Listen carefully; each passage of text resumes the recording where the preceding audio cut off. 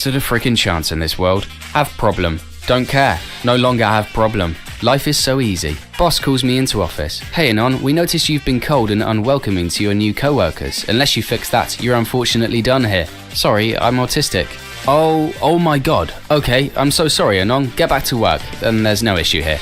Wow, I'm not even autistic, but that was easy. Read 314 pages of terms and conditions. Clicked disagree. Be accepted at uni. File form for student residency. See for the purpose of placing you, please check your gender.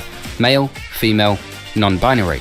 Check female, even though that's not true. Apply for the female dorm. Get accepted. Be the only guy in the women's dorm. Basically got my own personal harem. It's that simple. $100 an hour to go to a therapist. $0 an hour just to tell yourself it is what it is. One shot at life. Parents name me Zoogle. Be me Saturday morning. Carefully walk into bedroom with cup full of coffee. Realize, F it. I can just yeet this cup. Future me will have to clean it up. Yeet said cup. Coffee everywhere on carpet and bed. Touch myself while laughing at cuck future me. My face when I'm future me. I go almost daily to buy kebab from same place. Close to both my house and my workplace. There is this underpaid and overworked Arab guy that makes the kebab. I always tip 50%. He always packs my kebab with more meat than usual. He also knows how I like it, big and spicy with all the sauces and Diet Pepsi. He gets very happy when he sees me, and he calls me boss and brother. Today I was sad AF, but the hello boss, the usual, made me feel better. Kebab heals people. Be me, 25 years old, no friends or family, just look at memes all day, no matches on dating apps. Want to know what my competition is like? Create low effort catfish account to see guys' profiles. Dozens of likes immediately, swipe right on some. Act like I'm a girl with an inflated ego. Entitlement with no personality, aka average girl on dating apps. Guys send me funny, witty, creative, entertaining messages. Wow, free entertainment. Idea.exe. Make girl accounts on different social media where men might be horny. Anytime I have any questions like how to fix something or where to find something, just ask on those accounts. Lots of men go out of their way to do research for me. My fellow frogs, this is my most secret life hack that is so unbelievably useful. I can't believe more people aren't doing this. Just pretend you have a coochie and you'll be granted free e-slaves. The desperation of fellow men is sad, but I'm a capitalist and I intend to exploit it. Be me, middle school, hanging out with classmates during break, talking about our favorite pizza toppings. Sometimes I like it with onions. Get called Onion Boy for the rest of the year. Why are kids like this? Tell brother he just got pranked. How? Tell him to look in his room. He spends 10 minutes looking for the prank. There was no prank. My face when that was the prank. Wait 17 years. Wake up. Scream for 4 weeks. Refuse to elaborate. Die. Positive dad stories thread. Be me. 9. Own a toy fire truck. God, I freaking love my fire truck.jpg. Bring to show and tell. Kids make fun of fire truck. Go home, tell dad. Dad tells me not to worry about it. Next day, dad wakes me up for a drive to school. Past school. Dad, where are we going? My friends want to meet you, Anon. Pull up to firehouse. Dad told his firefighter friends what happened. Get tour of firehouse and meet real firemen. Get to honk real fire truck horn. My face when dad took off work just to make me feel better over some stupid toy truck. Be me. Have a fart fetish. Don't know why, but I found the idea inhaling a gassy back blast freaking hot. Have never had anyone do it though. Be on date with girl. We go back to my place. Clothes come off. Tell her my fantasy. She says, okay. Sits on my nose. Toot.jpg. I smell it and vomit all over her ass. No longer have fart fetish. Buddhists say I live in Philippines because I did a lot of bad things in previous life. Muslims say living in Philippines doesn't matter. The afterlife with Allah is what matters. Christians say Jesus loves me. It's just a trial. Local crackhead says life sucks. Just buy more meth. Atheists say all of them are bullshit. Just buy a plane ticket. I just want to get out of Philippines. Be me, working at Burger King. Add an extra chicken nugget to bags when they're for a kid's meal. Imagine the kid feeling so lucky that he got an extra nugget. He wasn't actually lucky though, as I did that deliberately. My devilish nature cannot be contained. Be me, a week ago, came back to childhood home for university break. Sleep in my old room, decide to clean room and donate no longer needed stuff. Find old beaten up laptop, decide to fire it up to check for old files to transfer. Found Osu still installed. F it, just one game. Play for around an hour. Decide to change skin. Found old skins preloaded. Notice one named Anon's favorite skin. Decide to load it up. Game is riddled with cute dirt pictures of girlfriend who passed away from cancer 4.5 years ago. Tearing up. Decided to play a short beat map. Ending theme song is her singing I Love You Anon in our language to the tune of an old folk song. Collapse on the floor. I thought I had moved on. I miss you, Seth. Sad face. Dad is easily 6'5" and has a sporty build. Mum is 5'11" but also has a sporty build. Be me. They're firstborn. They have my sister 16 months later. Mum and Dad think we're going to be great sports players. I end up having asthma and only being 5'4". Sister became 6'3" and has the perfect sporty build. She plays volleyball, soccer and softball. Mum and Dad love her. Our living room is filled with pictures of her and trophies. The only picture of me is the family photo. Mum and Dad rarely talk to me. Sister is probably going to college for free because sports. My face when I don't give a shit about college. I just want my parents to love me. Be girl. Middle school. Early 2000s. Walking to class. See some short kid get shoved into the locker. Tiny little Hispanic kid and his two goons are harassing this kid for lunch money. Is this real life? Take the little Hispanic kid and put him in a chicken hole. Tell him if he touches this kid again, I'll beat his face into the locker so hard his parents won't be able to recognize him. He calls his goons off, runs away. Short kid follows me around for the rest of the school year, carrying my books and taking care of my Tamagotchi and letting me use his head as an armrest. A couple of years ago, I looked him up on Facebook and found he publicly joined a Muscle Girl appreciation group. Have a flag collection. Always have different flags hanging. Last week decided to have a theme of Christian countries. Had the USA, the Vatican, Poland, Brazil and Italy flags. Older brother and his girlfriend come to visit. They get my room for some reason. I have to sleep in the bathtub. Can hear them through the wall. They're laughing about my creepy flags. They start having sex in my bed. Feel angry about that. The wall I'm on the other side of is the one with the Vatican flag. Shout in Italian accent. This is the Pope. Stop having a sex. They go silent. Hear the door open. Brother walks into the bathroom and punches me in the head, then goes back. They keep having sex. Frickin' normies. Working as a bartender in a party with rich people. Waiter gets approached by a group of girls. Rich girl hits his face. He won't even flinch. Co-workers rush to intervene, but she says that she will pay $500 for every hit. The guy accepts. She hits his face around 10 times, paying him every time. He stops her hand around the 11th time with an ice-cold face, and she chimps out. Turns out the guy got enough money to pay for his sister's cleft lip surgery. He already had savings, but needed this amount to get the complete amount. Guy left the party crying, but smiling. Legend. Be me in 2011. 12 years old. Valentine's Day. Didn't get any Valentine's cards at school. Come home. Get off the school bus and go inside. Box of chocolates on my bed with a note from my dad. Says he loves me and is proud of me. Thanks, Dad. Normally I'd think that's depressing, but that sounds very wholesome instead. Anon, I'm sure your dad still loves you and is proud of you. Thanks for the smile too. Well, I can't date because of the pandemic. Guess I have to wait. Pandemic ends. Nah, I can't approach girls. I have to get in shape first. Get in shape. I'm balding. I can't approach girls like this. Get a hair system. I need to dress better. Then I can approach girls for sure. Start dressing better. I don't have any money. I need a better paying job first. Find a high-paying job. Running out of excuses. Regularly notice girls checking me out. Still not approaching girls. The realization that my own ineptitude is the only thing that's stopping me getting a GF now hit me like a frickin' freight train. It's been 2 weeks and I'm still trying to deny it because I don't want to face the fact that I'm scared of women. Older sister calls me. Older sister constantly cries about being and dumped by chads on dating apps. Younger sister calls me. Younger sister constantly vents to me about boys she has a crush on. Mum calls me. Mum constantly cries to me about my dad. When I tell them you're being annoying, they start crying harder and blaming me for being a horrible person. Suddenly I'm the bad guy. Dad calls me. Dad is the only one that asks me how I'm doing. Hog tour. Haha. Get it? 6. Spitting on a pee-pee. Ha ha ha. Who is this funny for? Who was looking at these memes and laughing IRL? How are there this many people in the world having a joyous time thinking about this meme? I will never understand normies. Born with a twin, parents wanted to give us similar names. Twin was named Logan. Parents had a wide selection of L names to choose from, and they named me frickin' Larold. Be me. 13. Social outcast with no social skills who everyone makes fun of. At school party, everyone's dancing. I just awkwardly stand there as Stacy from my class comes up to me, asks me to dance with a smug look on her face. Autism kicks in. Just stand there and stare at her for a solid 5 seconds, then just turn and walk the other way as fast as I can. Next day in class, overhear the girl talking with her friends. Hear her say that her plan was to embarrass me but got embarrassed herself for being rejected by such a lowlife. My face when autism inadvertently makes me look like a Chad. Take that, Stacy. The year is 2022. GameStop market cap is now valued at $50 billion. Visit my local GameStop. The smell of urine, body odor and energy drink burps no longer present in the air. Instead, replaced by a trail of petunias and daffodils leading to the revolving door entrance. Leave my coat with the doorman and check myself in before walking into the air-conditioned 2,000 square foot 3-story building with valet service. Immediately greeted by the sounds of Vivaldi's Spring performed by the shop's string quartet on the way in. Walk past the marble water fountains and Roman pillars to use the Blu-ray aisle. Pick up a $3 copy of the classic Nicolas Cage film Drive Angry. Guy in a tuxedo at the checkout puts on his white gloves and bags it for me while I enjoy a spoonful of complimentary caviar. Sign up for the pre-order list of Kerbal Space Program 2 and leave my signature in the guest book. Bellboy carries my bag for me to the entrance and wishes me a good evening. Make post criticizing Google. Next capture shows street near my house. Get ad on YouTube. Cover screen. Turn off volume. Close eyes. Count down. They will not win.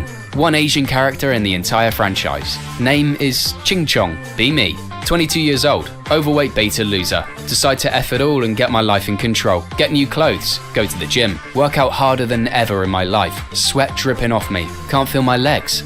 A couple of Chads walk by. Hear one of them say to the other, "What a fat loser." He's technically right. I am losing a lot of fat. Nice. Keep going, man. Helps millions with depression. Be ranked as best artist in your career. Donate to charities. Help the homeless. Generally be a good guy. Be mourned by people across the planet. Be Bob Ross. Pick unrelated. 2025. GTA 6 finally arrives. First ever female protagonist in GTA history. 495GB download. Oh well. Clear every game in your inventory. 30-hour install. Boot up the game. 2-hour update. Install. Start game. Opening scene. You're getting vigorously piped down by the male side character. Be me, having panic attack. Pray to God to help me. Nothing happens. Pray to Satan to help me. Feel better immediately. Thinks to myself, damn, I should pray to the devil more often. Order food. Food arrives. Look at ticket number 666. My face when, how bad did I just fuck up? Will God forgive me for my sin? I'm scared, bros. Year 2020. Trump is re-elected. Immediately declares war on Vietnam. Vietnam War 2.0.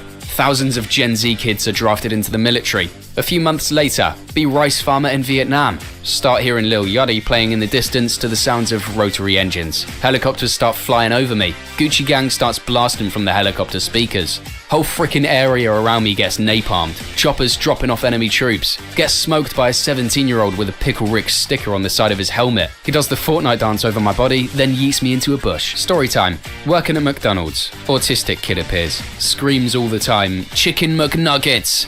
Wants a Happy Meal with nuggets. Gave him 5 instead of 4 because of my kindness. He noticed. Autistic screeching. Wanted a new one with only 4 nuggets. I hate children. Just got a job. 20-year-old autist. Working drive-thru at McDonald's. I'll have 2 chicken sandwiches, 1 with no tomato. Which one do you want no tomato on? Some brief silence and a muffled sound. Either one, man. Messed up their change too. Be me. Straight male. Download Tinder. Swipe for 2 months. 0 likes and 0 matches. I can't possibly be this ugly.jpg. Remove all filters and preferences. Go to sleep. Wake up to 100+ likes. Initially disgusted by all the like in my pictures. Eventually come to the bittersweet realization that I'm not a hideous monster because hundreds of men want to F me. I am disgusted, but I do appreciate all the cutie patootie compliments, fellas. Be me. Smoke a joint with an old friend I hadn't seen in years. After we finish, he eats a roach. What the fuck? He explains to me that it gets you 10 times higher. My face when I remember that 12 years ago I told him that fact as a joke. My face when he's been eating roaches for 12 years. Be me. Be loser who drives a delivery van all day. Work is frickin' boring AF. Get a new puppy. Puppy is sad when I go to work. Have idea. I will take puppy to work with me. Next day, put puppy in van. Puppy sits shotgun all day. Does not piss or poop in cab. Take puppy to park during lunch break. Puppy waits patiently while I make deliveries. Drive home. Realize work was fun with my little puppy buddy. Never have had this much enjoyment of work. Thank you, puppy. Sad day today. True story. Be me, 31, software programmer for a tech company in a city. Every day, get 45-minute break for lunch. The best places to eat are next to this bench area. Next to bench area is this bucket drummer. He's really good. Been going there to eat my lunch every Monday to Friday for the past year or so. Always give him $1, least I could do. Pretty cheap for 30 minutes of entertainment. Went to work today to grab my laptop. Got lunch in the same spot as always. Notice he isn't out there. Shrug it off. He probably isn't out here on Sundays. Very sad woman comes and places flowers on where he normally performs. My heart skips a beat. I felt my stomach drop. Who are those for? She proceeds to tell me that the drummer was killed by a driver that was texting while he was crossing the street. Told me his name was Devon. Never spoken a word to Devon, but every day when I give him $1, he'd smile and wave at me. Even though I don't know Devon or even his name until now, I'm devastated right now. My life in the corporate cage sucked. Devon was my way of escaping into music. Worst part was I never got to tell him how much better his music would make my shitty days. R.I.P. Devon. Thank you for your beautiful music.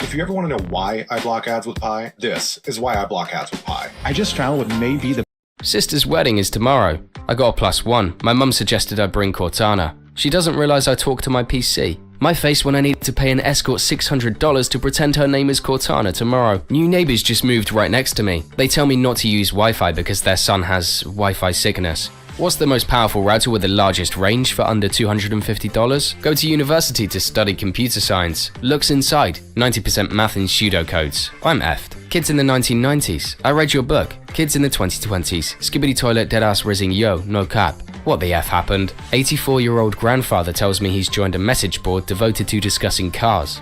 Based on the way he speaks, he clearly had no idea what a message board was until very recently. He shows me some of his post history. He enjoys posting stupid, obviously false and ridiculous information just to see how people reply. He doesn't know the terms shitposting or trolling, so he says, "I'm jerking their chains," and scrolls down, busting a gut with laughter as he reads off some of the replies. An 84-year-old man is an online troll. I'm genuinely ashamed to be his grandson. Lol, sounds like your chain got jerked. Any fellow stench maxers who can give me some advice? I haven't showered in almost 5 months, but I feel like I'm not getting good stink gains. Seems like people don't even notice. My routine: house kept at 85 degrees. Only eat eggs and really hot chili with lots of beans and spices.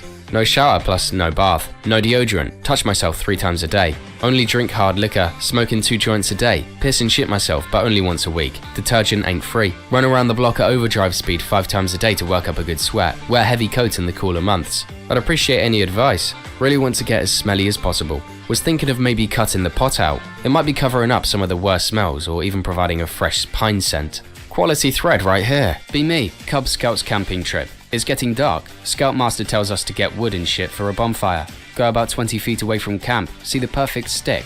Grab it. It's a rattlesnake tail. Too retarded to run away. Bring it over my head and swing it in circles. The snake can't come back and bite me. Shout for help. Everyone comes. Sees me using the snake like a lasso. Kids laughing. Adults shitting pants. Tell me to hit the snake against the tree as hard as I can. Hope it breaks its neck. Whip its head at max speed into the biggest tree I could find. Head explodes. Adults don't know whether to congratulate me or punish me. Other kids think I'm hardcore. My face when my nickname was Snake Charmer from then on. Be me. Straight. Watching idiot drivers dashcam videos. Haha, D-heads. See a video of a big black car driving like a freaking psychopath.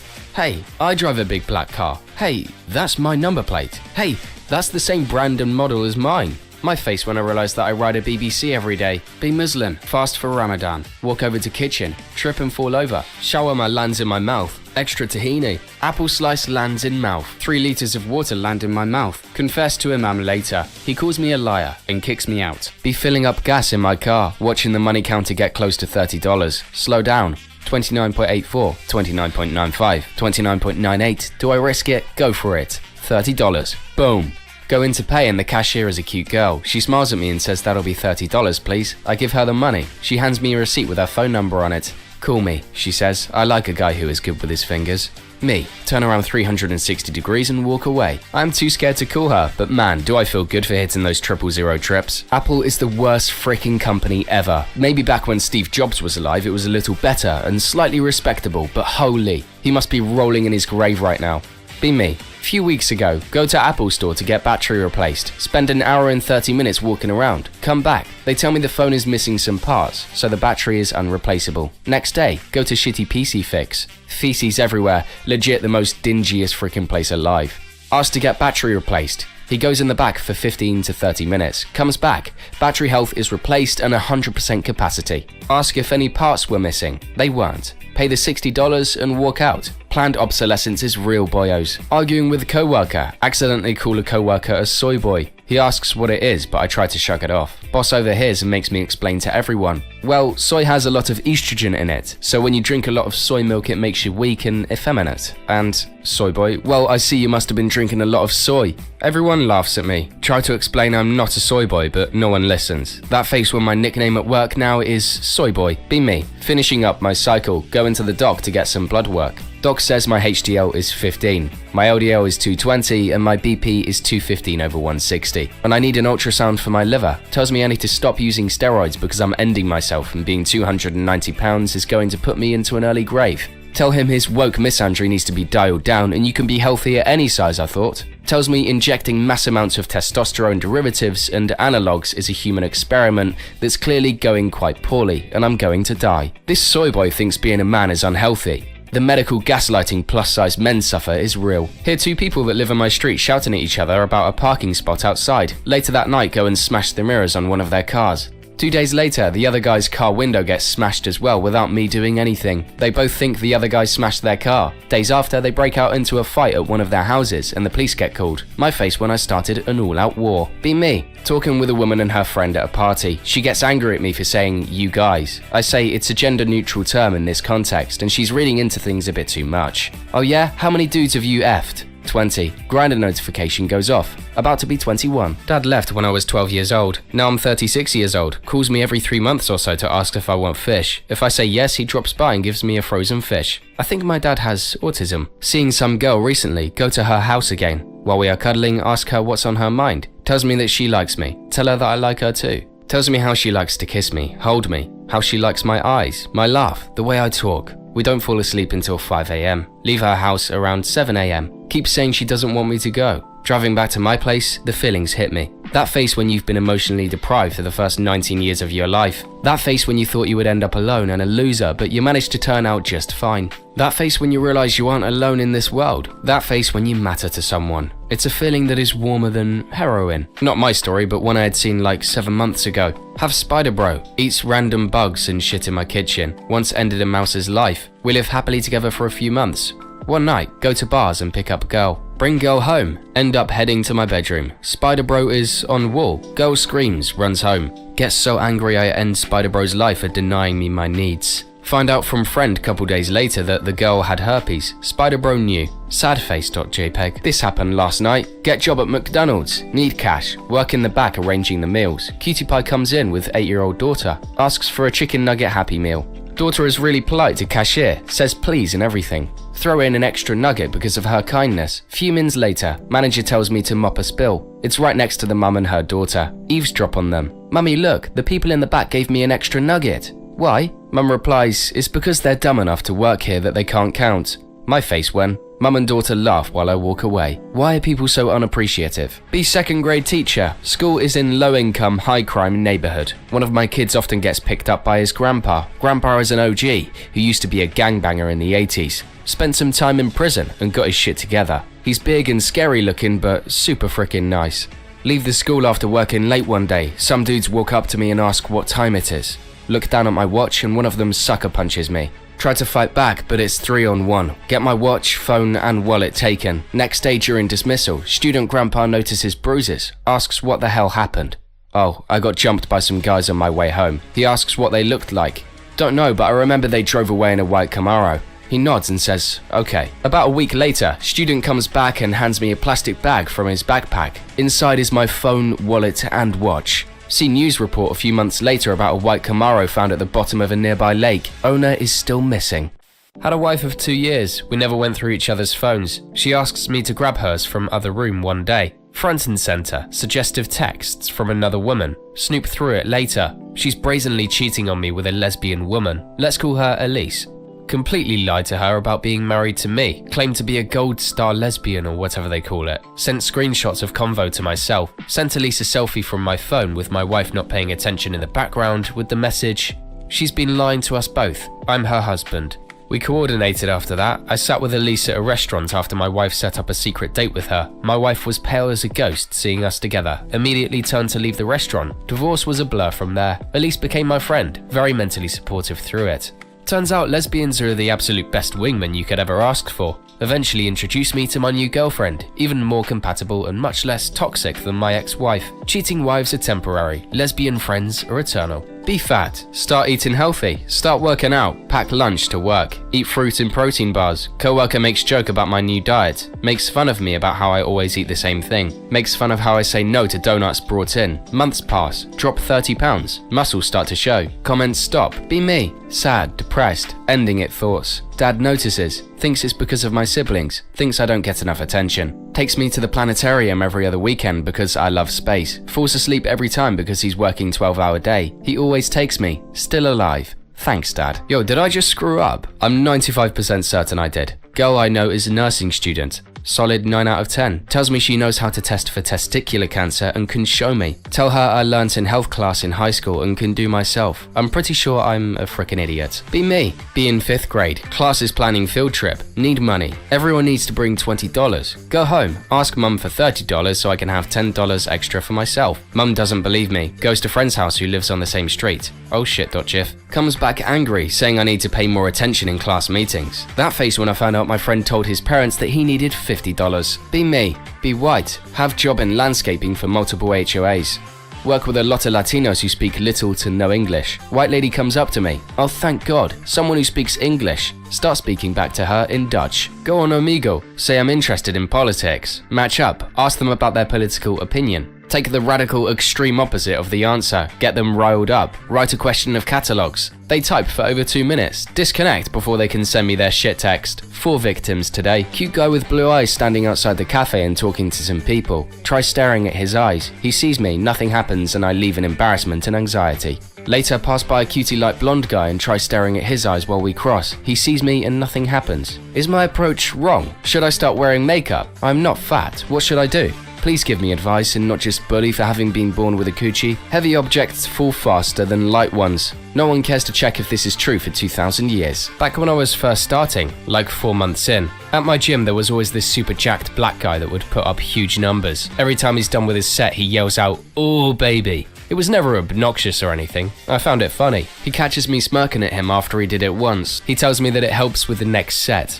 I laugh. A few weeks pass and I'm on a hard set of deadlifts. We're still doing strong lifts, so these are my max. Push through them and for some reason yell out, "Ooh, baby." I hear, "That's right," from across the gym. My next was easier. Thank you, jacked black man. Roommate asks me to drive him to his dealer. Sure, I have nothing going on. Get in. Start the car. Put on seatbelt. Notice roommate doesn't have his seatbelt on. Ask him to put it on. Why? Aren't you a good driver? Tell him it's my car and I want him to have his seatbelt on. Lol, F you man, just drive. Okay. Get on the road, accelerate to 40 miles per hour, slam on the brakes. Roommate flies out of his seat. His face hits the windshield. Oh shit, sorry bro, maybe you should put your frickin' seatbelt on. He does. I turn the car around and drive us back home. Frickin' loser can walk to his dealers now. Wear your seatbelts. Be me. Bored AF. Create Reddit account just for mocking on nerds. Tries to post something on any community. You don't have enough karma to post. Post removed. Tries to comment. You don't have enough karma to comment. Google how do I get freaking karma. You get karma by posting and commenting.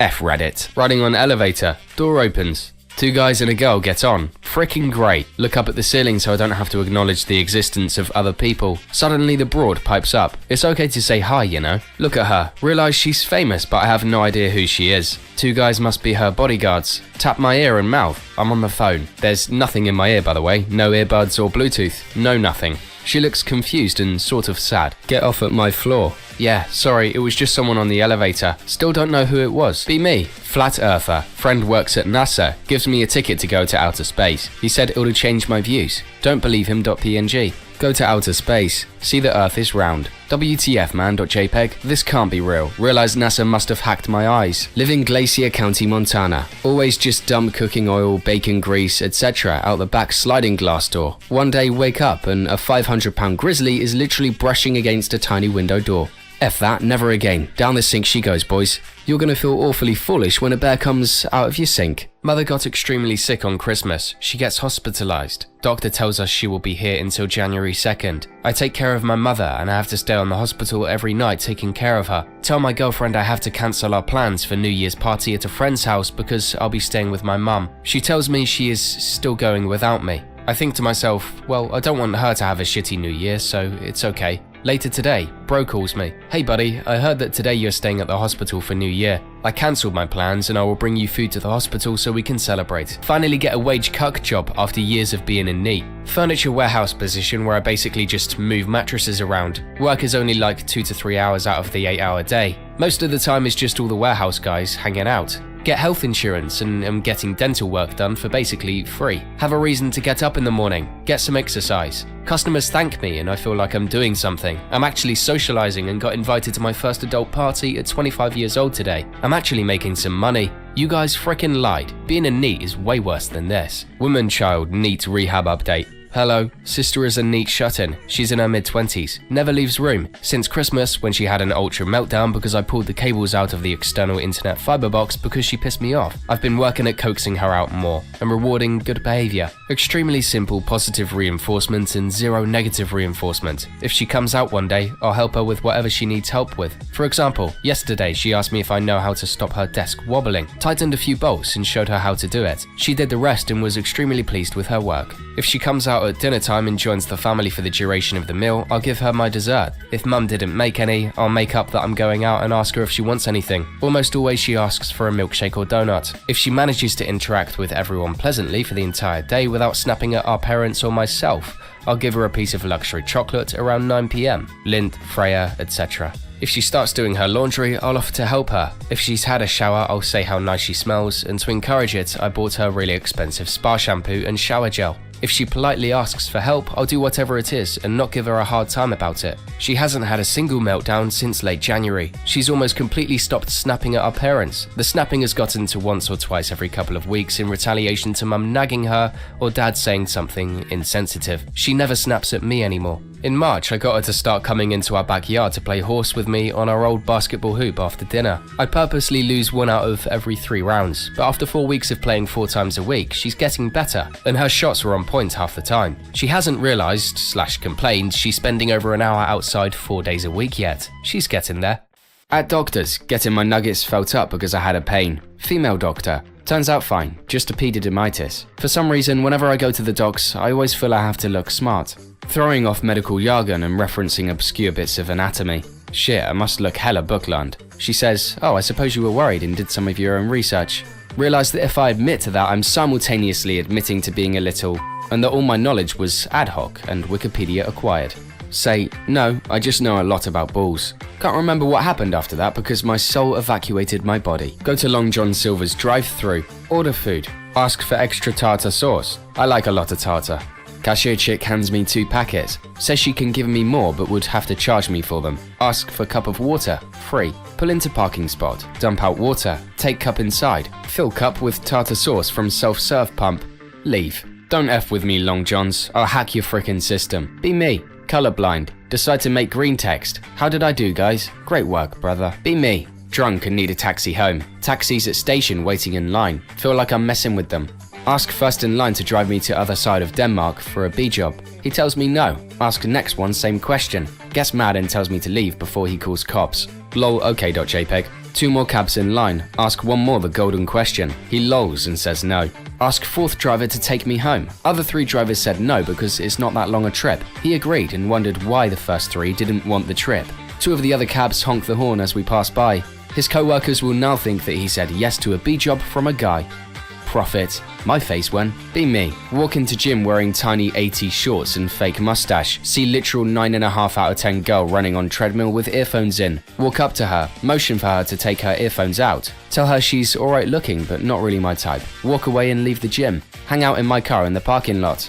Flying my RC helicopter all over the place. Girl walks out. Do 30 miles per hour flybys inches above her head and chase her running and screaming to her car. Drink the rest of my Nesquik and head home. Be me in public bathroom. It's empty. Can finally take a dump. Go to one of the stalls and start cranking a fat shit out my ass. Turd is 90% out my a-hole before the bathroom door bursts open. I hear punching and grunting. I look under my stall and see 2 pairs of feet. They are beating the shit out of each other. Suddenly hear a mirror shatter and hear one of the guys fall to the ground. Bathroom is silent, except for heavy breathing. Feel my turd disconnecting from the mainland. F no, F no, F no. Turd plops into water. Echoes. Heavy breathing stops. Past 4 years, been saving all my vacation days. Plan was to eventually have enough vacation days that I could live off a full paycheck, workless for an extended period. Just found out that vacation days do not stack, and I keep none of the days I didn't use at the end of each year.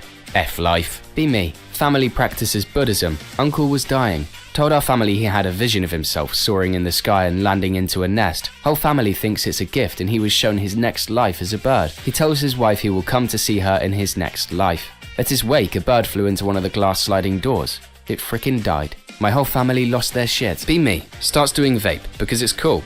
One day a guy from my school brings magic liquid, says it's like joints for vape, says it has THC, starts doing magic liquid, not every day but almost every week.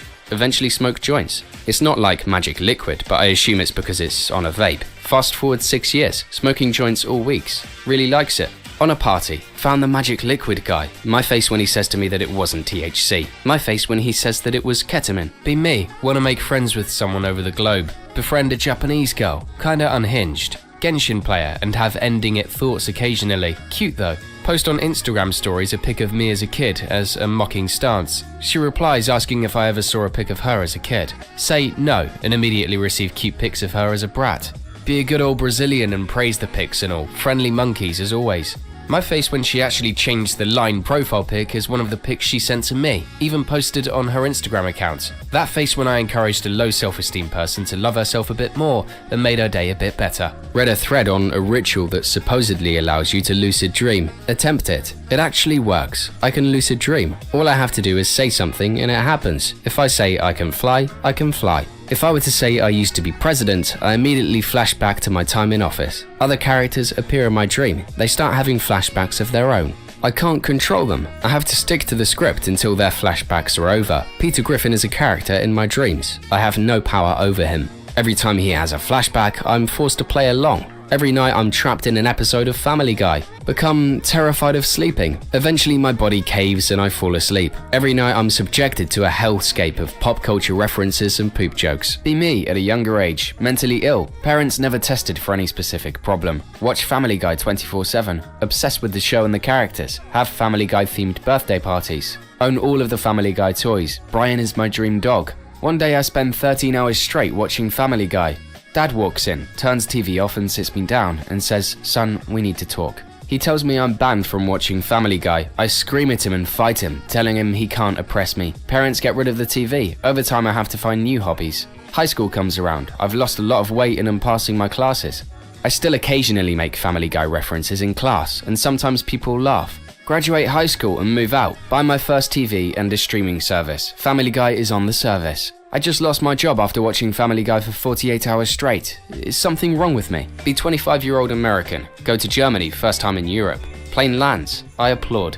In German airport, take off shoes, pants. Leave 3-ounce sample of blood, semen in quart-sized Ziploc. Sir, you don't need to do that. Just walk through the metal detector. Sorry, nicht spricht Deutsch. Sir, I am speaking English. Go directly through metal detector. Do not get irritated. Do not get groped by TSA.Monopoly. Tip the security guard €5 because that is the smallest paper money. Spend the first day in Frankfurt. Frankfurt is a great city because there is nothing to do, so literally anywhere else you go is great. Walk to train station. Lots of foreigners around. Can't hear any English. Walk with hand in back pocket to protect wallet. Keep other hand in side pocket to protect phone. Unable to operate ticket machine. Language options are Union Jack, Deutsch Flag, and France.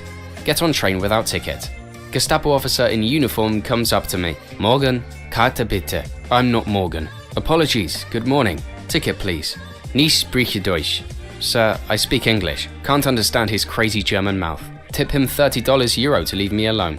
He tips me back for being a cool American. Train arrives in Munich. Begin applauding. Nobody claps. Don't want to ruin my solid American applause. Tip every passenger for letting me solo. Get rental car. Too many pedals. Walk to McDonald's to get order. Double quarter pounder. Frickin' idiot gives me wrong meal. End up with hamburger royal casse.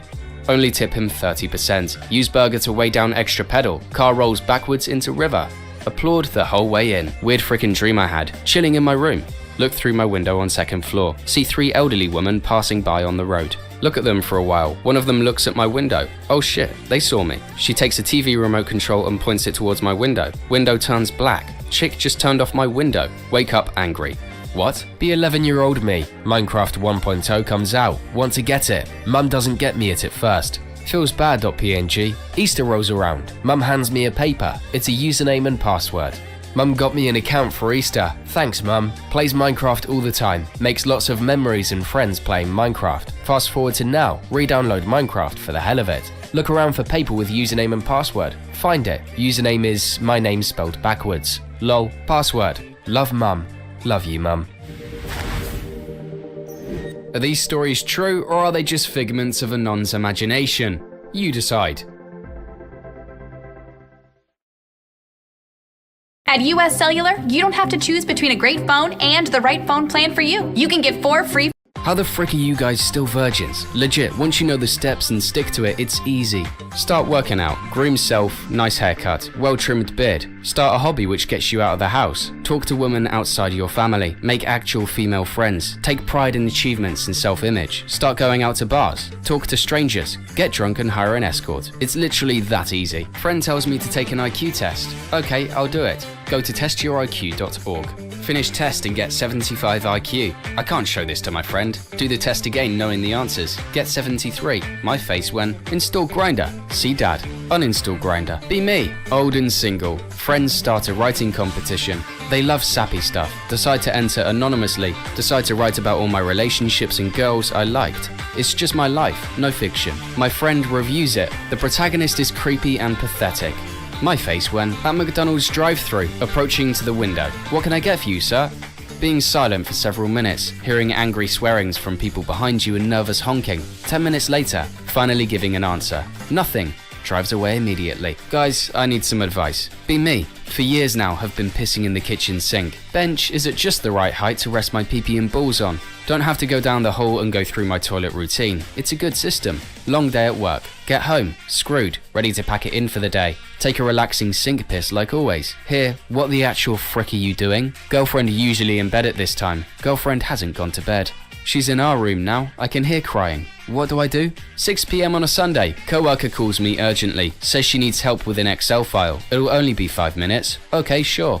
Spend the next 45 minutes explaining to her how to put together a simple Excel search formula. Literally have to describe to her the entire process step by step, spelling out each word, not even exaggerating. It's just one out of the 20 plus different formulae that the sheet needs to function. 10:30 p.m. I tell her I need a short break. 11:18 p.m. The video call resumes. On video call with her right now, explaining to her step by step how to get the formulae. Have to start over multiple times because she gets confused easily. I ask her if she could just send me the file and I'll do it myself, but she refuses. Not even 10% done because she's so slow. I'm literally too nice for this world. I literally just donated almost 5 hours of my weekend to a coworker. Anyone else would have told her to F off hours ago. Everyone always takes advantage of me. F this. Be me. Be loser who drives a delivery van all day. Work is frickin' boring AF. Get a new puppy. Puppy is sad when I go to work. Have idea. I will take puppy to work with me. Next day, put puppy in van. Puppy sits shotgun all day. Does not piss or poop in cab. Take puppy to park during lunch break. Puppy waits patiently while I make deliveries. Drive home. Realize work was fun with my little puppy buddy. Never have had this much enjoyment of work. Thank you, puppy. Be me a week ago. High as frickin' balls at 1 in the morning downtown. Find a random Chinese food place. Munchies.jpg. Go inside. Place is greasy as hell. 2 other people there. Only staff I see is 1 guy at the counter. Order food and sit. Reeks like cigs. Eat. Best frickin' food I've ever eaten. The sheer flavor in each bite is like 1,000 exploding stars on my tongue. Leave feeling the best I've felt in years. Go home and sleep it off. Today, search the entirety of downtown. Chinese place is gone without a trace. What the frick? Be me, obese blob of human waste. Have heart issues. Idiot doctor tells me to diet. Decides to do yoga. Looks pretty easy. Yoga teacher is a hippie chick. Vegan and skinny. Always talks about planting trees. Meditating on beaches at sunrise. Doing yoga poses on mountains. I'm genuinely impressed with her.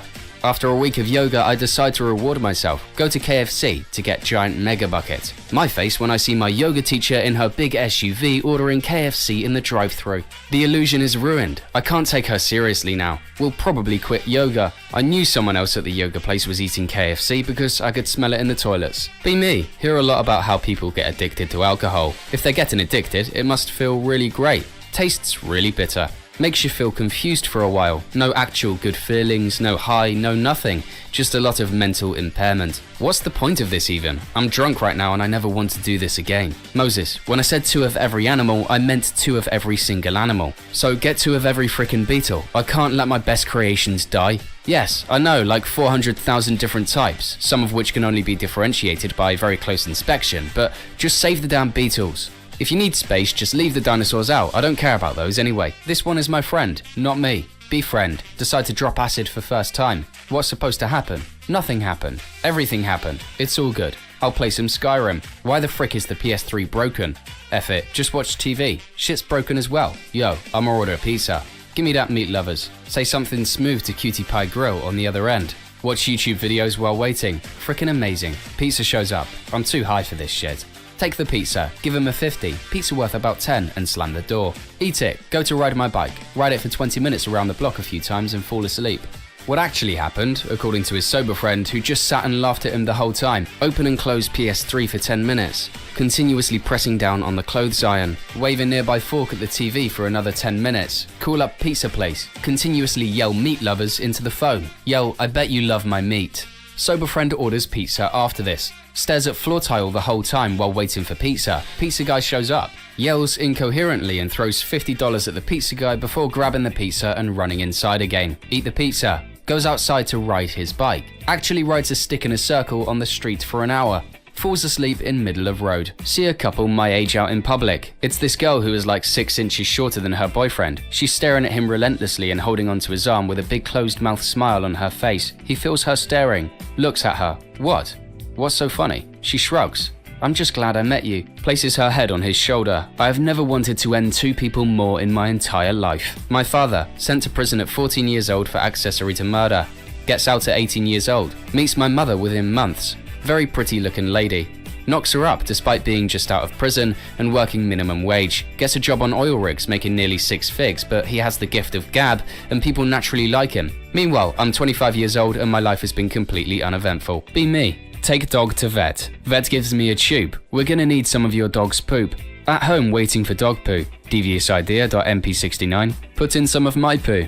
Hand it in to the vet. Receive results a week later. My face when it says tested positive for parasites. Be me. Put popcorn in microwave for 4 minutes. When timer ends, pour popcorn into bowl. Half of the popcorn is unpopped. The rest is burnt. Pick related. Girlfriend admitted she had a foot fetish a few months ago and gets turned on by me worshipping her feet. Had always made fun of foot fetishists. It never once turned me on. Indulge her at the time because why not? Doesn't hurt me. Fast forward 2 months. Get instant boners when she takes her socks off and puts her feet on my lap now. What have I become? Go to a rave for the first time. Hot girls everywhere. Everyone is nice AF. Music is good too. Man, this might become a monthly thing for me.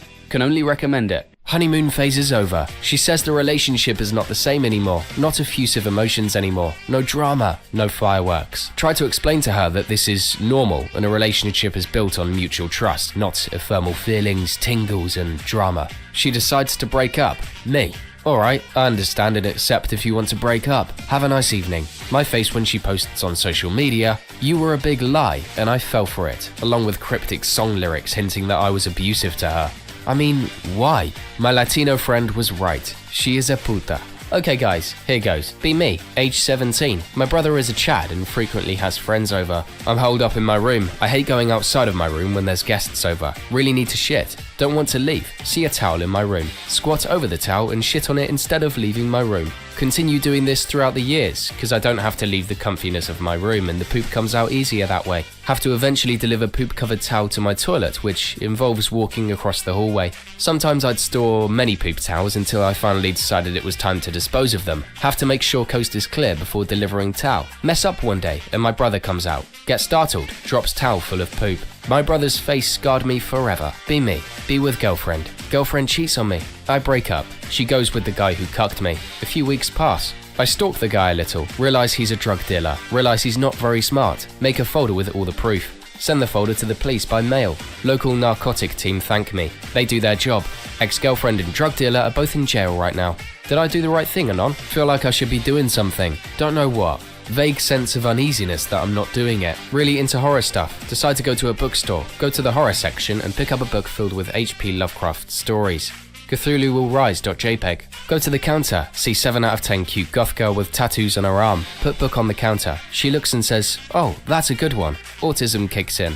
Yeah, I really enjoy tentacles. She gives me a disgusted look like I just pissed in her cereal. Far.png. Pay for the book and leave, embarrassed. Never going back to that bookstore again, bros. Watching a scary movie with GF. Usually I laugh at her as she jolts and yelps at every jump scare. This one is actually scary. Starts getting spooked. Look over at girlfriend. She's cowering, peeking through the blanket. A nasty jump scare comes. She fear gasps. I flinch my head hard AF and emit a gay yelp. She noticed. Mood killed. She decides to stop the movie and go to bed. Broke up 1 week later. Be me. 6 foot 4 inches tall. At grocery store. See older lady at the beverage section. She stares at me. Asks me if I can get her a Coke from the top shelf. Ask her it's the 0 sugar one she wants. She says no. Give her 0 sugar anyway and walk away. I saved someone's life today. Be me. In college, in business school, ethics and sustainability class. First day, professor asks us to write on a note card how ethical we think we are on a scale from 1 to 100.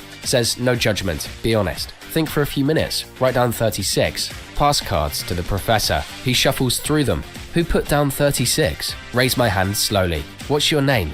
Anon. Well, Anon, that was a pretty stupid thing to do. Says if I was one of his employees, he'd fire me. Says businesses want to hire ethical people. Says I should have lied and said at least 75. Class, don't be like Anon. My face went. Why are college professors like this? I freaking hate this place. Tried to start a YouTube. Post every day. 30 days in. Embarrassed about my videos. Only viewer is mum. She comments positive things on every video. Thanks, mum. 25. Still live with my parents. Don't pay for anything except gas money and my own food. Literally saved enough money to buy my own house in cash in only 3 years. Why is living with your parents a bad thing again? New PC arrives sometime next week. Have had this one since 2015.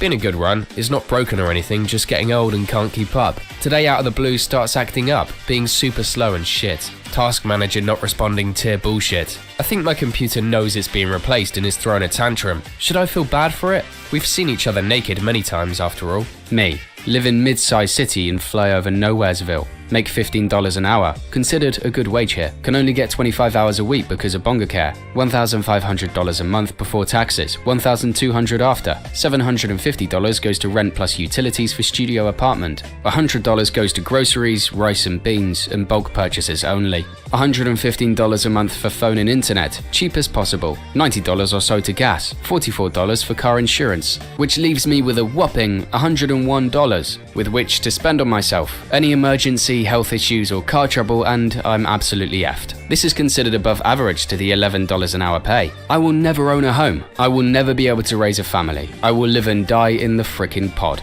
The American experiment has utterly failed, and I hate you all. Girl in 11th grade once said I have pretty eyebrows, and the girl next to her agreed. Still remember it to this day. Google how to improve attention span. Click on each of the links. Read for 7 seconds. Exit them after 3 seconds. Be me, 17. Have younger sister, 13 at the time. Parents going out for the night.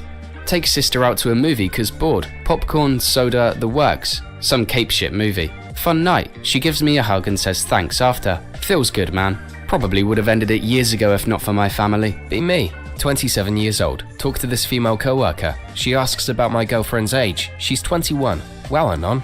That's a huge age gap. Why date someone so much younger? Her prefrontal cortex isn't even developed. Then 2 other women joined in, agreeing, saying that it's weird. That face when it's the first girl ever interested in me. That face when it's my first serious relationship. Do they want me to stay an incel forever? I don't get it. At grocery store today, see strawberries and cream flavored Dr. Pepper. Sounds interesting, pick up a pack. Get home, get one out. Think about the berries and cream guy. Out of nowhere, YouTube recommends to me the berries and cream commercial. Nobody was home, so I wasn't talking to anybody, so it couldn't have picked up on my microphone. They're literally reading our minds at big tech now. Be me. Be with this girl. She kinda accepts me, even though I'm a beta. She lets me stay at her place. Very comfy. Smells good. I can play video too. She offers that she could make some food for me. Hell freaking yes. She even asks what would I eat. Tendytime.wav. Her tendies are the best. She cares for me. I can feel it. I love my mum. Start dating 26-year-old virgin. He brushes my hair until I fall asleep on his chest. He drove 2 hours just to get me these cookies I like. He built me a PC so I can play Stardew Valley and Sims. My laptop overheats and shuts off. When I go to altar, he never gets bored or cranky with me. He's just glad to be around me.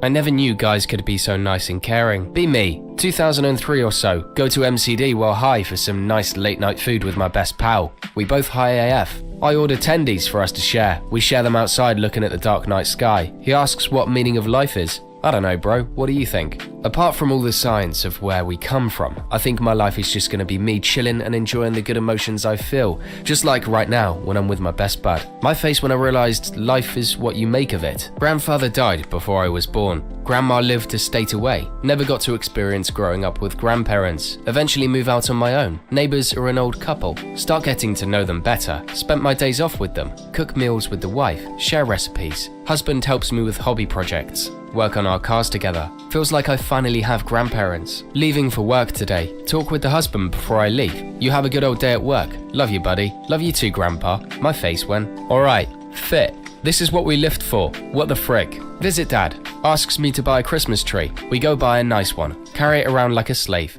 Mum is happy. Feels good, man. I lift it into the house. My dad says he's not feeling well. Collapses. WTF? Mum panics. Dad just laying there knocked out. We put him in a safe position quickly. My heart is racing. I decide to lift him up and carry him to the couch. Mum calls 911. I'm panicking too. Figure that the hospital is not so far away. Lift him back up and carry him into car. Mum is screaming at me but I can't hear shit. Race to the hospital. Lift him out of the car and carry him into ER. Scream around like an autist. My face when they told me he had a stroke and probably would have died if it wasn't for my lifts. Be me. Share PC with family. Dad screams at me. Beats me up because I installed a virus on the PC. The neighbors call the police because they saw me getting his shit kicked out. Look at PC. It's the Windows 10 update. Be me. Dispatch manager for a small company. Bunch of 18-year-olds start working in the shipping debt. Start using the most current memes, Yet, Ligma, etc. Just general shit from 4chan, Reddit, to see if they get it. Kids get really into it. Everything is a meme to them. Boss walks into the dispatch room just as I chuck some package tape to one of the kids, screaming yeet as I do it. Boss takes one look at me and says, looks like you've got a case of up dog. One of the kids replies, what's up dog? My face when my boss is the biggest memer in the office. Be me. 21. At food store to get food. Go up to cash register. 7 out of 10 cutie pie working. Buy food. Try to say thank you. Say love you instead. My face when autism strikes. She responds, you too. We realize we're both autistic. She is now my girlfriend of 2 years. Ex-classmate creates a messenger group. Adds me and other classmates in it. Another classmate asks what this group is for. Have the sudden inexplicable urge to say one word. Party. Decide not to in the last moment. Classmate that texts. It's for another classmate's mother's funeral. That face when I almost called a burial a party. 9 out of 10 co-workers says she needs to take a piss, but the toilets are under maintenance. Forget I'm not on the internet and almost say, why don't you piss in my mouth? It almost came out of my mouth. Luckily I could hold myself back. 4chan, I blame you. Be me. 17. Just got license. Home alone. Want McD's. Driving my mum's minivan. 4chan has been daily browsing for me at this point. Drive-through. Yeah, can I get a 10-piece of some chicken tendies? What the frick did I just say? .x has been executed. This MF says, sure anon, one of us. .jpg. Drive to window, embarrassed AF. Guy is 20-something. Says, you seem chill, and passes me a note with his Twitter. DM him. Now best friends. Be me. Half Chad, half autist hybrid. Just got my license. Have this cutie pie in class. Wanted to F her since I discovered the function of my peen. That's ass. .jpg. I'd motorboat that ass. .gif. I'd suck the air out of her balloon knot. .raw.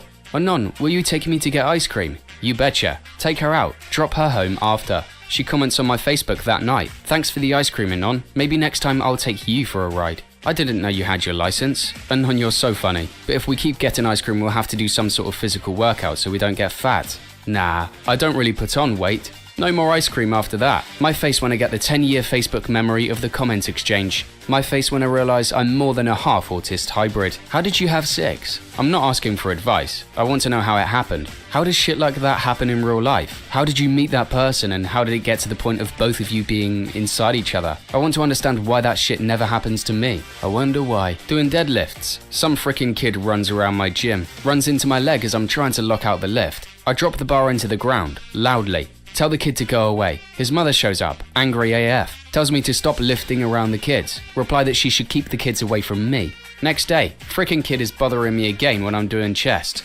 Slam the weights loudly right next to him. Kid cries, tells his mum that I'm scary. The mum flips out, gives me a huge rant about what a meathead I am. I yell back. She eventually starts crying and runs off with both her kids. She moves out. Never see her or the little shits again. Home gym master race. Feel bad for a lonely guy in my class. Invite him to a cosplay event. He shows up dressed as Fred Flintstone in blackface. He keeps screaming, "I yabba dabba din do nothing."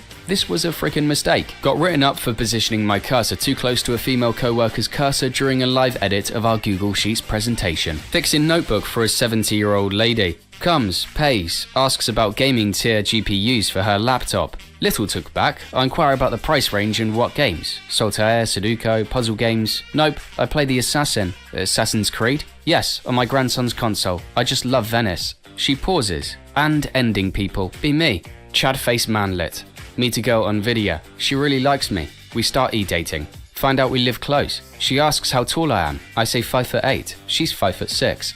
I'm actually 5'5", and she is coming over today. What the frick do I do? Help anons. Okay, listen to me. You have dyslexia and misread your height on the ruler. Be me. 20, walking around Brooklyn, new to the city, feel an opportunity come up, yell at the top of my lungs. Bada bing! Some fat guy in a greasy tank top yells from his apartment window. Bada boom! My face went. Be me. 9 years old, going to Club Scouts. Scout leader says, today we're gonna learn how to fold the American flag. Stresses that letting the flag touch the ground is a bad omen and we'll have to burn it. I'm handed the flag.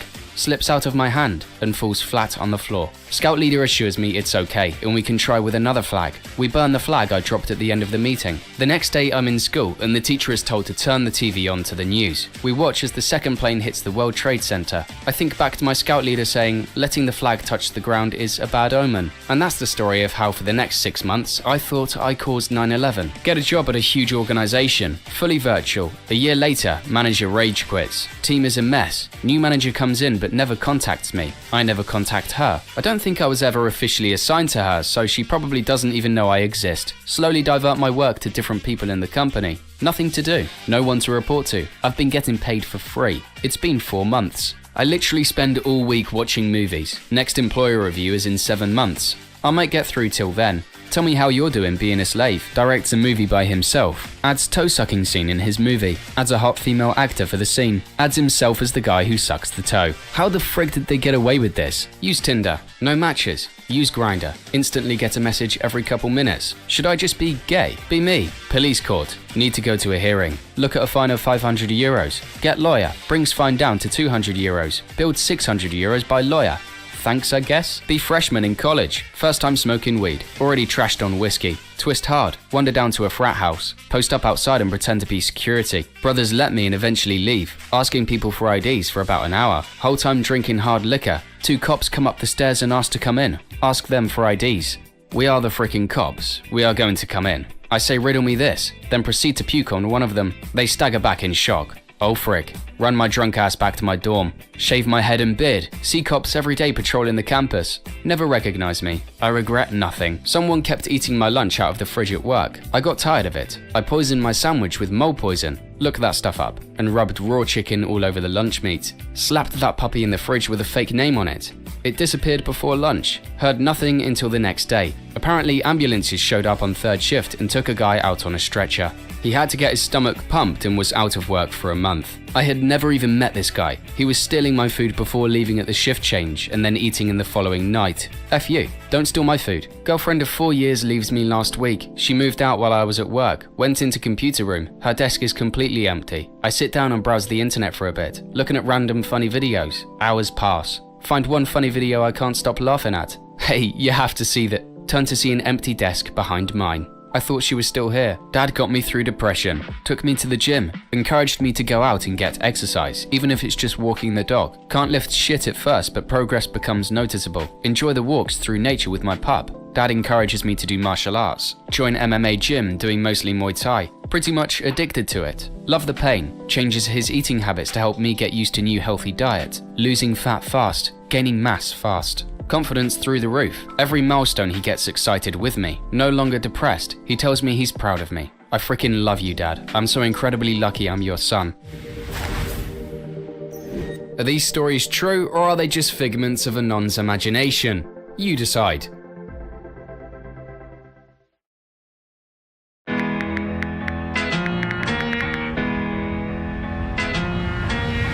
Be in 7th grade. Friend can crack his neck real loud and can turn his head completely sideways. Have a sub during choir. We think it would be funny if he made it look like he snapped his own neck. In between songs, he screams out, "I can't take it anymore!" Proceeds to make the loudest crack I've ever heard. Falls to the ground. The sub screams and runs out the door.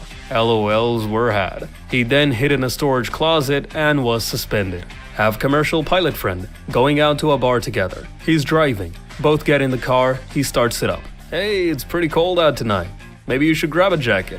He goes back inside to get a coat. Quickly pair my phone to his car's Bluetooth. He comes back, starts driving. Pull up a YouTube video of the terrain warning alarm. Terrain! Terrain! Whoop whoop! Pull up! Pull up! Starts blasting from the car stereo. He instinctively yanks back on the steering wheel, swerves off the road a little, hits someone's trash bin, pulls me over, kicks me out of his car, and tells me he's never driving me anywhere again. LOL, worth it though. Be me, loser, never had any friends, not even into Vidya. Get shitty restaurant jobs, Craigslist roommates I don't talk to, still no friends. Now I'm bartender at 22. All the waiters are off doing waiter shit or something, I don't know.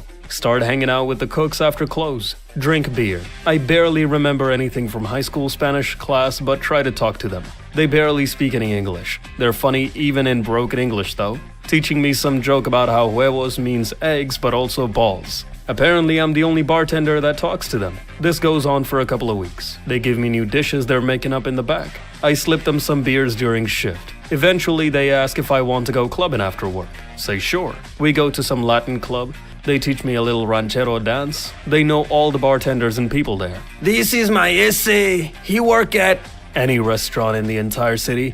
Just over and over. All the guys are super funny. They're trying to introduce me to all their cousins. Try to flirt in barely passable Spanish. Hot Mexican girls are giggling at me speaking gibberish, but everyone's super nice to me. Have good time. I guess all my best friends are 35-year-old plus Mexican guys with 3 jobs now, and I can barely talk to them, but this is actually the happiest I've ever been. Be me, probably 5 years old. At train station with mom. Play with toy. Just throw toy at the rails. Mom asks why I did that. I said that we can just get it. Mom says that we can't get it because it's dangerous. Crying.jpg, get a new toy, also throw that one on the rails. What the F was wrong with me?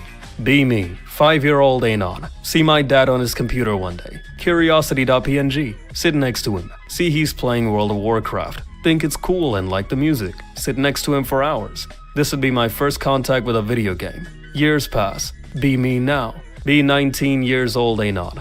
Love RPGs. Still get teary-eyed when I hear the Elwyn Forest theme. Love you, Dad.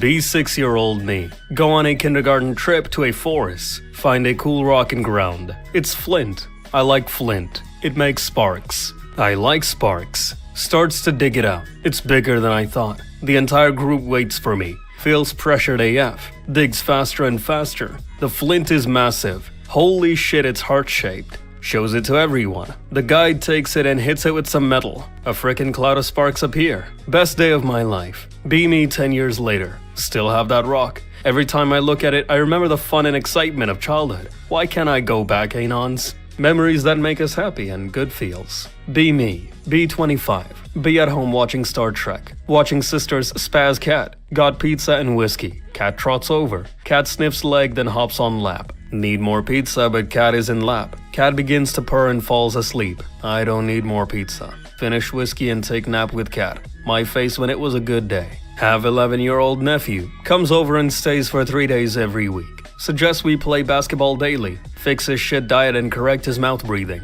Put him in difficult situations when it comes to socializing. Forcing him to take the leader role. Anyone else making them father gains? Absolutely based and wholesome pilled.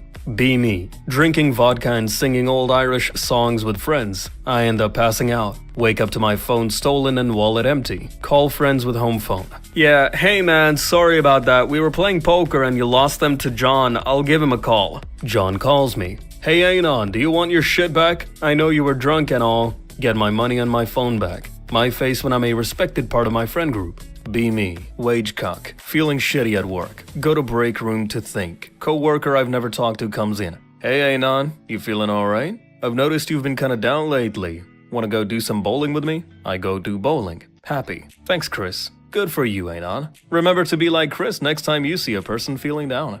Be 400-pound fat F. Decide to lose weight because friends are genuinely concerned. Now only 200 pounds. Old guy who occasionally walks my same route notices. Congratulates me. Feels pretty good. Like a week later, see a different old fellow on the path. You're the fellow who lost all that weight, ain't ya? Genuinely makes my day. Why the frick didn't I do this years ago? Drink a sugary drink. Take a piss. Piss smells like sugar. Realize that my body literally filters out excess sugar for me and I don't need to worry about it anymore. Anon. Storytime/B. Be me. Depressed and homebody. Smoke in my room almost constantly. Decide to get a bonsai tree. Looking up maintenance and care. Completely overlooked my smoking habit. Realize I'm ending this tree with my shitty choice to smoke. Ignoring the irony of ending myself with my choice to smoke. Started smoking outside. Started smoking less. Bonzi is looking great. I feel much better too. Quit smoking. Thanks, Bonzi. Get dentist certification. F yes. Step 1 of dream complete. Get a job. Step 2 complete. Start out with only several clients a day, then bumped up to 50 clients a day. This continues on for the next few years. Become good friends with all the other staff. Tell the senior dentist guy that the work I'm doing is becoming boring and feels meaningless. He says he's gonna tell me a secret. Put something in their mouth and then start asking them questions. I tell him that's a D move. He smiles and says he knows. I try it. Holy frick, I'm addicted. I love my job. Step 3 complete. I can die a happy man now. I know nobody is going to care, but I need to share it with someone. Be me. 20. Never had a girlfriend/been with a girl before. Actual spurg. Decide to have a kickback at my house on New Year's Eve. 10 or so people just smoking weed and watching movies. One of my best friends, who I've known since 7th grade, is there. She's just chilling with her head in my lap, which is normal since we're pretty close. Solid 7 out of 10, always had feelings for her, just too awkward to make a move, and I figured she was out of my league. I pass my controller to one of my friends when all of a sudden she pulls me down, kisses me on the cheek, and after the initial shock I kiss her back. We end up making out for a couple of minutes, and spend the rest of the night in each other's arms. Texts me the next day to tell me that she's had feelings for me for a long time, but she was too afraid to tell me. I tell her the same thing. We're now dating and I've literally never been happier before. I know it was a shitty story and nobody cares, but I don't have a lot of friends and I had to tell someone. Watching Lord of the Rings for the first time years ago. Know nothing about the books or the characters. Gandalf and Frodo show up on screen for 15 seconds. Instantly like them. Feel like they were old friends. How did they do it? Modern movies could spend 2 hours explaining a character's backstory and I still wouldn't give a shit. Be me. 18. Try smoking for the first time. Start coughing like crazy. Get intensely dizzy. Unable to walk, stand, or even talk properly. Continues for a straight minute or two. That's it? Ended up throwing the pack away. How the frick are people addicted to this? Bros, I'm out of words. 20 years ago. Spend best summer ever writing a zombie story. Grandpa is an English teacher. Reads it. Shows me why it's bad. I change it. He likes it. I finish writing the book. Grandpa reads the whole damn thing. We move house. I unpack. We move house again. I unpack. Book is missing. 20 years of fun and tears. Never find book. Grandpa passes away. We clear out his old summer cabin. There is a safe. There is an envelope. It is marked Mort's bestseller. It's the goddamned book. Get a cover made, tidy it up, published on Amazon. Files up the charts past several Stephen King books. WTF.mp4. Book dedicated to Grandpa. Distant from my bro for the last 6 years. He tags me on social media. I know we don't see much of each other, but I love my little bro to death. Tell him he's being cringe and to delete that shit. He does and apologizes. Now I'm crying like a little chick at how I didn't do enough to be in his life. God. Frickin' God. Good deeds you've done in your life. Be me. Go for a walk because I'm not a shut-in virgin. Walk by trailer park for some human entertainment. Girl comes running up to me. Tells me her dog is dying and she needs help. Effer jumped into the pool and didn't know how to swim. Luckily, I'm an EMT in training. Grab big-ass golden retriever out of pool. Pretty sure it's dead. Give the dog CPR. He's not responding, but I keep at it. Girl calls 911. Turns out they don't send ambulances for dogs. Just before I'm about to carry it to her car, he starts coughing. Throws up all over me. Girl comes running over and hugs dog. His tail starts wagging. Girl thanks me. Gives me a hug. Tell me she'd kiss me if she didn't have a boyfriend. Respect her relationship and leave with my head held high. I like helping people. It makes me feel good. Be me. 9 at the time. Playing Luigi's Mansion for the first time. Get to the piano Ghost Melody. Develop crush on her. Force parents to buy me a keyboard and take me to piano lessons. Eventually get really good at it. Fast forward 3 years. Playing the piano at some department store while waiting for my mom to finish shopping. Girl from my school sees me. Wow, Anon, I didn't know you played that good. Turns out she's also a piano enjoyer. Get her number. Frickia.jpg. Fast forward to today. Still with her. Going to college. Probably gonna major in music. My face when this all started cause I had a crush on some ghost chick from Luigi's mansion. Thanks Luigi. Be me, 8-year-old, on bus home, really damn hungry. See much older kid, 15, behind me, open his hot dog. Always been scared of older kids. Hunger.mpg is using too much memory. Hey, can I please have a small bite? He turns to face me, doesn't utter a word, just smiles and hands me the whole hot dog. I grab it and sit back in my seat.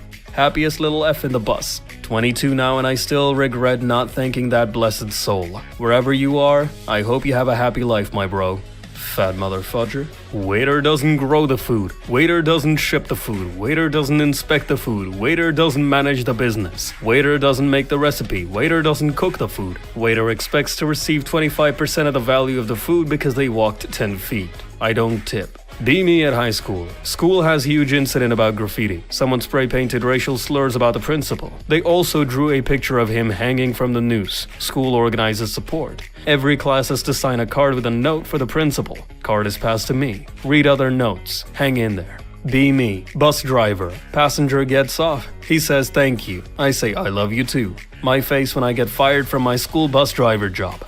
Based. Keck. 11th grade. At a party hosted by some weird testing company. Everybody is having fun. The company is offering free IQ tests in front of the party room. Get called out and take the test. 68 IQ. Everybody laughs. I go to the restroom and bang my head on the wall until it starts bleeding out of anger. Go home and cry. Never spoke to any of the friends at the party ever since. Why don't you own a horse? Reliable transport, zero emissions, only shit. Runs on hay and water. Can buy one for $1,000. Costs around $750 a year to maintain health. If it collapses, you can wait a few minutes and ride it 20 more miles. Doesn't require license, registration, or insurance. 4x4 off-road capability. Can trample anyone in your way. You can drink and ride. Makes you look like a badass cowboy. Take the horse spill, ain't on. Literature teacher I quite like told us to submit a story or some shit. Remembered it last day. Shit. Pumped myself with substances to try to think of something. Light bulb. Wrote like 5k words in one night. Decided to check out what I've written when in Ritalin or something. Apparently my brain thought I was posting shit on Wattpad like usual. That feeling when I sent a me, X, Y, or N gay erotica to my teacher. He is marking my shit and I am scared now. Tell him that you were inspired by the Greeks. Cousin wants me to join Steam families with his friends. Don't want to. Make up lies saying there's a bug with the Steam card thing. He asked for my Steam login so he could fix it. Said no because I don't want to give login info to anyone. He unfriended on Steam and blocked me other social media. If you see this, F you.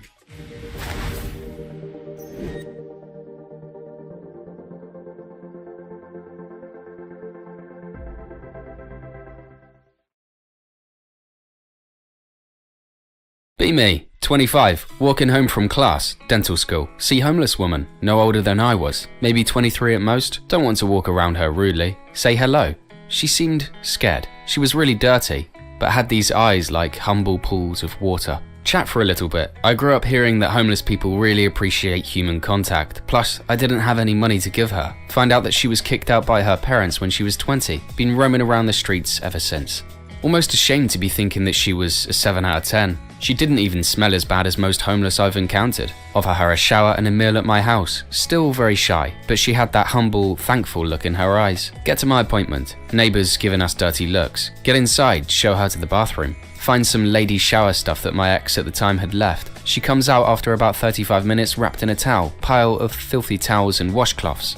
No joke, 8 out of 10 without the dirt. Give her some of my ex's clothes. Nothing fancy, but she looked like a proper lady. Made a pasta/red bean salad while she was washing up. We're eating. She bursts into tears. No one has ever been this nice to me. I can't repay you, but if you want... You're a lovely woman, but it wouldn't be right. Look of relief on her face tells me I did the right thing. We finish eating in silence and she asks if I can take her back to her spot. I walk her home with a few extra clothes, soaps, blankets, and the leftovers. Get to the spot and she tears up and gives me a kiss on the cheek. Thanks me for everything and she says that she'll never forget me. Walk by her spot most days after class. Sometimes I'll bring some dinner for us. Sometimes I bring lunch before class. we become pretty good friends. It's not even that weird that it started out as an act of charity. Do this almost every day for about 2 months. In that time, she got a job at Panera and supplied some of the meals for us. She takes showers usually once a week in a nearby shelter by this time. Pretty much back on her feet, but still homeless. I usually get a kiss on the cheek, like that first night when I leave.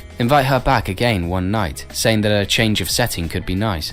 Get to the house, and she nearly pounces on me, making out wildly, not even thinking about what she could have. I don't even care at this point. We effed wildly for a few hours. She legit put all of her gratitude into it. Don't see her for about a week after. Got checked by doctor. Didn't catch anything. Keep doing the lunches/dinners. Occasional F back at my place. She has a pretty good bit of money saved up from work/donations. We decide to make it official. I was skeptical when she moved in. I had been robbed by past girlfriends and didn't know what to expect. Have grade 6 first night. Wake up in this really nice fog. Don't want to get out of bed. She isn't there. Oh frick, I'm a dumbass.jpg. Smell fire of some kind. Run to the kitchen. She looks horrified that she burnt the eggs. Relieved AF. I reassured her that it's fine. Every day after that, we would leave the apartment together. I'd walk her to work and walk around until lunch, then class. Pick her up after work. It was a really nice little schedule we had. We would both be so tired from work and class that we'd just crash back at our place. This went on for a few months. It was heaven. She was extremely loyal too, like how a rescue dog would do anything for its owner. Not the best analogy, but work with me. She picked up some great cooking skills at that Panera job. Her sandwiches had everything, plus that love and gratitude. After a few months, I graduated with a DDS and joined a really nice practice. She kept working at Panera, bringing in whatever she could, but I was making some serious money now. At this point, I'm 27, she's 26. Happiest people on earth. In that year of dating, I never found her sleeping around, stealing. She was off all her drugs. Decided I found the right girl. 5 years later, Grace and I are happily married and expecting our first son in a few months. Some nights, she still cries at how kind I was that first night, but I was the only one who was lucky enough to have polished that diamond I found in the gutter. Really freaking love eating my girl out. Love hearing the sounds she makes. One time realized she makes a different kind of moan depending on what I'm doing. The sounds she makes vary in pitch. I can make her make specific noises at will. Try to play the Darth Vader theme on her. Almost got it. She snaps out of euphoria the second she figures out what I'm trying to do. Mood killed instantly. She doesn't trust me down there again. That feeling when I'm not allowed to eat coochie anymore. Anon asked the great philosopher, are small breasts better or large? The great philosopher replied, suppose you had $100 in bills and $100 in coins. Which would weigh more? The coins, Anon said. Ah, the great philosopher responded, but which would have the greater value? Anon was enlightened. Tarded brother, be young. Have a brother 1 year older. Mother gets daily visitors. Each time she gets a visitor, she locks us in a room, looks away and says, look out for your tarded brother. Each one of us thinks the other is tarded. Mother dies. Still don't know which one of us was the tarded one. Be in high school, 2012-ish, straight. Best friend comes over to my house. Start gaming like usual on the Xbox 360. Later in the night, he confesses he has feelings for me. I was understanding, but told him I don't have that same attraction to him. It's okay, Anon. I get crushes on a lot of boys. I'll let it pass. Continue gaming with him like we always do. He gets over his crush on me within a few weeks. Finds a new man who's actually gay. You thought I was gonna do some gay ass shit, didn't ya? This is a green text of violence, greed, lies, love, sex, conspiracy, death, and chocolate. This is a story of the time I sold chocolate in high school. Be me. Grew up in a low-income family. Beginning of freshman year. School is organizing a trip to Europe next year. $3,200. I want to go. School offers fundraiser by selling chocolate bars from local candy business. No one but me fundraises because all the other kids are rich fags who have the trip immediately paid for. How it works is that you buy chocolate at 50 cents each. The money you spend is transferred to your trip account. Then you sell it for $1 to make it back. So it's $1 chocolate and you make 50 cents for each one sold. There were 5 flavors: milk, peanut butter, caramel, pretzel. Time to get to work. Buy a box of chocolate and start selling it around the school. It goes well. Sell the entire box within 3 days. Then another and another. By the end of the month, I'd sold 10 boxes. Then, fortune strikes. School shuts down vending machines for health wellness reasons. No one can buy snacks from anyone from school. Everyone turns to me for their snacks. Profits through the roof. Hell yes.png. Raise $1,000 in 3 months. At this rate, I'll have the trip funded in no time. I should mention how I get the boxes. At first, the teacher who was organizing the trip kept a whole bunch of boxes in his office, and I would pick up what I needed. But eventually, I grew out of this method, and after I got my license, I would take my dad's truck and buy chocolate by bulk and store them in my cold basement. I would also keep the chocolate I would be selling in a mini fridge to be cold when I start selling. A true businessman. So I keep selling. October, and I'm with the 8 out of 10 selling her some chocolate. We'll call her Abby. Hey Anon, are you going to homecoming? No, I don't think so. Why? Oh, no reason. Pick up signals. Are you going? I don't know. I mean, I have a group, but no one is going with me, you know? Yeah. Do you want to go to homecoming with me? She smiles. Of course. Chocolate just gave me a date. Go to homecoming. Enjoy myself, and so does Abby. We start dating. Chocolate gave me a girlfriend. After a month of dating, I convince Abby to sell chocolate on my behalf as well. Now I have my friend, Abby, and Hugh employed to my chocolate business. So we continued selling chocolate for the rest of the year. At the end of the year, I made $16,340. Wow.wav. So to any normal person, this should have been raising alarms. However, I got lucky to have the teacher who didn't care or understand how much money I was making. By all definitions, I was breaking school policy. Maybe he felt pity for me and my family's financial situation. I'll never know. On the day before the trip, he emailed me that he needed to give me the money in person before the trip instead of during, since you can only bring a certain amount of cash overseas. I emailed him back and I would meet him at a restaurant. I texted Hugh to pick me up and drive me to the meeting place and then drop me off. I'd need protection when carrying more money than I've ever seen in my life. It went down like in movies. We walk in and my teacher was sitting at a table. He got up, carrying a manila folder, and walked past us, handing me the folder when walking past out the door. We walked out of the restaurant and he drove me back to my house. I opened the folder, $100 bills. Hugh got to my house and I tipped him $100. Thanks, boss. Am I a mob boss now? The next day, I bring $400 in cash for the trip and I go to Europe. It was a fun trip, went to multiple countries, and I'm glad that this was my first vacation, although I wish my family could have afforded it. I came back with gifts for my family and a beautiful amber necklace from Krakow for Abby. Overall, the summer was great. First day of junior year, I came back to school a free man. Not carrying a box of chocolate felt weird. I didn't know what to do with my life. I was walking next to Abby in the hallway. Maybe I'll join a club, or I walked past a poster on the wall. I stopped and looked at it. Japan trip. Next year. $4,000. Abby saw me looking at the poster on the wall. Oh no, don't tell me. Yep, she smiles. Time to get to work. So this trip was organized differently than the one before. It was a different group. A group of teachers who organized it had no sponsored fundraisers, and you had to make payments to the trip instead of the funds going to an account. I asked the teachers if I could do my own fundraiser. They agreed. I re-established my contact with the chocolate shop. The little Italian owner loved me and knew me by name. I asked if I could fundraise for my next trip. He said yes. I bought 30 boxes of chocolate and loaded them into my truck and started organizing. So I knew I had a good thing going here and that I could make huge money. But I needed to expand my market. I first go to people I know in other schools to see if they want to work for me. I get 3 guys from 3 different schools to work for me.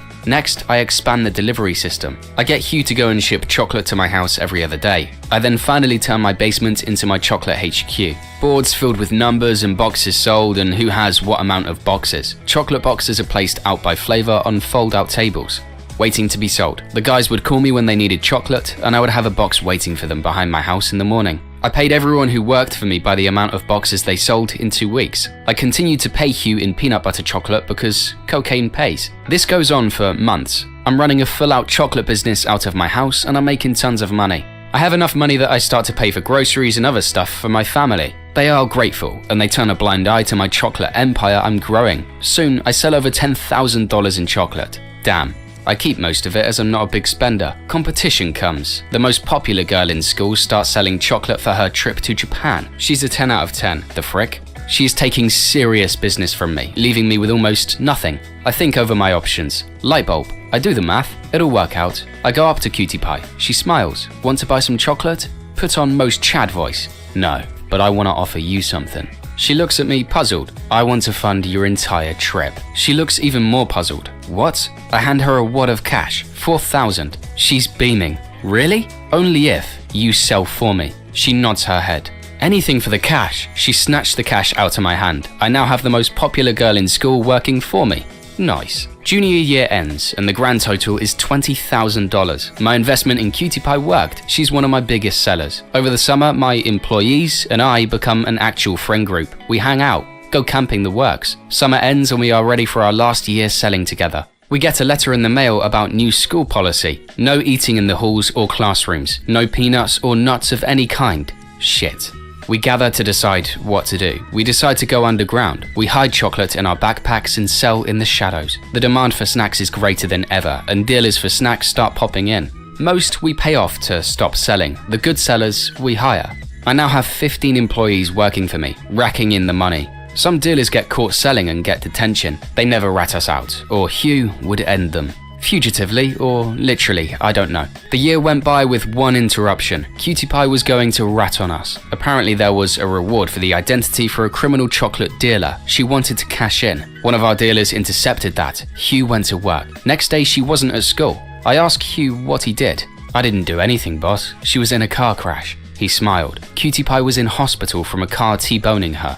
Head trauma, doesn't remember anything at all. Turns out that Hugh bought a used car under a false identity and followed her till he had the perfect time to strike and ram into her. He doesn't have a scratch on him. I pay him with a box of peanut butter chocolate bars. Eventually they caught on to scheme, but it was too late. It was graduation time and the end of selling. I sold 101,381 chocolate bars in my high school year. That's $50,000. I kept about 30,000 for myself, went to Japan, and I loved every moment. Me and girlfriend go to business school together. I can pay off most of my school when I graduate. Hugh runs a gang selling illegal goods.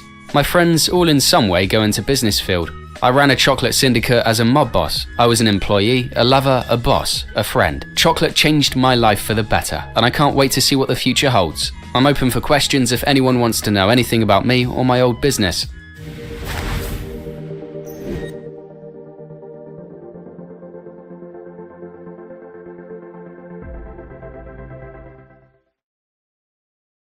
The Panera You Picked Who You've Always Loved now has a price you'll love even more. Starting at $8.98, mixed. Honeymoon phase is over. She says the relationship is not the same anymore. Not effusive emotions anymore. No drama, no fireworks. Try to explain to her that this is normal and a relationship is built on mutual trust, not ephemeral feelings, tingles and drama. She decides to break up. Me. Alright, I understand and accept if you want to break up. Have a nice evening. My face when she posts on social media, "You were a big lie," and I fell for it, along with cryptic song lyrics hinting that I was abusive to her. I mean, why? My Latino friend was right. She is a puta. Okay guys, here goes. Be me, age 17. My brother is a Chad and frequently has friends over. I'm holed up in my room. I hate going outside of my room when there's guests over. Really need to shit. Don't want to leave. See a towel in my room. Squat over the towel and shit on it instead of leaving my room. Continue doing this throughout the years, because I don't have to leave the comfiness of my room and the poop comes out easier that way. Have to eventually deliver poop-covered towel to my toilet, which involves walking across the hallway. Sometimes I'd store many poop towels until I finally decided it was time to dispose of them. Have to make sure coast is clear before delivering towel. Mess up one day and my brother comes out. Get startled, drops towel full of poop. My brother's face scarred me forever. Be me. Be with girlfriend. Girlfriend cheats on me. I break up. She goes with the guy who cucked me. A few weeks pass. I stalk the guy a little, realize he's a drug dealer, realize he's not very smart, make a folder with all the proof. Send the folder to the police by mail. Local narcotic team thank me. They do their job. Ex-girlfriend and drug dealer are both in jail right now. Did I do the right thing, Anon? Feel like I should be doing something. Don't know what. Vague sense of uneasiness that I'm not doing it. Really into horror stuff. Decide to go to a bookstore. Go to the horror section and pick up a book filled with H.P. Lovecraft stories.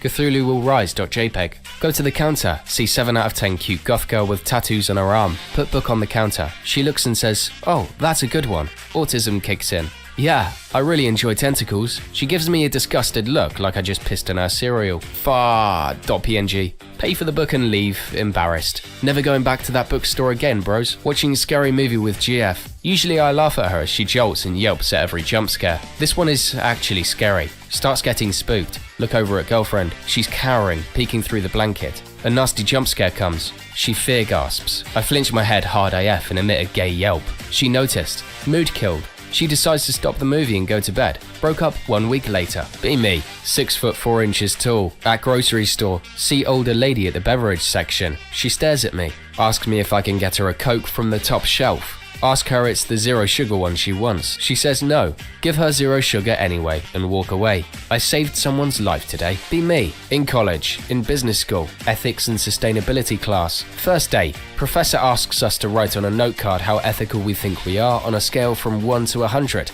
Says no judgment. Be honest. Think for a few minutes. Write down 36. Pass cards to the professor. He shuffles through them.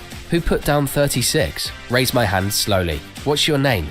Anon. Well, Anon, that was a pretty stupid thing to do. Says if I was one of his employees, he'd fire me. Says businesses want to hire ethical people. Says I should have lied and said at least 75. Class, don't be like Anon. My face when. Why are college professors like this? I freaking hate this place. Tried to start a YouTube, post every day, 30 days in, embarrassed about my videos. Only viewer is mum. She comments positive things on every video. Thanks mum. 25, still live with my parents. Don't pay for anything except gas money and my own food. Literally saved enough money to buy my own house in cash in only 3 years. Why is living with your parents a bad thing again? New PC arrives sometime next week. Have had this one since 2015.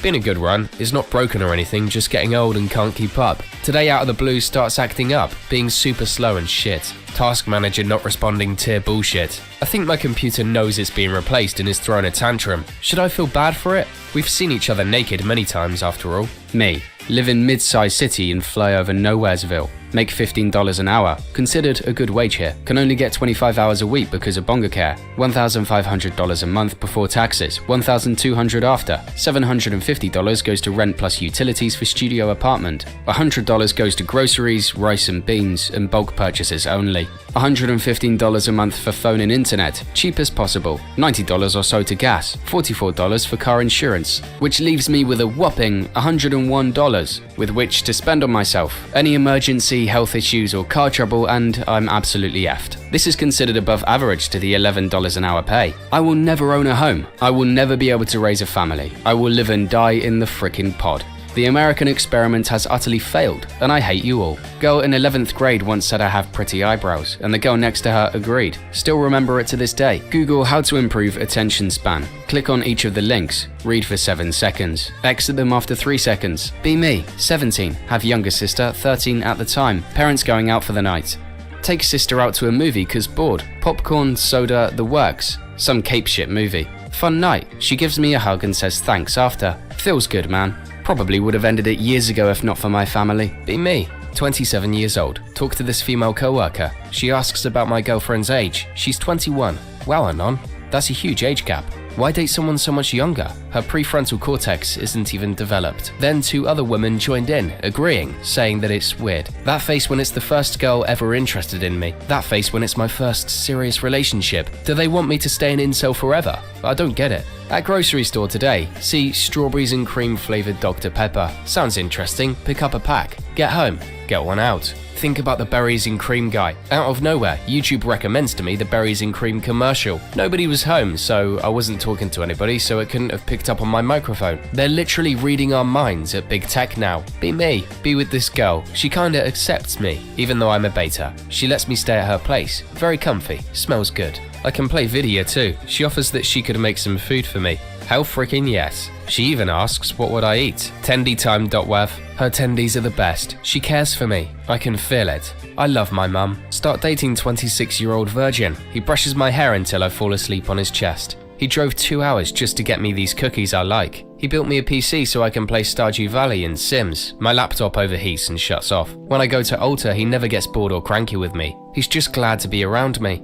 I never knew guys could be so nice and caring. Be me. 2003 or so, go to MCD while high for some nice late night food with my best pal. We both high AF. I order tendies for us to share. We share them outside looking at the dark night sky. He asks what meaning of life is. I don't know, bro. What do you think? Apart from all the science of where we come from, I think my life is just gonna be me chilling and enjoying the good emotions I feel, just like right now when I'm with my best bud. My face when I realized life is what you make of it. Grandfather died before I was born. Grandma lived a state away. Never got to experience growing up with grandparents. Eventually move out on my own. Neighbors are an old couple. Start getting to know them better. Spent my days off with them. Cook meals with the wife. Share recipes. Husband helps me with hobby projects. Work on our cars together. Feels like I finally have grandparents. Leaving for work today. Talk with the husband before I leave. You have a good old day at work. Love you, buddy. Love you too, grandpa. My face when. Alright. Fit. This is what we lift for. What the frick? Visit dad. Asks me to buy a Christmas tree. We go buy a nice one. Carry it around like a slave. Mum is happy. Feels good, man.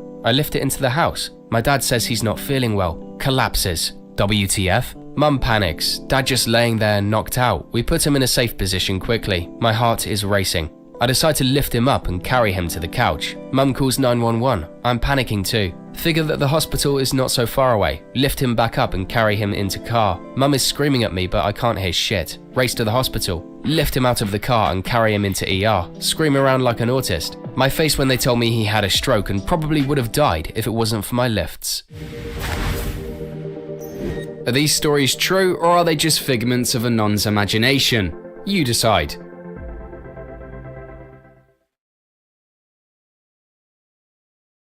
Be me, share PC with family. Dad screams at me, beats me up because I installed a virus on the PC. The neighbors call the police because they saw me getting his shit kicked out. Look at PC, it's the Windows 10 update. Be me, dispatch manager for a small company. Bunch of 18-year-olds start working in the shipping debt. Start using the most current memes, Yet, Ligma, etc. Just general shit from 4chan, Reddit, to see if they get it. Kids get really into it. Everything is a meme to them. Boss walks into the dispatch room just as I chuck some package tape to one of the kids, screaming yeet as I do it. Boss takes one look at me and says, "Looks like you've got a case of up dog." One of the kids replies, "What's up dog?" My face when my boss is the biggest memer in the office. Be me, 21, at food store to get food. Go up to cash register, 7 out of 10 cutie pie working. Buy food. Try to say thank you. Say love you instead. My face when autism strikes. She responds, "You too." We realize we're both autistic. She is now my girlfriend of 2 years. Ex-classmate creates a messenger group, adds me and other classmates in it. Another classmate asks what this group is for. Have the sudden inexplicable urge to say one word. Party. Decide not to in the last moment. Classmate that texts. It's for another classmate's mother's funeral. That face when I almost called a burial a party. 9 out of 10 co-worker says she needs to take a piss, but the toilets are under maintenance. Forget I'm not on the internet and almost say, "Why don't you piss in my mouth?" It almost came out of my mouth. Luckily I could hold myself back. 4chan, I blame you. Be me, 17, just got license. Home alone, want McD's. Driving my mum's minivan. 4chan has been daily browsing for me at this point. Drive-through. Yeah, can I get a 10 piece of some chicken tendies? What the frick did I just say? .x has been executed. This MF says, "Sure Anon, one of us. .jpg. Drive to window, embarrassed AF. Guy is 20 something. Says, "You seem chill," and passes me a note with his Twitter. DM him. Now best friends. Be me. Half Chad, half autist hybrid. Just got my license. Have this cutie pie in class. Wanted to F her since I discovered the function of my peen. That's ass. .jpg. I'd motorboat that ass. .gif. I'd suck the air out of her balloon knot. .raw. Anon, will you take me to get ice cream? You betcha. Take her out. Drop her home after. She comments on my Facebook that night. Thanks for the ice cream, Anon. Maybe next time I'll take you for a ride. I didn't know you had your license. Anon, you're so funny. But if we keep getting ice cream, we'll have to do some sort of physical workout so we don't get fat.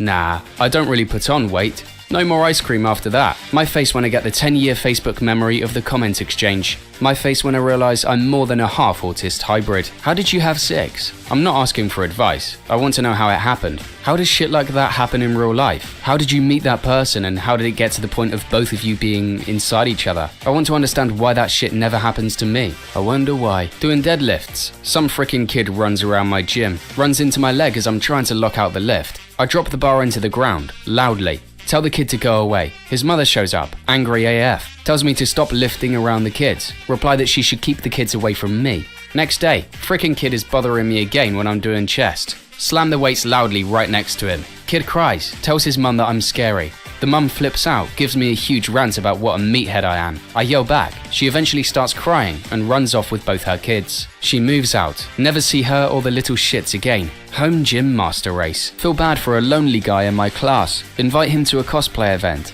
He shows up dressed as Fred Flintstone in blackface. He keeps screaming, "I yabba dabba din do nothing." This was a freaking mistake. Got written up for positioning my cursor too close to a female co-worker's cursor during a live edit of our Google Sheets presentation. Fixing notebook for a 70-year-old lady. Comes, pays, asks about gaming tier GPUs for her laptop. Little took back. I inquire about the price range and what games. Solitaire, Sudoku, puzzle games. Nope, I play the Assassin. Assassin's Creed? Yes, on my grandson's console. I just love Venice. She pauses. And ending people. Be me.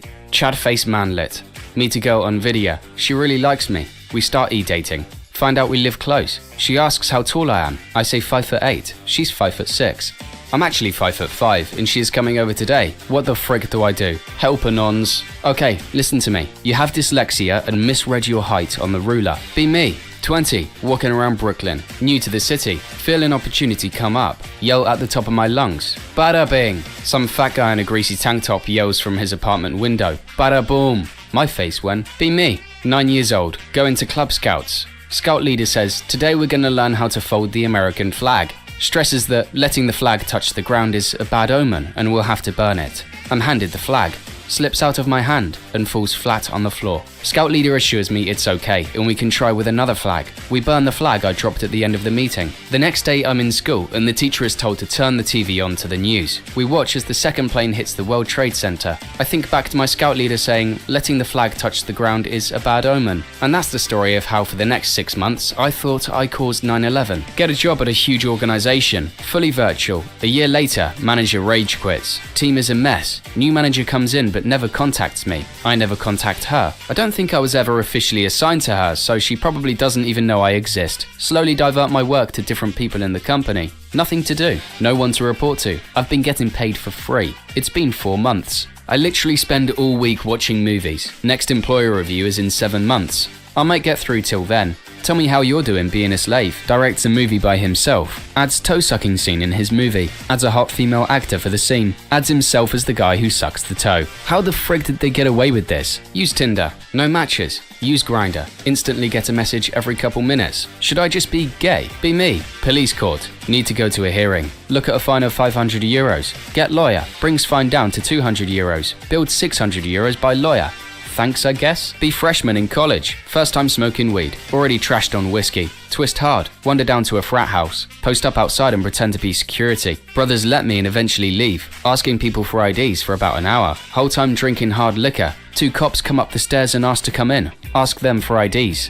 We are the freaking cops. We are going to come in. I say riddle me this. Then proceed to puke on one of them. They stagger back in shock. Oh frick. Run my drunk ass back to my dorm. Shave my head and beard. See cops every day patrolling the campus. Never recognize me. I regret nothing. Someone kept eating my lunch out of the fridge at work. I got tired of it. I poisoned my sandwich with mole poison. Look that stuff up. And rubbed raw chicken all over the lunch meat. Slapped that puppy in the fridge with a fake name on it. It disappeared before lunch. Heard nothing until the next day. Apparently ambulances showed up on 3rd shift and took a guy out on a stretcher. He had to get his stomach pumped and was out of work for a month. I had never even met this guy. He was stealing my food before leaving at the shift change and then eating in the following night. F you. Don't steal my food. Girlfriend of 4 years leaves me last week. She moved out while I was at work. Went into computer room. Her desk is completely empty. I sit down and browse the internet for a bit, looking at random funny videos. Hours pass. Find one funny video I can't stop laughing at. Hey, you have to see that. Turn to see an empty desk behind mine. I thought she was still here. Dad got me through depression, took me to the gym, encouraged me to go out and get exercise, even if it's just walking the dog. Can't lift shit at first, but progress becomes noticeable. Enjoy the walks through nature with my pup. Dad encourages me to do martial arts. Join MMA gym, doing mostly Muay Thai. Pretty much addicted to it. Love the pain. Changes his eating habits to help me get used to new healthy diet. Losing fat fast, gaining mass fast. Confidence through the roof. Every milestone he gets excited with me. No longer depressed. He tells me he's proud of me. I freaking love you, Dad. I'm so incredibly lucky I'm your son. Are these stories true or are they just figments of a non's imagination? You decide. To be free and flexible and creative was really essential to what I wanted to make, and I didn't find a Sister's wedding is tomorrow.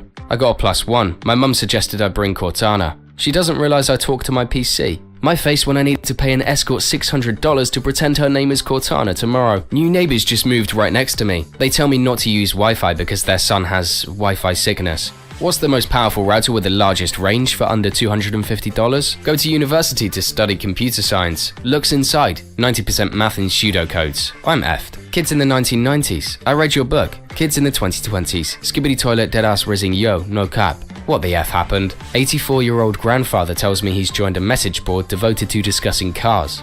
Based on the way he speaks, he clearly had no idea what a message board was until very recently. He shows me some of his post history. He enjoys posting stupid, obviously false and ridiculous information just to see how people reply. He doesn't know the terms shitposting or trolling, so he says, "I'm jerking their chains," and scrolls down, busting a gut with laughter as he reads off some of the replies.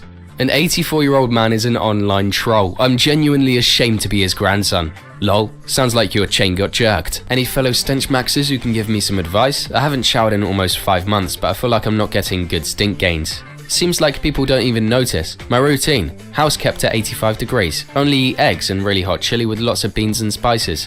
No shower plus no bath. No deodorant. Touch myself 3 times a day. Only drink hard liquor. Smoking 2 joints a day. Piss and shit myself, but only once a week. Detergent ain't free. Run around the block at overdrive speed 5 times a day to work up a good sweat. Wear heavy coats in the cooler months. I'd appreciate any advice. Really want to get as smelly as possible. Was thinking of maybe cutting the pot out. It might be covering up some of the worst smells or even providing a fresh pine scent. Quality thread right here. Be me. Cub Scouts camping trip. It's getting dark. Scoutmaster tells us to get wood and shit for a bonfire. Go about 20 feet away from camp. See the perfect stick. Grab it. It's a rattlesnake tail. Too retarded to run away. Bring it over my head and swing it in circles. The snake can't come back and bite me. Shout for help. Everyone comes. Sees me using the snake like a lasso. Kids laughing. Adults shitting pants. Tell me to hit the snake against the tree as hard as I can. Hope it breaks its neck. Whip its head at max speed into the biggest tree I could find. Head explodes. Adults don't know whether to congratulate me or punish me. Other kids think I'm hardcore. My face when my nickname was Snake Charmer from then on. Be me. Straight. Watching idiot drivers dashcam videos. Haha, D-heads. See a video of a big black car driving like a freaking psychopath. Hey, I drive a big black car. Hey, that's my number plate. Hey, that's the same brand and model as mine. My face when I realized that I ride a BBC every day. Be Muslim, fast for Ramadan. Walk over to kitchen, trip and fall over. Shawarma lands in my mouth. Extra tahini. Apple slice lands in mouth. 3 liters of water land in my mouth. Confess to Imam later. He calls me a liar and kicks me out. Be filling up gas in my car, watching the money counter get close to $30. Slow down. 29.84, 29.95, 29.98. Do I risk it? Go for it. $30. Boom. Go in to pay and the cashier is a cute girl. She smiles at me and says that'll be $30 please. I give her the money. She hands me a receipt with her phone number on it. Call me, she says. I like a guy who is good with his fingers. Me, turn around 360 degrees and walk away. I'm too scared to call her, but man, do I feel good for hitting those 000 trips. Apple is the worst freaking company ever. Maybe back when Steve Jobs was alive it was a little better and slightly respectable, but holy, he must be rolling in his grave right now. Be me. Few weeks ago, go to Apple store to get battery replaced. Spend an hour and 30 minutes walking around. Come back. They tell me the phone is missing some parts, so the battery is unreplaceable. Next day, go to shitty PC fix. Feces everywhere. Legit the most dingiest freaking place alive. Asked to get battery replaced. He goes in the back for 15 to 30 minutes. Comes back. Battery health is replaced and 100% capacity. Ask if any parts were missing. They weren't. Pay the $60 and walk out. Planned obsolescence is real boyos. Arguing with a coworker. Accidentally call a coworker a soy boy. He asks what it is, but I try to shrug it off. Boss overhears and makes me explain to everyone. Well, soy has a lot of estrogen in it, so when you drink a lot of soy milk it makes you weak and effeminate. And, soy boy, well I see you must have been drinking a lot of soy. Everyone laughs at me. Try to explain I'm not a soy boy, but no one listens. That face when my nickname at work now is soy boy. Be me. Finishing up my cycle, going to the doc to get some blood work. Doc says my HDL is 15, my LDL is 220 and my BP is 215/160. And I need an ultrasound for my liver. Tells me I need to stop using steroids because I'm ending myself and being 290 pounds is going to put me into an early grave. Tell him his woke misandry needs to be dialed down and you can be healthy at any size, I thought.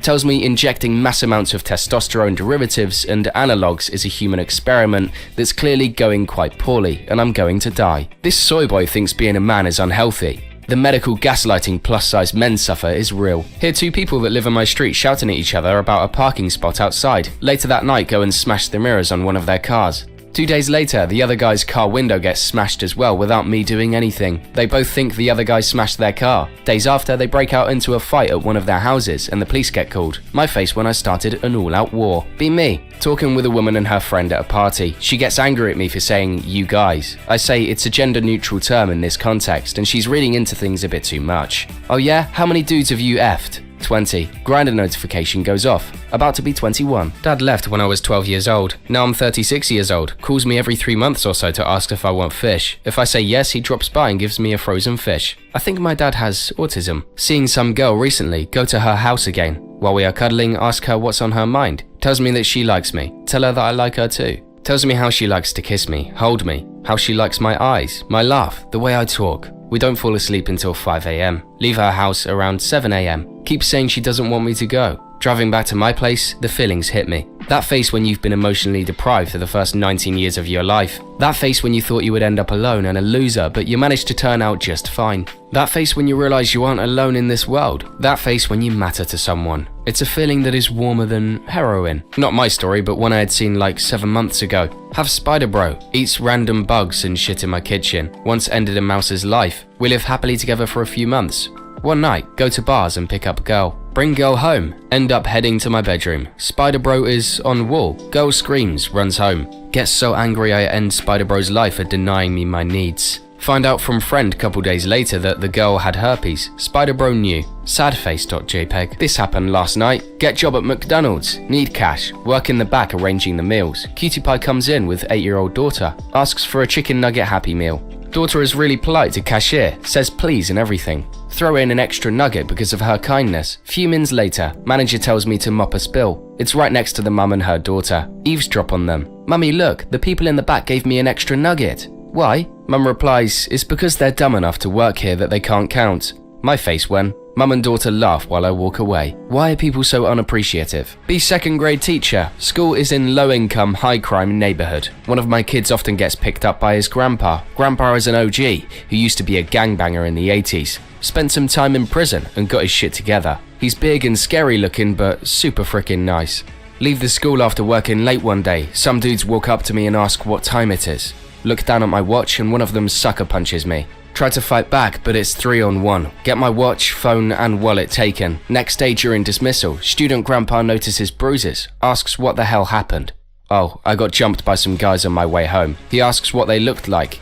Don't know, but I remember they drove away in a white Camaro. He nods and says, okay. About a week later, student comes back and hands me a plastic bag from his backpack. Inside is my phone, wallet, and watch. See news report a few months later about a white Camaro found at the bottom of a nearby lake. Owner is still missing. Are these stories true or are they just figments of a non's imagination? You decide. Have girlfriend for 8 months now. She tried to become a gymnast and an actress, works as a clown in a children's hospital for nearly 2 years now. Says we should take our relationship to the next level. Asks me if I want to role play in the bedroom. Tell her I want a boner dressed as clown. First surprised, but agrees. Next night go over to her place. Effing clown girlfriend.mp4. Shoot the biggest nut of my life. Cuddling post-coitus. All of a sudden she says, oh, almost forgot something. Opens the drawer and pulls out a pie with cream topping and a clown horn. Shoves the pie in my face. Okay, we are even now. Honk.mp3. Should I put a ring on her?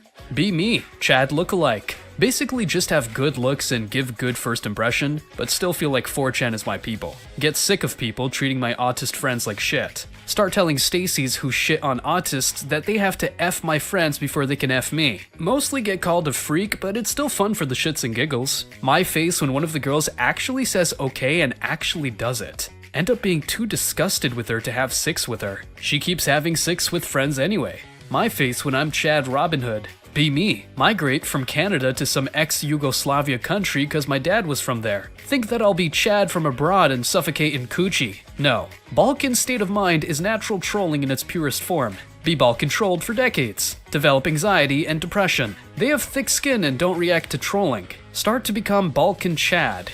Go back to gay snowflake Canada and drown in coochie. Thank you, Balkan. Be me, Anon, a 24-year-old guy, straight.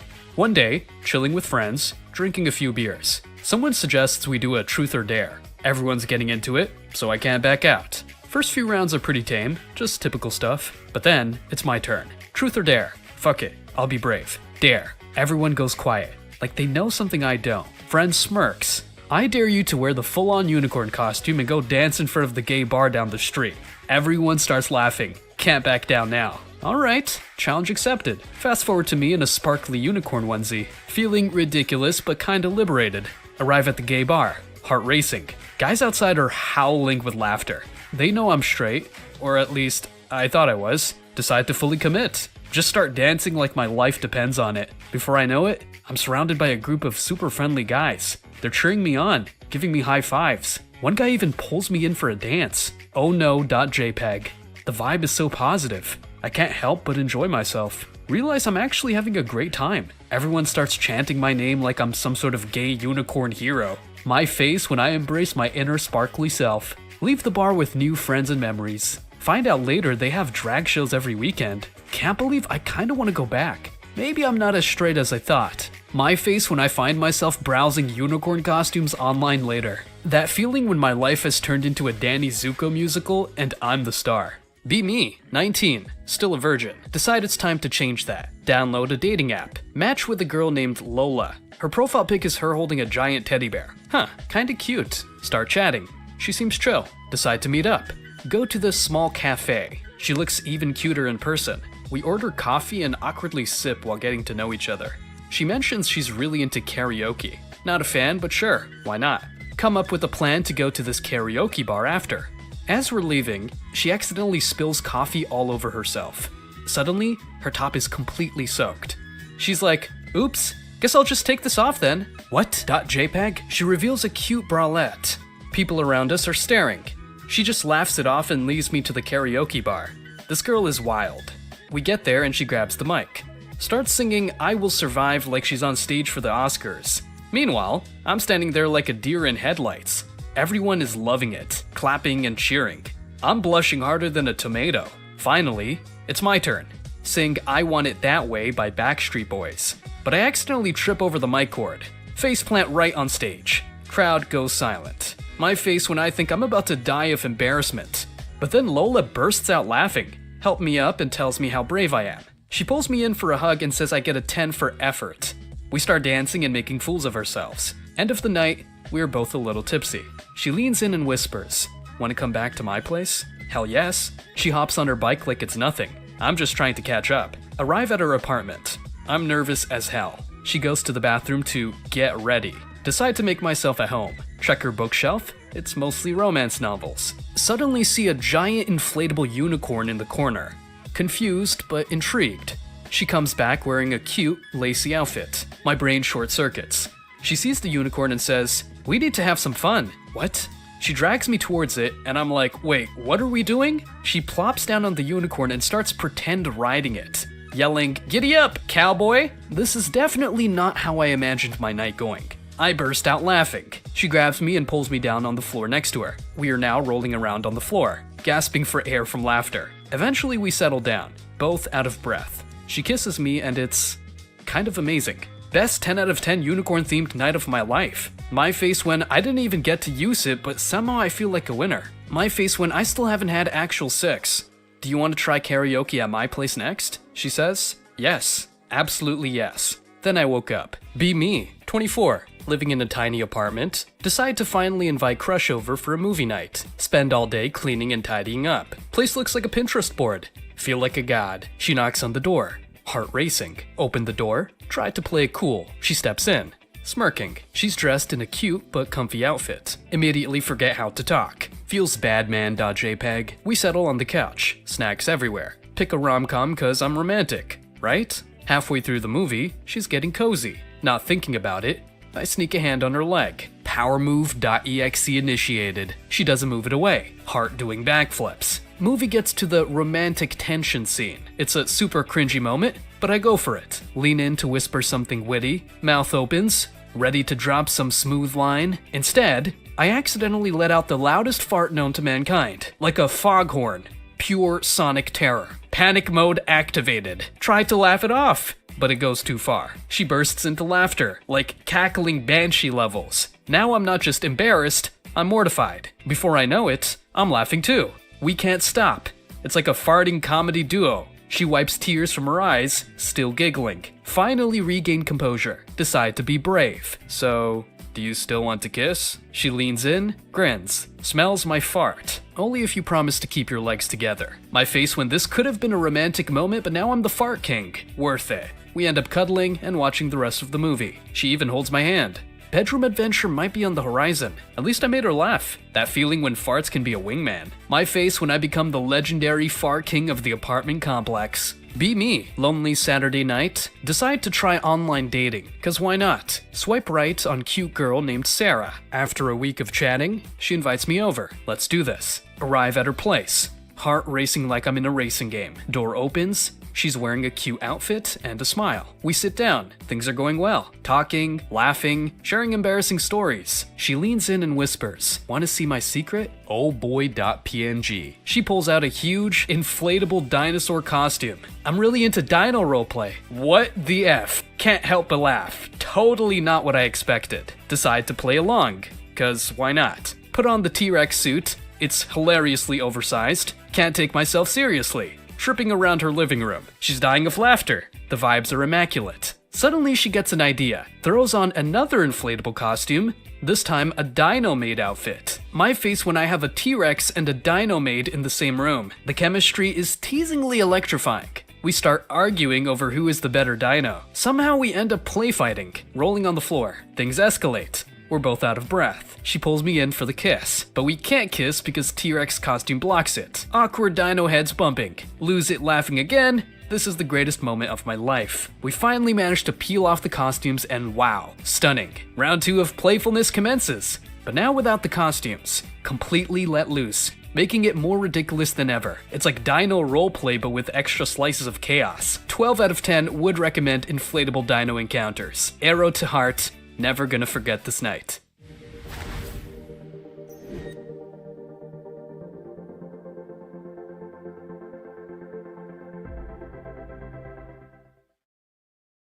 Boy, have I got a story for you, /fit. University. Share a house with 3 bros. Bony bro is scrawny AF. Beta as hell, but genuinely nice dude. Chill bro is a huge stoner, but the nicest guy you'll ever meet. Also impossible to make him mad. Food bro cooks like a mother effer.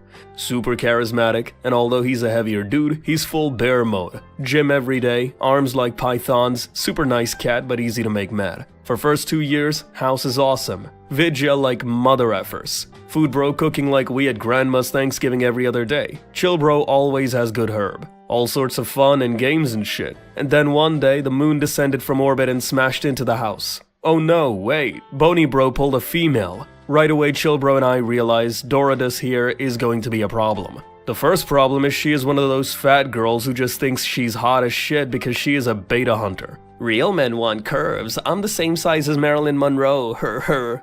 The whole frickin' 9. The way the house is set up, there are 3 bedrooms upstairs and a basement suite. Food bro pays the most, so he's in the suite. Got a king-sized bed down there and everything. Doradus starts spending every frickin' night at our place. The noises this girl makes while effing are just impossible to handle. She sounds like a cross between a death metal singer and an elephant seal.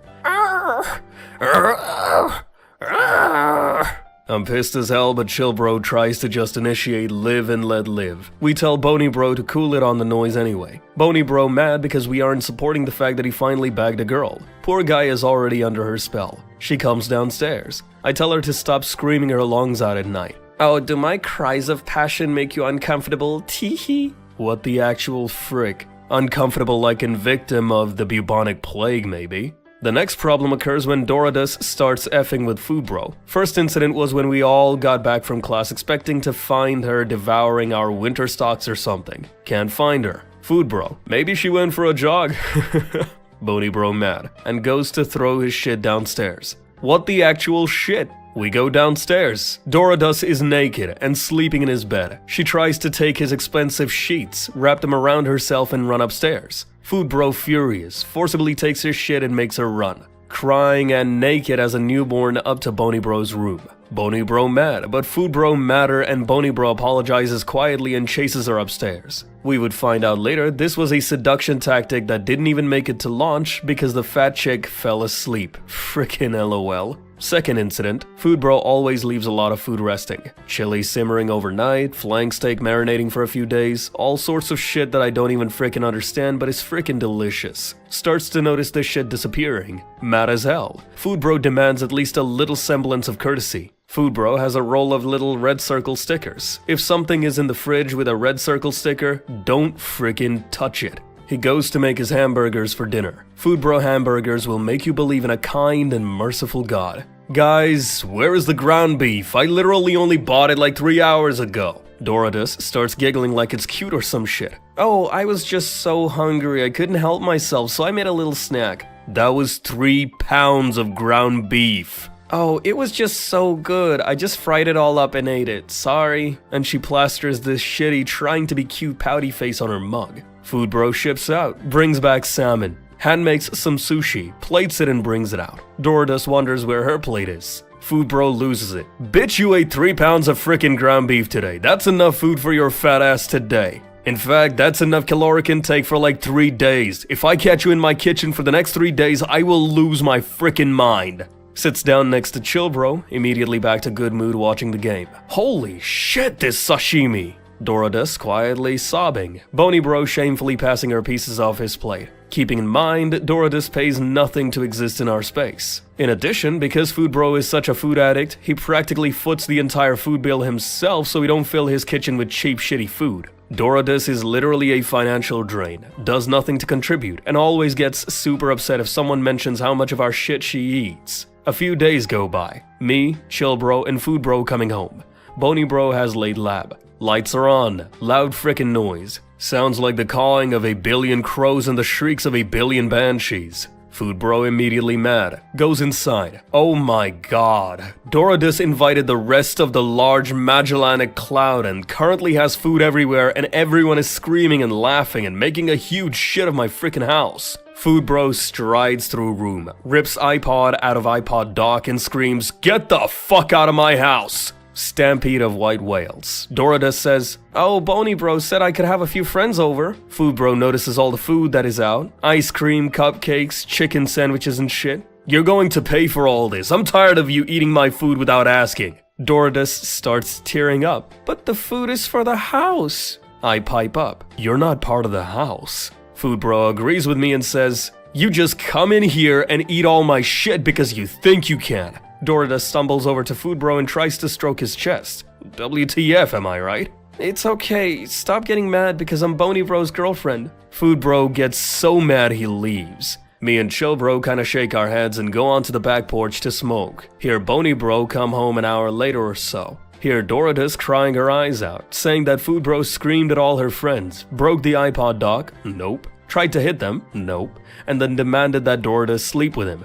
Lol, what? Nope. Food Bro comes back about an hour after Bony Bro. Hear Bony Bro confront Food Bro. He's still mad that we make fun of his lady all the time. Demands to know why Food Bro demanded she sleep with him. Food Bro laughs and explains the whole story. I go in and confirm. Food Bro demands to know why Bony Bro said it was cool for her to throw a party. Bony Bro says he said she could study with a friend. What a cunt. About a month later of Doradus being fairly well behaved, still making shitty passes at Food Bro. "I know you like the way I look today, or is it every day?" Food Bro just laughs, starts making her pay for everything he sees her take. School's out, summertime. Food Bro goes to work the summer in the kitchen of some nice-ass restaurant. Starts dating this bartender there. This girl. Holy shit, this girl. Blonde, cardio bunny, yoga and Pilates addict. Nice boobs, nice ass, stomach you could grate cheese on. Super smart, super clever and witty.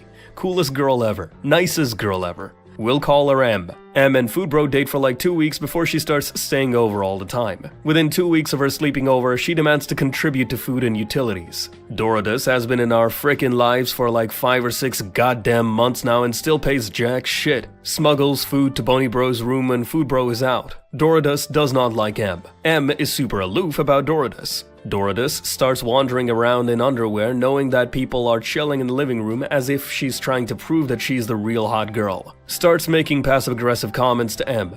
"Oh, you should eat more, then you'd get some curves." Lol, what? Even Bony Bro's starting to get tired of her shit. Starts getting mad at her when she says things to Food Bro like, "You're man enough to date a real woman."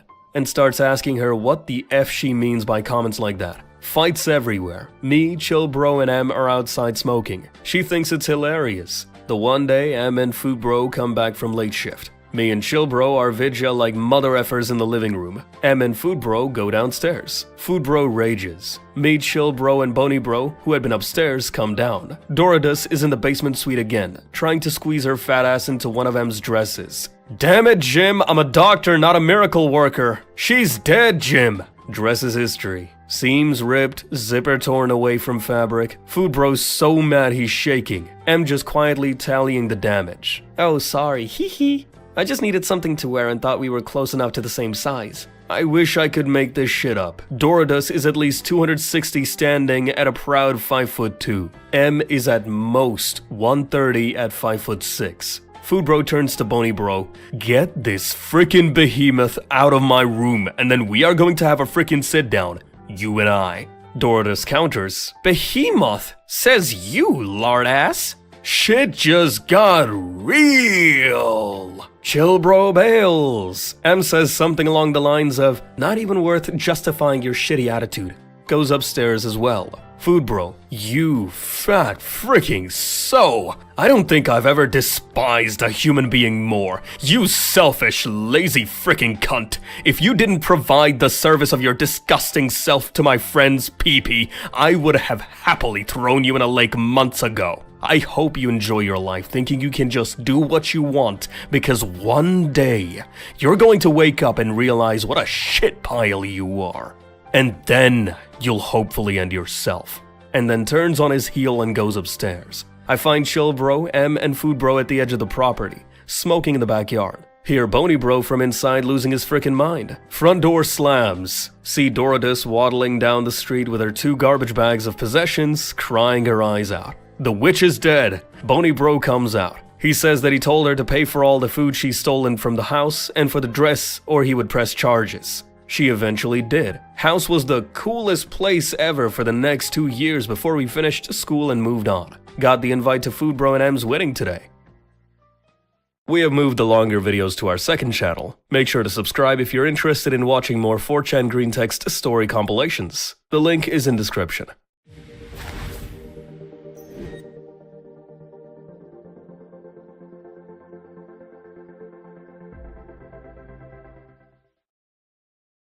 It comes out that I am a virgin at work. Everyone automatically assumes I'm thirsty AF and will F any woman who comes my way. They try to help me by trying to get me late at parties or trying to set up dates with people they know. This goes on for a few months, even though I tell them I don't care about being a virgin, reject everyone's help every time, and even tell stories of the women I have rejected in the past. Now everyone thinks I'm gay. Everyone tries to help me out of the closet. I am not gay. Women suddenly become super friendly. I tell them I am not gay, but they don't believe me. This goes on for a few months. They eventually realize I am not gay. Now everyone thinks I'm a virgin because I'm afraid of intimacy, too shy. One woman deliberately touches me in inappropriate ways at work, trying to get me out of my shell or get a reaction. When does it end?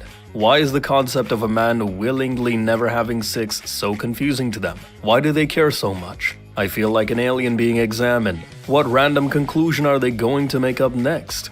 At 8 years old, my dad gets caught cheating on mom with another dude. He leaves and is never heard from since. At 19, I told my mom I was gay and she kicked me out because of what dad did. Found a sugar daddy to live with. He's super kinky and introduces me to some wild stuff. 2 years later, he died from a heart attack and I have to take care of his possessions and such. Written will says most of it is supposed to go to his living son.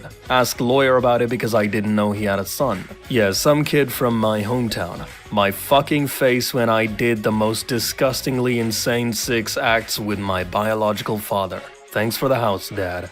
Be me, waiting in line to check out at my university's convenience store. Cute Chinese girl in front of me goes to pay cash. Is told she can't pay with cash and she doesn't have a card. I pay for her. It was like $3. She looks at me like she's about to cry, trying to give me cash, saying, "Thank you." I tell her it's okay. She says, "But you don't even know me." I say, "Okay, then I'll get to know you. What is your phone number?" She gives me her phone number. We met up tonight and I played piano for her and she fell in love with me. She hugged me goodbye and now we're going to watch a movie together tomorrow. Can I cuddle her when we watch the movie and can I kiss her? Do I have to wait before marriage until we have sex or anything? Last year I was straight 17-year-old boy. Got a new game for Switch. Lets me pick gender at start. Female looks pretty cute. I choose her. I play the game happily. One guy in the game is really sweet. Frick, he is super attractive. Polite, tragic backstory, completely unhinged. Finish the game. Last cutscene, he confesses his love for me. I keep giggling. I am straight. I am a man. I keep telling myself. Been binging otome games ever since. I was frickin' ruined by a small choice in one game. Can I sue someone? Friends forced me to go to a party. Got drunk and actually made out with a girl for the first time. I didn't even put any effort into talking with her. WTF. I'm legit spamming parties until I'm no longer a virgin. Anon losing his virginity any percent. Girl asks me out. Go out once. Tells me it's not going to work. Apparently my touch makes her uncomfortable. Gives her anxiety. Now she thinks she's a romantic. How do I make my touch less repulsive? I know my hands are constantly clammy, but there must be a way to not give the ick. OP is so comically repulsive, he made a woman lose all interest in men. Have you considered not being such a monstrous abomination? 19. Never had a friend. Never been in a relationship. Never kissed a girl. Never had sex. Can't drive. Never had a real job. It's too late for me. I can't fix myself. You're 19. Your life has just begun. And you're already giving up. Have you tried not being a pathetic chick? If not, I hear it helps. Be me. Anon. A regular dude. Just living life. Got a sister? Let's call her Sis. Growing up, Sis and I were inseparable. Always had each other's backs, no matter what. Fast forward to now, Sis is in college. She's struggling with classes, feels overwhelmed. My face when I realize I need to step up my game. Decide to become her #1 supporter. Start helping her study, like a personal tutor but without the pay. Make fun flashcards. Help her with essays. Buy her favorite snacks to keep her motivated. You're gonna crush it, Sis, I say, trying to be a hype man. She gets a C on her midterm. Feels defeated. I know she's got potential, I won't let her give up. Throw a mini celebration for the C. Look at you, that's a baseline, now let's build on it. She laughs, even if she's still bummed. Still proud of her for trying. Days turn into weeks. Sis starts improving. She's more confident, contributing more in class, notices a cute guy in her course. Guess who plays matchmaker? Slip a note in her backpack. You should totally ask him to study together. She blushes like a tomato, but takes my advice. Months pass, Sis aces her finals. Cue the proud big bro moment. She calls me up screaming, can't believe she did it. I'm like, I told you so, bro. Next thing I know, she's inviting me to her college graduation. Turn up, decked out in best brother shirt. She walks across that stage, beaming. Best day ever. We hug it out. Sis tells me she wouldn't have done it without me. Feels good, man. JPEG. Just a regular dude, but being her support meant everything. At the end of the day, family first. Always. Love you, sis.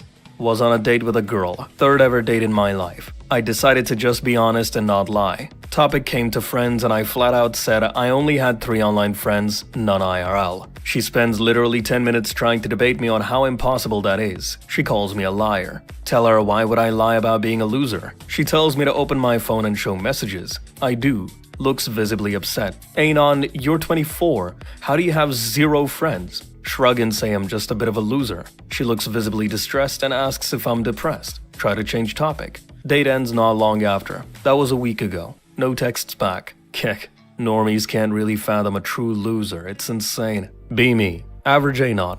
Girls like me. Just trying to get through life. Meet this goth girl at a local coffee shop. She's got the whole look down. Black lipstick, fishnets, and a really intense vibe. Decide to go out with her because why not? Life's too short. First date is cool. She takes me to a haunted house for some real-life horror experience. She's laughing maniacally while I'm just nervously trying to hold her hand. She starts talking about how she wants to summon the spirits after we finish the tour. My face when I realize she's serious. Fast forward to the second date. She invites me to her place for a movie night, expecting some spooky films, maybe a classic horror flick. She pulls out a DVD of a black and white film about existential dread. Can't even remember the name, but it feels like it lasts 3 hours. Halfway through, she leans over and whispers about how the film reflects her inner turmoil. Not what I signed up for. After the movie, she starts showing me her art. It's just a bunch of paintings with dark themes and splashes of red. One looks like a girl drowning, with a caption that reads, I sink, you float. Okay then. She spends the next hour explaining the deep meaning behind each piece. Can't remember anything she said, just nodding along like a good guy. On our third date, she suggests we go to a cemetery for a midnight picnic. Kind of awkward, but it's her thing, so whatever. Bring snacks, but she's like, no, we feast on the souls of the departed. I laugh, thinking it's a joke. She stares at me with this smirk and says, you think I'm kidding? Decide this is probably better than meeting her parents. Everything is chill until she starts asking me about my views on death. Oh boy, here we go. She gets really intense, talking about how death is just a new beginning. My face when I just wanted to eat chips and watch the stars. Try to change the subject by asking about her favorite music. Big mistake. She launches into a 30-minute rant about how mainstream music is for the weak. Spends the entire time convincing me to listen to some underground band that sounds like a cat being tortured. Day goes on, and she starts talking about how she wants to connect on a spiritual level. Thinks she's about to suggest some deep meditation. Nope, she pulls out a Ouija board. Let's talk to my ancestors. At this point, I'm ready to just disconnect my phone and pretend I have to work or something. Final date comes around. She takes me to a pagan festival. This is where I draw the line. There is chanting and people in robes, and I'm just trying to blend in. She's out there dancing like no one's watching. I just stand there awkwardly, holding a vegan hot dog. I'm not even vegan. She comes over all excited like we're about to summon a demon or something. Finally have a talk. Tell her I need some space, like maybe a galaxy worth. She takes it surprisingly well, but I can see the sparkle in her eyes dimming. She whispers, "The spirits will know." Kinda freaked out, but I just wave goodbye and walk away casually. Never look back, still hearing that haunting laughter in my dreams. That feeling when I realize dating a goth girl is not for the faint of heart. At least I can say I've had a supernatural dating experience. Never doing that again though.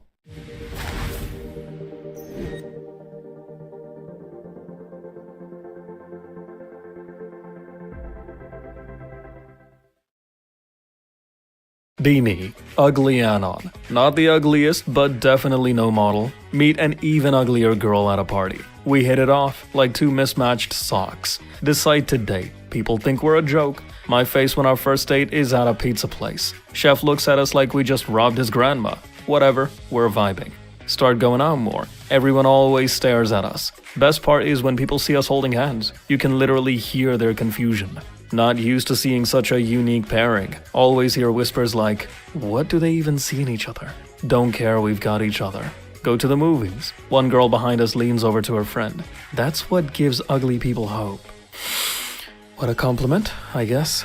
We start embracing our ugliest. Make inside jokes about it. Call ourselves the Beauty and the Beast. She's the Beast, obviously. That feeling when we're ugly but loved. Learn to laugh at ourselves. Realize everyone's got their own quirks. Ugly or not, we're happy. Not about looks, it's about the vibes. Ugly love is legit, the realest love. My face when we realize we're the true power couple. Never looking back. Still ugly though. Sometimes even scared when looking in the mirror.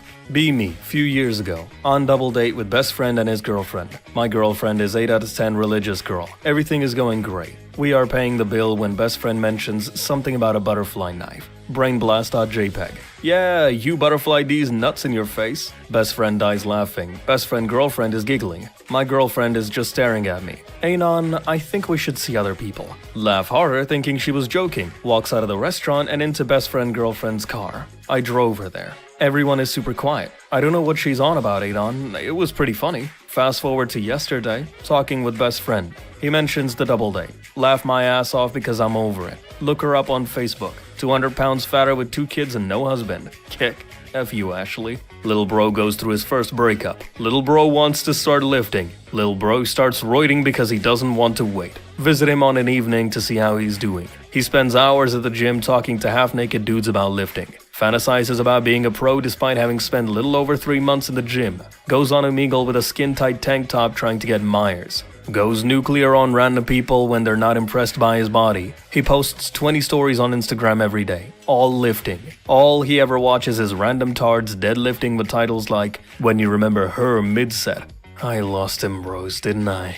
Be me, high school nerd, bottom of the social ladder, constantly getting bullied by Chad McJockface. He shorts my lunch and steals my crush, the classic. One day, decide I've had enough. Remember, I have mad hacking skills from late-night coding sessions. Time to unleash the digital kraken. Spend the night learning everything about Chad. Find his social media, online games, emails, everything. Chad's password is literally Chad is the best 123. Lamau. Access his accounts and see all the cringe posts he made. Decide to go full chaos mode. Change his profiles to Chad the Crybaby. Change his bio to I love pineapples on pizza. Post photoshopped pics of him in a dress. All his friends are confused and laughing. Next day at school, Chad comes in red-faced. Everyone's busy mocking him and posting memes. Actual tears in his eyes. I can't help but feel a bit bad. But then I remember all the times he shoved me in lockers. Time to gaslight him harder. Send a fake email to the school.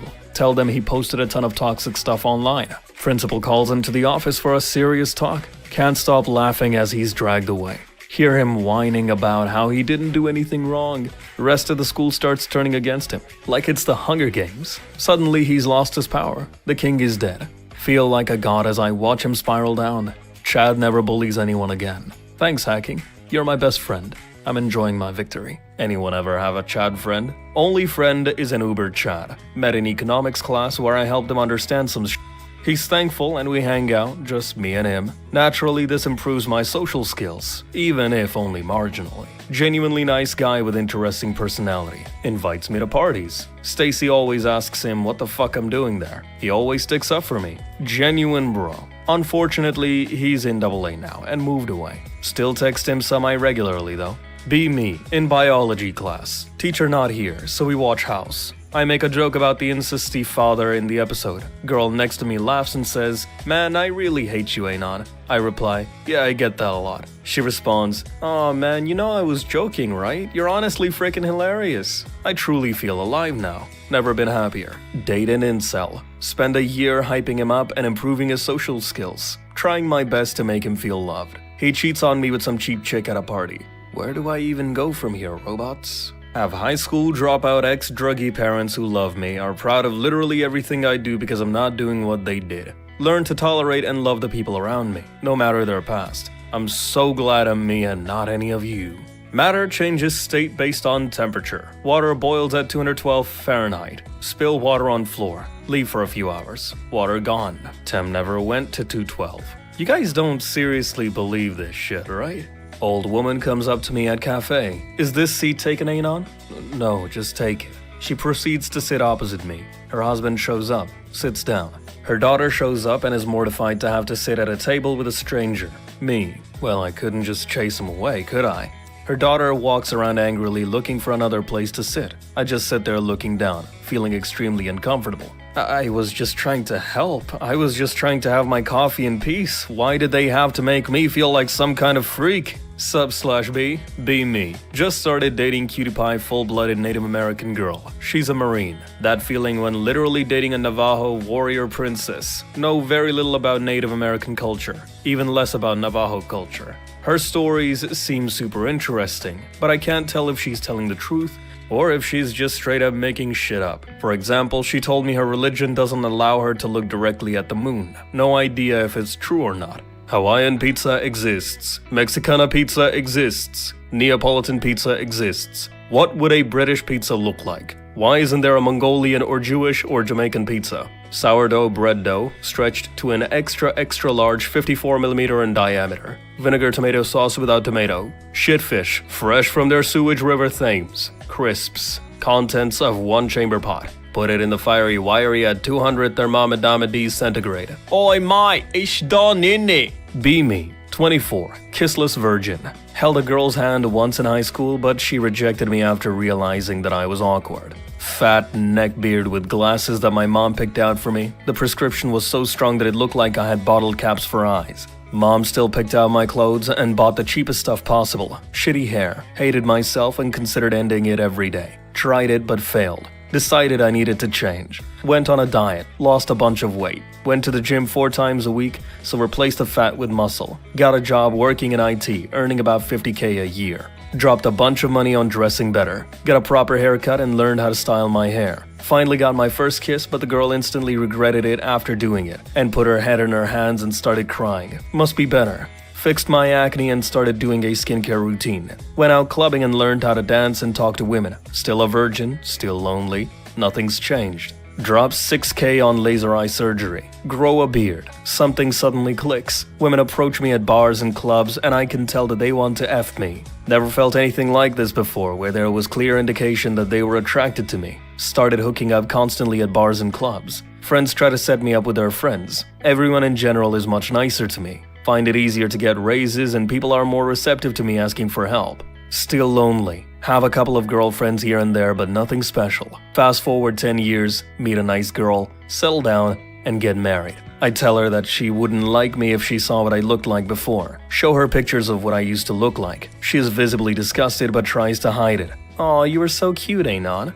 Don't believe her for a second. Realize that the world really does care how you look and that things are legitimately easier if you look better.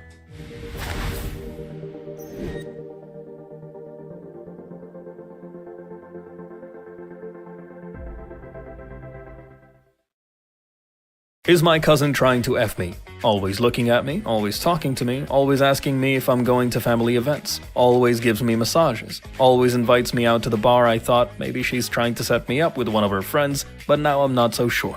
She's treating you like a family member, bro. What the... Stop spending so much time on here. 14-year-old me in middle school. Have long emo chick hair that covers my face. Also rarely shower, so it looks longer and greasier. Mom forces me to shower for a family event. Makes my hair poofier and appear shorter. Next day, show up to school and gym teacher asks, "What happened to your hair? Did you cut it?" I simply replied, "Took a shower." Gym teacher laughs hysterically. Guy invades me in Dark Souls. Have a fair duel. Message him that he is good. Adds me as friend. Sure, why not? We start playing games together. Learn he lives in a pretty shady neighborhood. Crime is pretty high. Fast forward a few months. Wait, I heard a noise from downstairs. Gotta check it out, BRB. Last online 218 days ago. Should I start worrying? Be me. Get girlfriend. She is a bit of a nerd. Actually a huge Beavis and Butthead. And South Park Mark. We start calling things gay, followed with tarded laughing. We do it randomly out of nowhere. Usually one of us starts it calling something gay, and the other one goes with it. Recently did it at cousin's wedding. When he kissed the bride, my girlfriend started whispering, "He kissed a girl." Gay. Trying to hold back my laughter while whispering to her, "Gay." People in the row front of us turn around, see us giggling while saying, "Gay."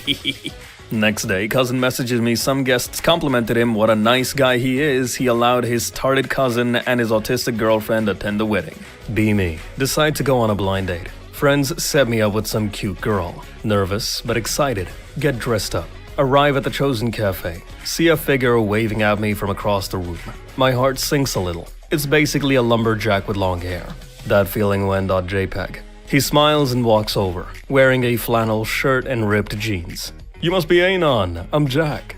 Oh god, what have I done.exe? Try to be polite, force a smile. We sit down, he orders a burger. "So, what do you do?" "I'm a tree surgeon." "Oh, nice, great.jab.meme. The conversation is interesting. Talks about lumber and saws for the next 30 minutes. Tries to impress me with chainsaw tricks. At this point, I just nod and sip my soda. He leans in closer. "You into outdoor stuff? Love camping?" Yeah, sure, camping's great." In reality, I never camped a day in my life. He shows me photos of his hikes. It's just him flexing next to trees. Ask him about his hobbies. "I like to build log cabins." Not what I was expecting. He looks at me with those big eyes. "You should come help me. It'll be fun." Realize this is the moment where I reject him. Face it like a champ. "Thanks, but I really need to watch my, Netflix." Finally, I can breathe. We finish up and I make an excuse to leave. "Let's do this again sometime." Smiling through the panic. "Yeah, maybe." Walk out, almost running. Never going on another blind date again. That feeling when Jack was the most interesting person I've never met again. Be me. Weiji, 23, lives at home, has girlfriend, and works at a demolition site. Got girlfriend pregnant. Tells parents. Context. Mom hated having kids. Constantly spurged out about little things. Told me she would have been a lawyer if it wasn't for me consistently since I was 6, and after my small dog died, she said she would never take care of another living thing again. Dad hated his wife and his life and expected me to do something great despite teaching me nothing, not even how to fill out a job application, and just expected things to work out and got mad when it didn't. And he lived and acted like it's the 1980s where having a job amounted to something and constantly bitched about money and how I still live with them despite making good money. I make $16 an hour and all my peers make 11. Tell parents my girlfriend is pregnant. Mom flips out and yells how I better not expect her to look after them. And my dad starts saying with barely concealed anger, how am I going to afford a kid, and just kept repeating it until I left. I talked to my girlfriend and we both agreed we could not afford a kid. Dad called me that I need to man up and get a proper job, whatever that was. He, of course, didn't give any suggestions, just basically told me to make it work. Had the abortion done, being the gentleman I am, I paid for the entire thing. Tells parents. My mom starts bawling, asking how I could do it. Dad started crying, asking why. Told them why. Told them I couldn't afford it. They say they would have helped me and I could have made it work. I am not making this shit up. What the frick happened? They act like life is a big curse and then act surprised when I don't want to bring another person into it. Spend hours chatting with AI. Constantly reject her advances. Weave an interesting story. In the end, find out I couldn't F her anyway since NSFW is disabled. Many hours wasted. F character AI and F the anon who recommended that site. B me. At gym, waiting for guy to finish using machine. He finishes. I ask him if he is going to unload the machine. He gets out his phone and turns the timer on and repeats what I said. Resets the timer and times taking the pin out. Didn't say anything, just shows me the time and walks away. What just happened? Who was in the wrong here? /R9K. Be me. Go to restaurant for meal. Try to pay in cash at the end. Sorry, we only accept card. Very common in UK. Say, sorry, I only have cash. Well, we only accept card. Just leave cash by the till equal to what I owe and walk out. Manager runs after me saying that I haven't paid by the right method. Ignore him and carry on walking home. Be me. Lonely anon. Scrolling through 4chan late at night. See a post about the dangers of dating crazy girls. LOL. Sounds like something out of a bad sitcom. Decide to ignore it. I'm desperate for affection. Meet girl online. Super cute. Love her selfies. We hit it off. She has that wild personality. Always talking about astrology and crystals. My face when I think it's quirky and fun. Couple weeks later, she invites me over. Feel like this is my chance to finally get laid. Arrive at her place, it's like a decor nightmare. Walls covered in weird paintings and plants everywhere. She greets me wearing a cape and bejeweled sunglasses. Okay, this is a bit much, but whatever. I'm here for the feels. We start cuddling. Things are heating up. She suddenly stares deep into my eyes. You know, I can see your soul, right? Oh, hell no. What did I get myself into? Try to laugh it off, but she's looking at me like I'm the last slice of pizza. Fast forward to the bedroom, things escalate. She pulls out a tarot deck, starts shuffling. Let's see what the cards say about us. Panic.exe has stopped working. Play along, maybe it'll still end well. She flips a card, starts chanting something in a weird language. My face when she thinks I'm possessed or something. Tell her I have to go to the bathroom. Sprint out the door and don't look back. Never talk to her again. Learn my lesson the hard way. Don't stick your in crazy, they said. Now I'm going back to being lonely. At least I still have my sanity. And my life. Thanks 4chan. 2014. In a restaurant. Two 80, 90-year-old women a little bit across from us. The one lady is loudly talking about how her son won't let his daughter have too many bananas. I like bananas. Do you like bananas? Bananas are good for you. Bananas are healthy. They're a great snack. I like bananas. Bananas have potassium. She just keeps going. The other lady weakly tries to interject but gets steamrolled by this elderly autist's banana obsession. She can't get a word in and eventually falls asleep. I start laughing and I can't stop. My mother is all, WTF is your problem? I can only point from laughing so hard. She starts laughing. Other people look at us, see us staring at those two old women, listen in, and start laughing their ass off too. Eventually, the whole section is pissing themselves laughing. Some just because everyone else is. Meal ends. This woman is still freaking talking, and the other woman still asleep. About 30 minutes later, we drive by. There's an ambulance out front. That feeling when half a restaurant watched a woman die and laughed about it.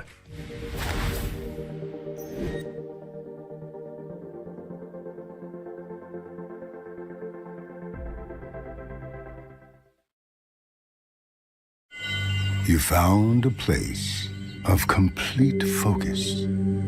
Be me, working a dead-end job at some boring office. Meet Annette, new hire. She's cute, but seems kinda ambitious. Everyone likes her, but I notice she's real friendly with the boss. Fast forward a few months, she suddenly got a promotion. Everyone's confused, but whatever. People start saying she sleeps her way up. No one takes it seriously. One night at the office party, she gets a little too friendly with the boss in front of everyone. That feeling when I realize they're basically an item. Everyone's in on it, making jokes about office romance. And Annette casually dropping, I have a big project coming up. We all know it's not about the project. She starts getting more power, and suddenly has influence over the team. That feeling when she assigns me to do all the worst projects. My face when she's still super nice to me. Offers to help me with my career. The irony is real. Can't decide if I'm impressed or disgusted. Fast forward a year, she's now the manager. She throws an office party to celebrate. Everyone's awkwardly clapping as she thanks the boss. Eventually, one dude not holding back. So is this what a career looks like now? Everyone laughs, knowing it's true. And Annette just smirks. Life is wild, man. Not sure if I should be mad or take notes. My face when I realize I can't climb the ladder like that. Time to work on my dating skills instead. Guess I'll just stay an anon. Be me. Channeled my autism into the gym. Been lifting heavy since I was 16, now 23. Have become Chad. Meet Grill at school, we become friends, but I tell her I have a girlfriend. Current girlfriend starts acting needy and weird. Break up with her cause I can't see a future together. School friend comforts me and tells me it'll be okay. Glad to have such a good friend. She sends me pics of her tits. Oh shit, what? Tell her I still just want to be friends. She gets upset and stops talking to me. My face when girls just want me for my body. My face when I have become too chadly for my own good. Break up with girlfriend of 5 years. Get back into dating scene. It's the most delusional, nightmarish thing imaginable. I feel so bad for you Zoomers that have grown up in this, and it's all you know. Things were not like this even 5 years ago. Mom and dad are fighting. My dad starts packing his things in a plastic bag. He sees me playing Minecraft. Hey Anon, your Minecraft house needs some greenery. Alright dad. Dad leaves and drives away. I ask my mom where he went. He's gone to stay somewhere else, Anon. My face when it's been 2 hours and I'm still crying. Get your priorities straight. Fix up your shithole of a Minecraft house for frick's sake. That's why he left. Be me. Back from being away from home for a month. No texts from friends. Family immediately nagging me to do shit. Nobody asks me how it was. Go to shop for beer. Guy who owns the shop is this really nice old guy. Haven't seen you in a while. How have you been? My face when. Be me. Relaxing and playing some Counter-Strike after work. Join match. Obnoxious female streamer joins the game saying shit like, "Hey guys, let's win this, and thanks for the donation BetaCuck335. Rolling my eyes into frickin' oblivion. Unmute my mic and start screaming, "Is that a woman? Kick, kick, kick!" Bunch of other dudes join in the screaming. Vote kick. Femoid starts screeching about misogyny and incels. Kicked. My face when. Stay the frick out of my games, roasties. Engineering student. Working as an electronics prof at a college while I study for my PhD. Chilling in my office, marking some papers when I hear a commotion outside. Go outside to see a crowd gathered outside the doors to the engineering wing. The women's studies classes are staging a protest, holding signs like, "Engineering, no girls allowed." One of them has a megaphone and she's yelling about how women aren't allowed in engineering. A tall 9 out of 10 MILF comes out at the door and sternly asks what's going on. The chick with the megaphone wheels around, looks up at her and says, "Who the frick are you?" with an annoyed tone. "I'm the head of the engineering department. Why are you blocking the doors?" Be me, Annette, 19, just your average girl. Out walking to my usual coffee shop, see this homeless guy sitting on the corner. He's got this wild hair, scruffy beard, and the biggest, bluest eyes. My heart does a thing. WTF, why am I crushing on a homeless guy? I start noticing him every day. He's always there, not begging, just chilling. Sometimes he talks to people, sometimes he just vibes. One day I'm feeling brave. Decide to bring him a sandwich. Expect him to be all grumpy or something. Instead, he lights up like a kid on Christmas.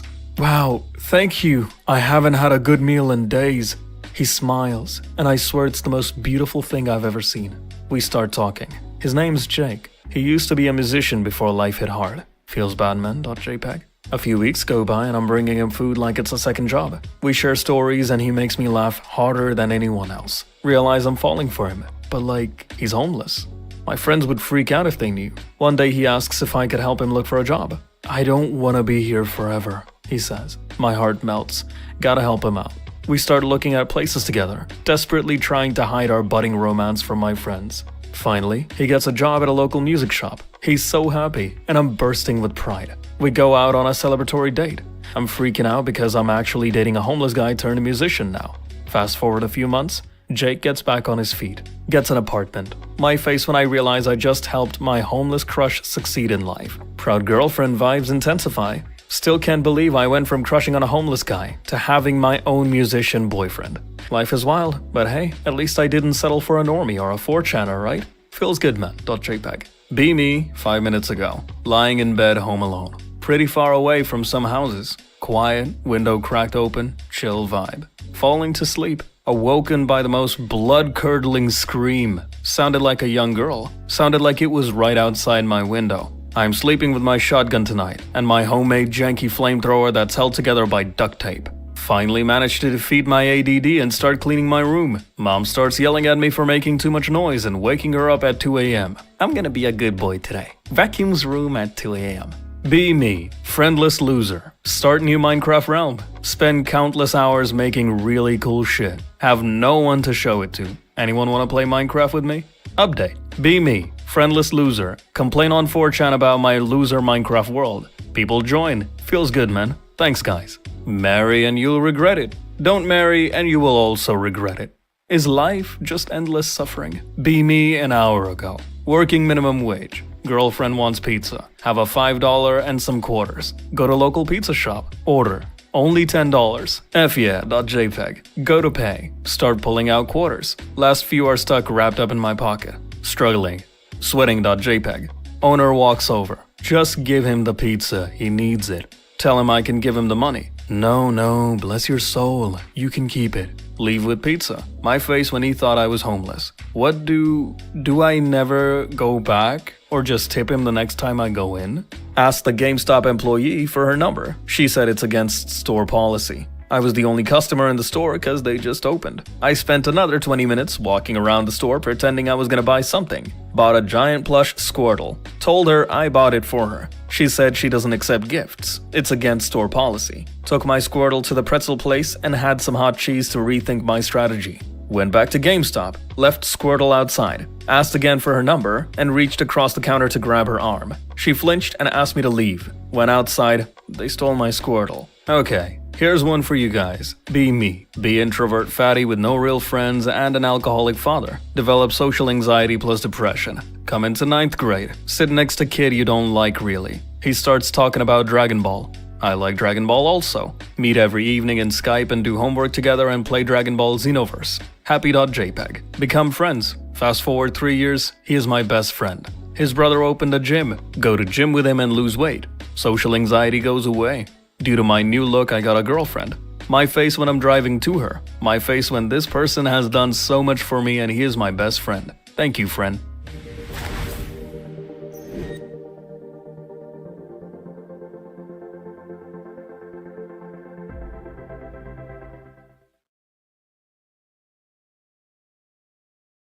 At Adobe Photoshop, we know life is full of distractions. A 5th grade clarinet solo? Be at your house, posting and watching anime, door knocking.wave, ask who is. FBI, we are looking for Anon, we need to make him some questions. It's me, but show me an ID. Open a little bit the door to see ID. Feds show ID. Sorry, but I don't know if those are real. I never saw an FBI badge before. These ones are real, Anon. Can you open Anon? Sorry, I don't trust you. Are you armed? Yes, we are special agents. Okay, show me the guns. Feds show the guns. Close the door, call the 911, tell them 2 armed guys are trying to break into my house. Cops arrive, ask for ID to feds. Black special agent reached to his wallet to show badge. Got shot 4 times by local police. My face when. Can we have a nice old-fashioned thread of weird/cringeworthy you did when you were younger? Be me, 15. In school, it's lunchtime, crowds of people about. I'd played Assassin's Creed the night before and done that thing where you hold a button to quickly move through crowds. Walk into a group of guys in my year. Do the animation of pushing through. Put my hand on one of their backs and push gently. Immediately he turns around. What's this guy's problem? Everyone laughs. Quietly walk away with a stern look on my face. Just like an assassin. Me, 1998, virgin level 99. Meet a woman on chat room. Go on a blind date to the cinema. She is hot and older than me. 28. I get nervous and say stupid things. She laughs. Invite her for ice cream after the movie. Have a great time and say goodbye. Continue to chat a lot every day. And go on a second date to the cinema. Yeah, uncreative, I know. Going up an escalator, she grabs my hand and takes me to a secluded area. Props me against a wall and puts her face inches away from mine. Smiles like a total moron. We are going to be late to the movie, I said, and remove myself from the death grip. Date goes on like the previous one. We keep chatting, but it kinda dies away. Fast forward 20 years, wild memory comes back out of nowhere. She wanted to F me and I was too stupid to notice. Be me, chillin' at the coffee shop, just vibing. See cute girls sitting alone, reading a book. Decide to be brave and approach her. Not like I'm stalking her or anything, just being friendly. Hey, what are you reading? She looks up, gives me the weirdest look. Why do you care? Awkward.exe has stopped working. Literally just trying to make conversation. What's the big deal? Try to explain I was just being friendly, not creepy. She scoffs and goes back to her book. Feels bad, man.jpg. My inner monologue goes off. Maybe I should just go back to my corner and silently sip my coffee. But then she glances at me again. Are you like always in here? You kinda give me the creeps. No way, she thinks I'm a regular creepy dude. Can't even look her in the eyes anymore. My face when I realize I might just be socially awkward instead of creepy. Leave the coffee shop feeling like absolute trash. Be me later, telling my friends, "So yeah, this girl totally thought I was a creep." They laugh and say I should just be myself. Bro, maybe stop approaching girls in 2024. It's not that easy anymore. They all have huge ego for no reason. Guess maybe I'll just stick to online dating. Feels like my life is a sitcom, but I'm the punchline. Never talking to girls again. That feeling when you get labeled as creepy for just trying to say hi. Be me. In high school, decide to give the quiet kid a chance. He seems alright. My friend and I approach him. "Hey dude, yeah, what's up? You alright?" He has like no one to talk to. He gives in. 6 months go by. We are talking like usual. Since I like to talk to lots of different people always come to talk to me. Also, since Quiet Kid has no one, he just kinda sticks by me most times. Over time, we talk less. Other people see that he is likable and hang out with him at school. Eventually, we stop talking. No problem. My main intention was for him to have friends anyway. Fast forward months later. School's ended. Check his Instagram story. It's him and his friends from our old high school hanging out. See it frequently now. Proud of him. Mission passed. Glad that he actually has friends now. Be me. Around 9 years old. Dad loves hunting. Wants to take me. I don't like the idea of ending animals, but I don't want my dad to think I'm a little chick, so I reluctantly go. Set the trap, put some scented food in it, small doe comes up, have my sight lined up, ready to pull the trigger. Feel instant regret even before ending the animal. Turn to my dad. "Dad, I'm sorry, but I really don't want to take this animal's life." "That's okay, son. Why don't you just keep setting up the traps? You're really good at it." Continue to set traps. We do this every couple of months for years. I set the traps, he takes the shots. Recently entered a trap setting contest in my local hunter union. Won. My face when I'm a masturbator. Be me. 21. Parents in the process of kicking me out because I got a tattoo. Still in college. Get depressed because my parents don't talk to me anymore. Kitty notices I don't want to play with him as much. Spend more time in bed, etc. Kitty stays with me and cuddles. Warm and comforting. Thank you, cat. Be me. 19. Male. Virgin. Cousin comes to visit. He is too young to go to bars, so we drink at my place. End up going for a walk and I need to piss real bad, so we go to McDonald's, which is close to all bars and clubs. Bathroom requires a purchase to use it as it is locked with a key. Cousin reluctantly buys drinks so I can use the key. As I enter the bathroom, a beautiful girl rushes in behind me and asks if she can go first. I allow it even though it's the boys' room. We talk about how our nights are going, and she leaves phone in stall. After I am done, I bring her phone as she is washing her hands, and I ask her if she wants a new number in her phone. She laughs and says that she is a lesbian, but I am really cute. I laugh as well and wish her well on her way. My face when I am proud of myself for having the courage to ask out a beautiful girl, even though it didn't work out. Ruined internet, ruined dating, ruined socializing, ruined attention span, ruined photography and other digital content, ruined customer service, install the app to do a thing, ruined electronics with smart shovelware, ruined UI design and software, ruined tourism and live events, ruined entertainment, games, music, cinema. Is there anything good about smartphones at all? Be me. Kissless virgin. Have crush on Cutie Pie. She's really quiet and a little awkward, like me. Prom.jpg. Ask her out like the autist that I am. She says yes. Happiness.mp4. Great time at prom. Drop her off at her house. Lean in for kiss. Success. Fast forward a few days.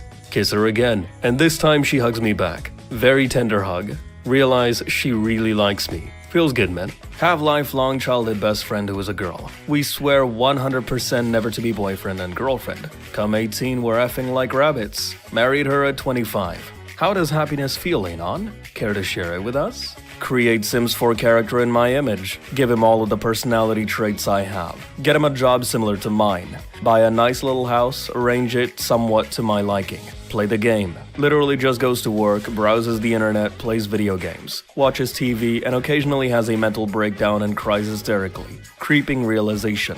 Try to talk with other Sims. Convos go badly. Make my Sim even more depressed. Sim is constantly on edge and angry. Me IRL can't even begin to think about how to fix him. Bitter revelation.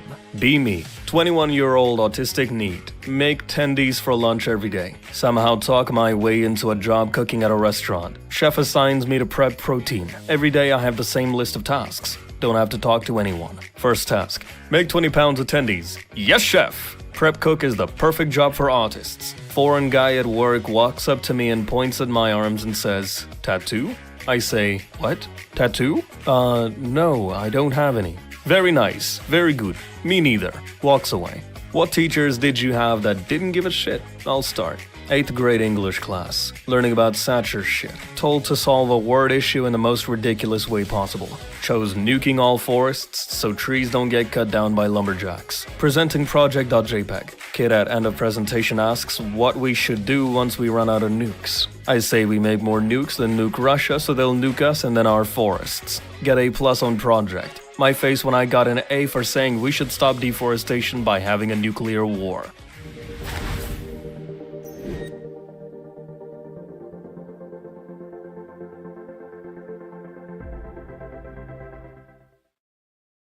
For better or for worse, being obese and obnoxious is a surefire way to place yourself into the internet's crosshairs. Some handle it well, others not so much. But what happens when these people get their own TV show that paints them in a positive light and sweeps their wrongdoings under the rug, gaining them hundreds of thousands of supporters in the process that have no idea who they truly are? These are the 1,000-Pound Sisters, and their story from being internet memes to reality TV stars. Tammy and Amy Slayton were born in Kentucky in 1986 and 1987, and were the youngest of 5. In order to keep them fed, their mom had to work 3 jobs. This sounds like a joke about them eating a lot, but I promise it's not. But I will say, I guess their mom did a great job given how they turned out. During this period, the sisters were mostly cared for by their grandmother, but once she passed away in 1999, the two had to take care of themselves. This meant they often ate unhealthy microwave meals and put on a lot of weight as they grew up, which led to bullying from their classmates. Worse yet was the fact that at one point, Tammy gained so much weight that she couldn't walk without an aid. Once they got out of high school, Tammy went on disability, while Amy attempted to join the workforce, although she eventually gave up and started collecting government checks as well. In 2010, when she was 23 years old, Amy was arrested for shoplifting, which she later explained was because she'd stolen an $8 book, but was caught once the store censors beeped when she tried to walk out. This is a bit strange, as not every item is tagged to trigger the censors. Tags are usually reserved for more expensive items, like clothing and things of that sort. Secondly, I honestly didn't expect Amy to be such an avid bookworm that she'd go as far as to steal books, but you never know. She looks like she could read Dostoevsky and Tolstoy, maybe even both at the same time. It's also worth noting that, while we don't know how much she weighed during her teenage years, the arrest record registered her as weighing 320 pounds at a measly 5'3". Even this early on, we already see most of the elements of what made the Slayton sisters infamous: misdeeds that cross into potentially illegal activity, lies to keep up appearances, and never taking responsibility for their own actions. A year later, their YouTube channel was created, but it was pretty inactive until 2014, when they started hopping on trends from the time, like the Salt and Ice Challenge or the Jelly Bean Challenge. While Tammy appeared in these videos, it was very clear that Amy was the star of the show, and over the course of the next 10 months, they uploaded 128 times, averaging out to a video every 3 days or so. Despite the sheer quantity of videos, their channel wasn't getting any attention, but it all changed when they uploaded the Chubby Bunny Challenge, which, if you somehow don't know about this, is essentially when you put a bunch of marshmallows in your mouth and say the phrase Chubby Bunny after each one.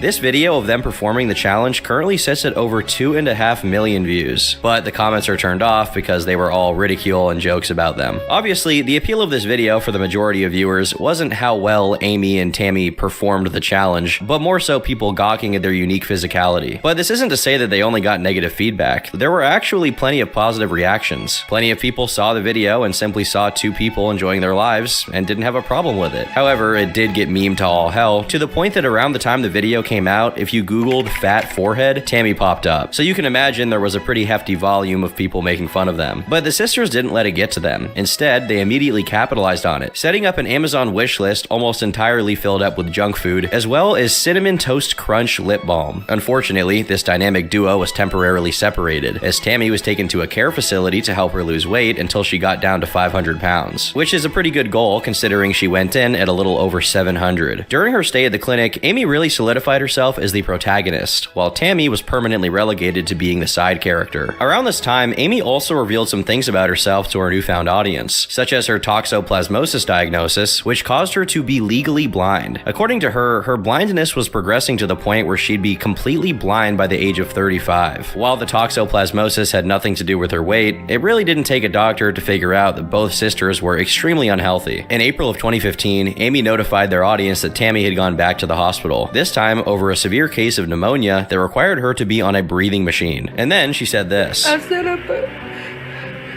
a trust fund, a GoFundMe account. If y'all can donate a penny, nickel, dime, I'll be so happy. According to Amy, the purpose of the GoFundMe was to pay for medical bills and funeral expenses, as she believed Tammy was on her deathbed and would require an extra large casket. In the same video, it was also revealed that Tammy had gained over 100 pounds after her return from the clinic. At the time, the video was received pretty well, and a lot of people were willing to pitch in a couple dollars for Tammy. But according to reports from around that time, the audience's pity soon turned into confusion and then suspicion, when just a few days later, a video apparently went up showing the two sisters at home talking and laughing like there was nothing wrong. For a time, it certainly looked like they had scammed their own audience, but it's possible this was an older video Amy uploaded by mistake, as over the next few months, there were multiple updates coming directly from the hospital room, showing Tammy was clearly not in good shape. During this time, the comments, likes, and dislikes were also all turned off, probably to stop the rumors about them potentially scamming their audience. But what is suspicious either way is that once it became clear Tammy was going to survive, they stopped talking about the GoFundMe page. And once Tammy came back, things went completely back to normal, with no comment on the page at all. But they did have a very unfortunate event, being that Amy's dog passed away, to which Amy actually uploaded a tribute video about him, which received a lot of empathy from most people, although some of them jokingly speculated that they had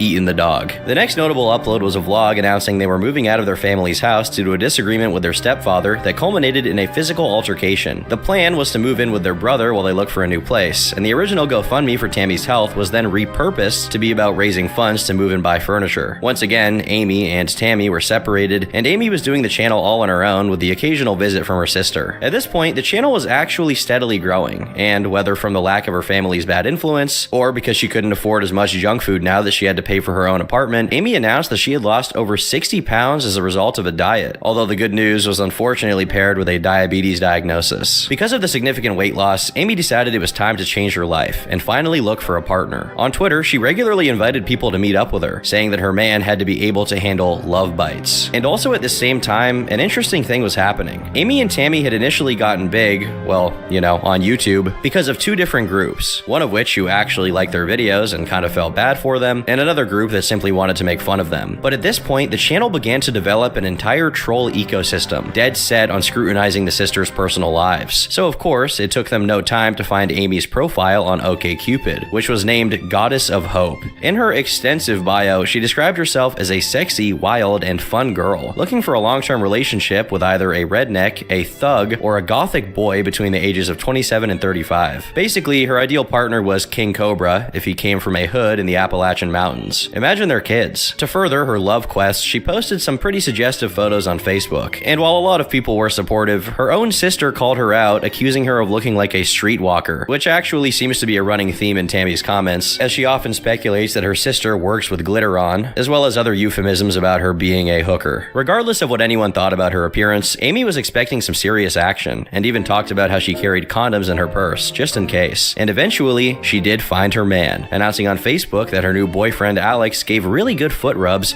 and brought balance to her world. But a week later, she was single again, claiming he stopped answering her phone calls, but would pick up if she called from another person's phone, meaning he had probably blocked her number. Despite the love life not being so successful, the YouTube channel was hitting new milestones, as she uploaded a video titled The Power of Makeup, which went on to become her most viewed video at almost 8 million views. Funnily enough, the video is just a sped up recording of her putting makeup on one half of her face, and 1/3 of the video doesn't even have audio. Again, the audience here was mixed. While a lot of the commenters are saying body positive things about how she looked great either way, plenty of people were also saying that the makeup made no difference. However, today you won't find any negative comments, as Amy personally curated the comment section to remove any trolls or meanness. The good news is that the makeup was apparently good enough to get her another date, although this also went awry as her man got drunk and angry on the first date and left her at the motel room. So I guess in a way it wasn't that much of a failure if they made it that far. The man she went on a date with actually came out to defend himself on Facebook, saying the reason he left was because Amy kept biting him and telling him that she loved him, neither of which were reciprocated or enjoyed. In response, Amy claimed that the man was poorly endowed, to which a friend of his replied saying, "You wasn't talking like that last night. When we came to get him, you was crying, wanting him to stay after after you bit him all over his upper body. You psycho, fat-ass, Twinkie-eating bitch. Amy went on to make a video about the incident, reframing the bites as attempted hickeys, and then doxing the man in her comment section. Additionally, the guy in question was revealed to be 19 years old, which became relevant once a family member of his took to their comments to allege that she bought him alcohol and left out the fact that she'd previously contracted an STD, both of which are not good things to do to anyone.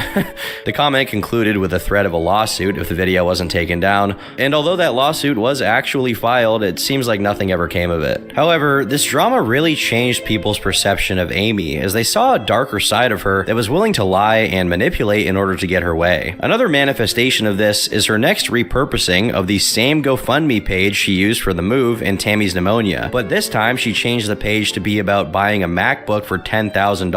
MacBooks don't cost 10 grand, and it's pretty unclear how that would even improve her videos, since every video she'd made up until that point was simply a video recording of her talking. As people began wondering what all of that money was really going to, she announced that she'd bought a new van, and for some, this pretty much confirmed that she was scamming her fans. It definitely didn't help that in response to these claims, she deleted the GoFundMe page along with every video that mentioned it, and after that, someone who claimed to have known both sisters personally posted about her, saying that he worked with Amy in a call center. This user also shared some interesting details about Amy, such as her either outright refusing to eat anything or eating very little at work. However, when she was at home, she and Tammy ate the equivalent of 2 weeks of groceries in one sitting. That is, whenever the sisters weren't throwing temper tantrums and fighting with each other. He also added that while Amy was very self-aware that she had a problem, Tammy was not. If anything, she thought she looked better than other people. Regardless, both sisters were also described as stinking of body odor and fecal matter, with Tammy having an additional sickly sweet odor, which is just, great. Lastly, this user claimed that while Amy was just smart enough to get through high school, Tammy had an IQ of 78, which made her just 8 points shy of being considered disabled. Coincidentally, she also happened to say the N-word a lot, openly opposed interracial dating, and accused the poster in question of being gay for not wanting to bang her. While there's no evidence that this user was telling the truth, these claims are so funny that I kind of hope they are. But a lot less funny than that is Amy's next bit of online controversy. In a video titled My Bite Marks, she told a story about how her brother's dog bit her arm after she left him in a camper for about a half hour. The dog was then taken to a facility to be observed for 14 days, during which they'd ascertain whether the dog could be reintegrated into another family or had to be put down. With the audience now aware that Amy liked to lie to make herself look better, people grew pretty suspicious that she told a heavily biased version of this story. One commenter went as far as to figure out where the dog had been put, only to figure out that the German Shepherd was extremely well behaved and very likely to be adopted because he showed no signs of aggression, a sign that Amy was probably the reason for the dog acting out in that way. And potentially she was lying about her story. A couple days later, she uploaded a video showing the inside of her camper before she was going to paint it. People quickly pointed out that there was no air conditioning or fans in the camper. Realizing that her piling controversies were reaching a fever pitch, Amy uploaded a video titled Honest Truth, in which she talked about the dog situation and the GoFundMe page. She first claimed that the dog was in an air-conditioned space and had water to drink, meaning the attack was not her fault whatsoever. Then, she claimed to have given all of the GoFundMe page's proceeds to her mother, who used it to pay bills while Tammy was in the hospital, although she didn't provide a single receipt, claiming her mom was looking for them. This was a GoFundMe page, so unless they paid the hospital by withdrawing all the money in cash, this should be as easy as producing a bank statement, so in all likelihood, Amy is lying here. While a lot of people recognize that Amy was not the sharpest tool in the shed, it was clear that whenever she was confronted about something she did that was shady, if not potentially illegal, like defrauding donors and claiming to not know where all the money went, she played up her stupidity, almost as if to get people to give up trying to wrangle her into giving a straightforward answer. Given that she's intelligent enough to set up a GoFundMe page and attach it to a payment processor, she's definitely capable of showing the processor's payment history and showing it to her audience. At the very least, she's definitely more capable of it than her elderly mother, who most likely can't even use a computer. The real issue is that she just does not want to do it, possibly because all that GoFundMe money was now conspicuously van-shaped, and she wasn't willing to sell it to refund the donors. She then argued that the idea of repurposing the page to ask for a MacBook was actually her friend's, and she promised to pay people back as long as they could provide proof of payment. Now, this video received a lot of backlash because Amy was blatantly blaming everyone else for her controversies. Commentary YouTuber Optimus estimated that she was definitely making money from YouTube at this point. So Amy and Tammy Slayton run their channel, which for some reason only has one of their names, which is Amy, but that's besides the point. So on this channel they do food reviews, fan mail openings, makeup box openings, product reviews, and animal abuse stories. Which begged the question, why was she asking for money from her viewers? Why did she claim to need it? Amy eventually took down the Honest Truth video due to the backlash and made a new update titled proof, showing partial receipts of her sending money to 2 people, followed by what she refers to as proof of how she bought her camper and proof of her YouTube earnings, which came in the form of an email from an agency offering to buy her Power of Makeup video for 10 grand, as well as an unopened, indistinct envelope. Neither of these made any sense, as you can probably conclude, and it didn't really convince anyone. The comment section was so aggressively filled with backlash that she ended up turning off the comments and hiding the likes and dislikes. Today, comments are allowed, but there are only 5 of them, the only 5 positive ones. A few days later, the friend on whom she blamed the MacBook project idea on, Ashley, responded saying that not only was Amy lying about them being friends, she also lied about how much money the campaigns had made. Starting with the fact that in that video, you talked about me like I was your best friend. Like we're good ass friends. I'm not mad at you anymore. There's no drama involving the situation anymore. But honey, that is so incredibly far from the truth, because every single time I hear the words Amy Slayton get brought up anywhere, a deep burning rage builds up inside of me because of what you've done to not only me, but everyone else who felt bad for you and your family because of what you told us, saying that your sister was incredibly sick, on the edge of death, to the point where you made a GoFundMe for her casket, Amy.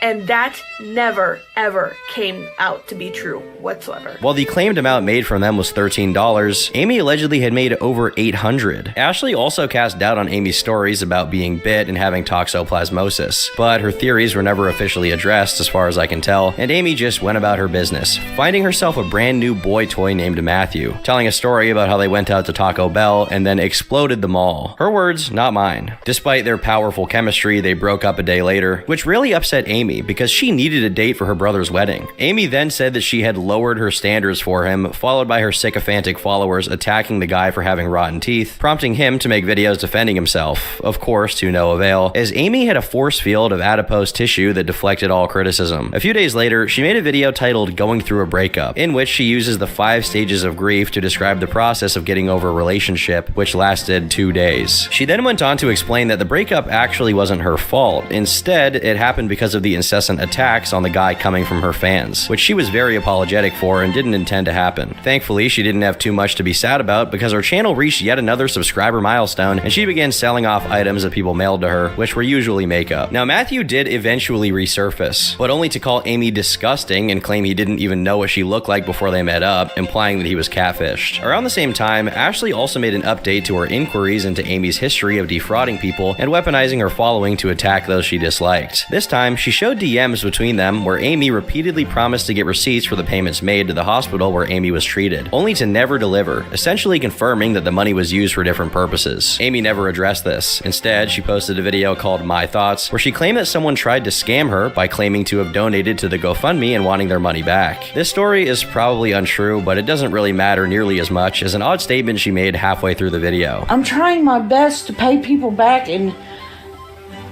I know I've been wrong. I should not throw receipts away. But in my head, I wasn't thinking, well, these receipts may come to bite me in the ass. You know, I wasn't thinking that. It was a simple mistake, you know.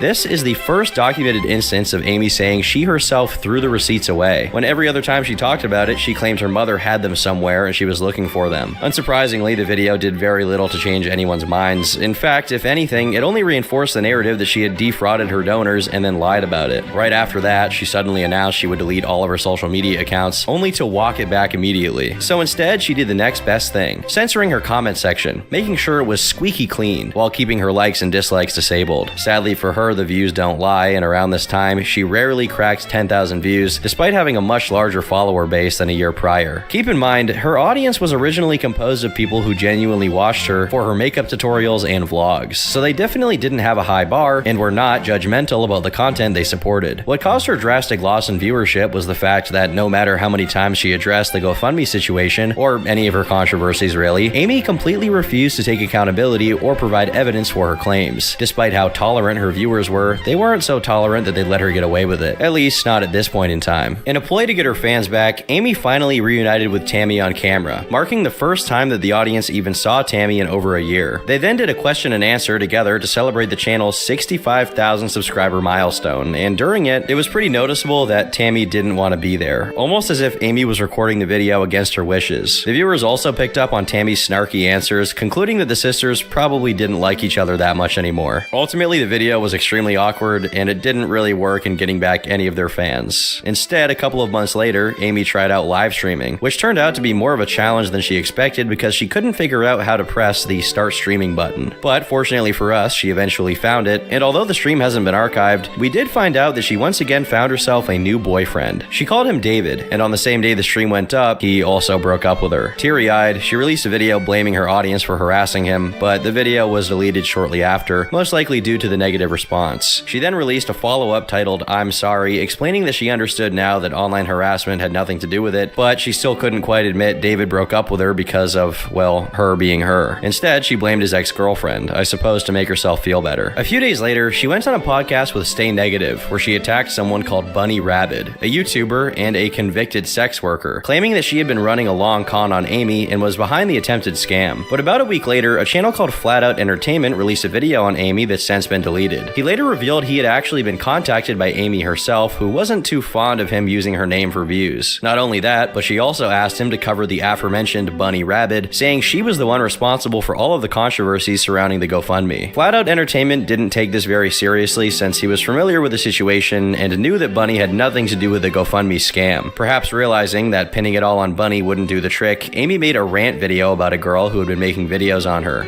Wanna talk shit about me? I only use my name in her videos? All the titles, Amy, Amy, Amy. Because bitch can't get views by herself, so she has to use my name. While Amy never named this random attacker, we later found out it was someone named Trisha, who's going to become relevant later on, so just keep that name up there in your noggin. Around the same time, Amy also revealed that she'd been seeing someone for about a month. This someone was Michael, who unlike any of her other boyfriends, was very well acquainted with her, as the two knew each other since he was 13 and she was 8. According to her, they were dating during this period, had their first kiss with each other, and stayed together until she was 13 and he was 18. While they supposedly never had any intimate contact, she did say that she saw his, privates, which I hope was in a non-sexual context. As it turned out, Michael was quite a character in and of himself, having a criminal record for domestic violence. But during this period, she didn't upload too much, until she posted a boyfriend and girlfriend tag with him, with the two seeming happy being together at the time. This wasn't the only fad Amy hopped on though, as in the same month, she released a video where she read hate comments, during which someone brought up the fact that her boyfriend had been convicted of domestic violence. More like, my ex just punched me in the face, look. I'm not even going to talk about him being like that because that was just a one-time deal and he regrets it and he's sorry for it and he would never do that to me because he knows I'll beat the shit out of him. No, but for real, I'm not even going to talk about it because it's none of your damn business who I date.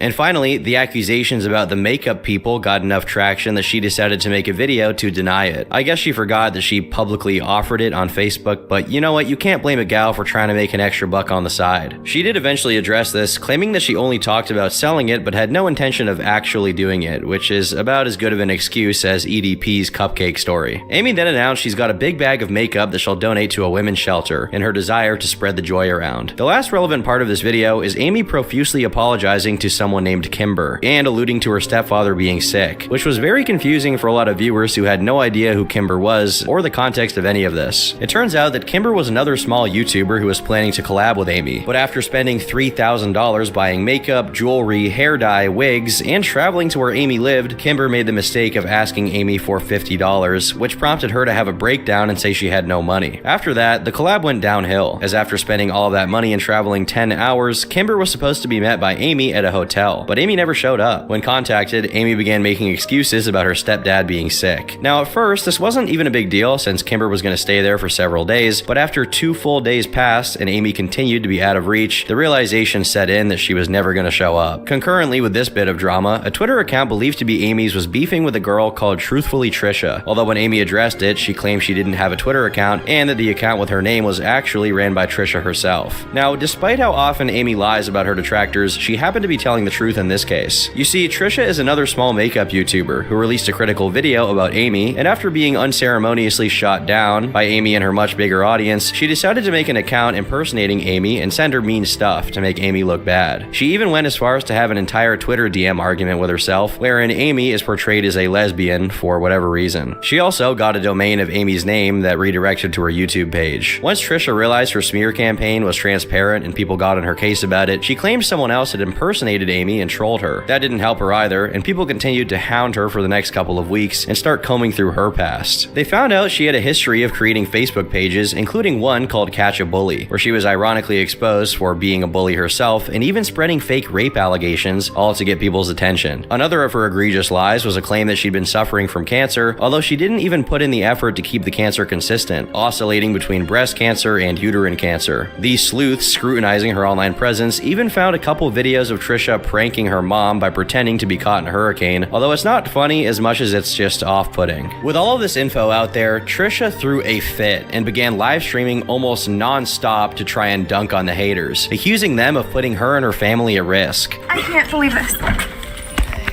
Someone just ordered a pizza while I'm having an anaphylactic reaction to black pepper. No, I didn't order this. You didn't order this? Please go away, no. Okay. I'm waiting for the ambulance. Yes, ma'am. My husband.